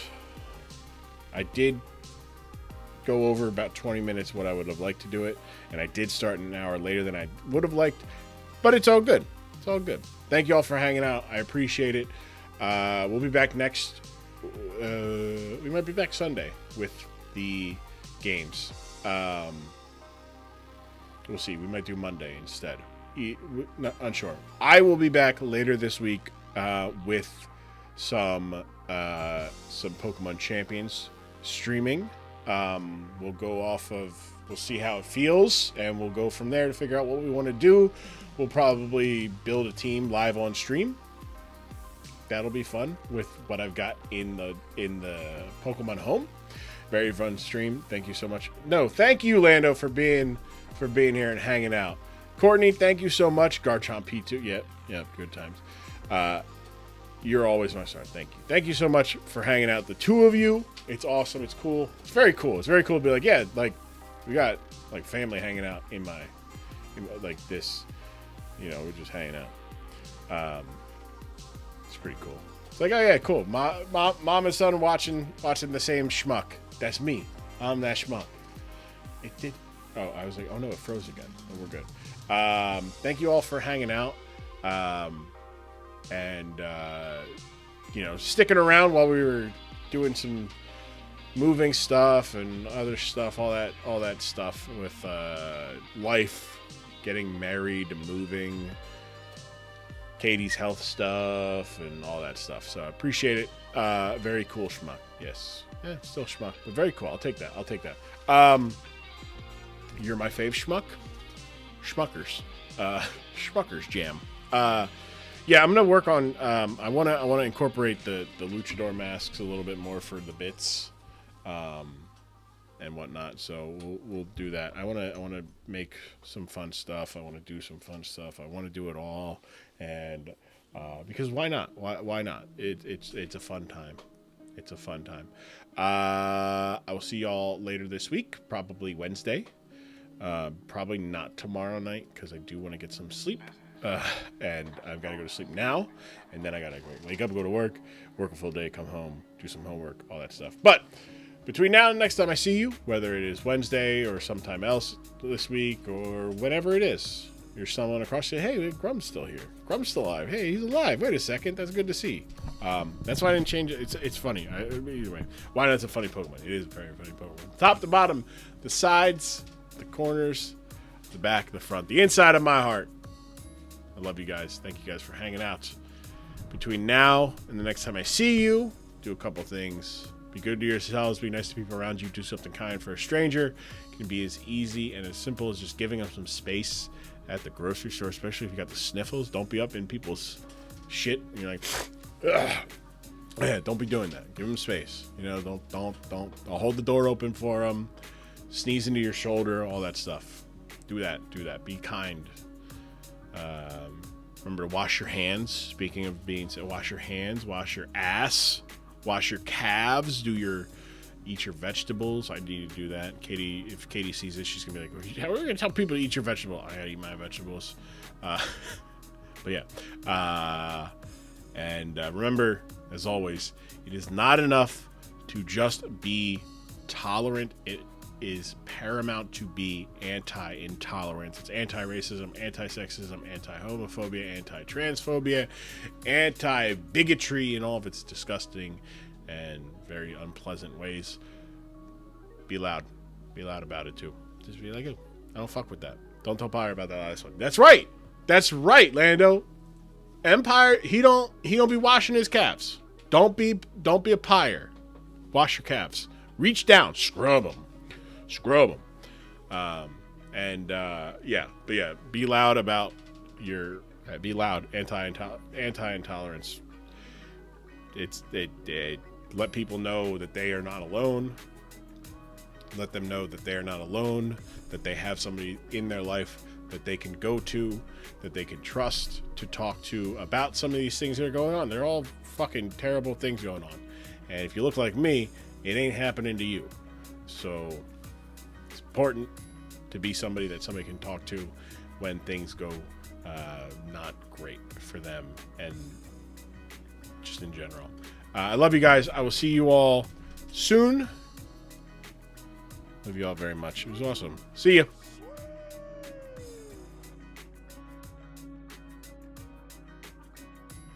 I hit the button before I meant to.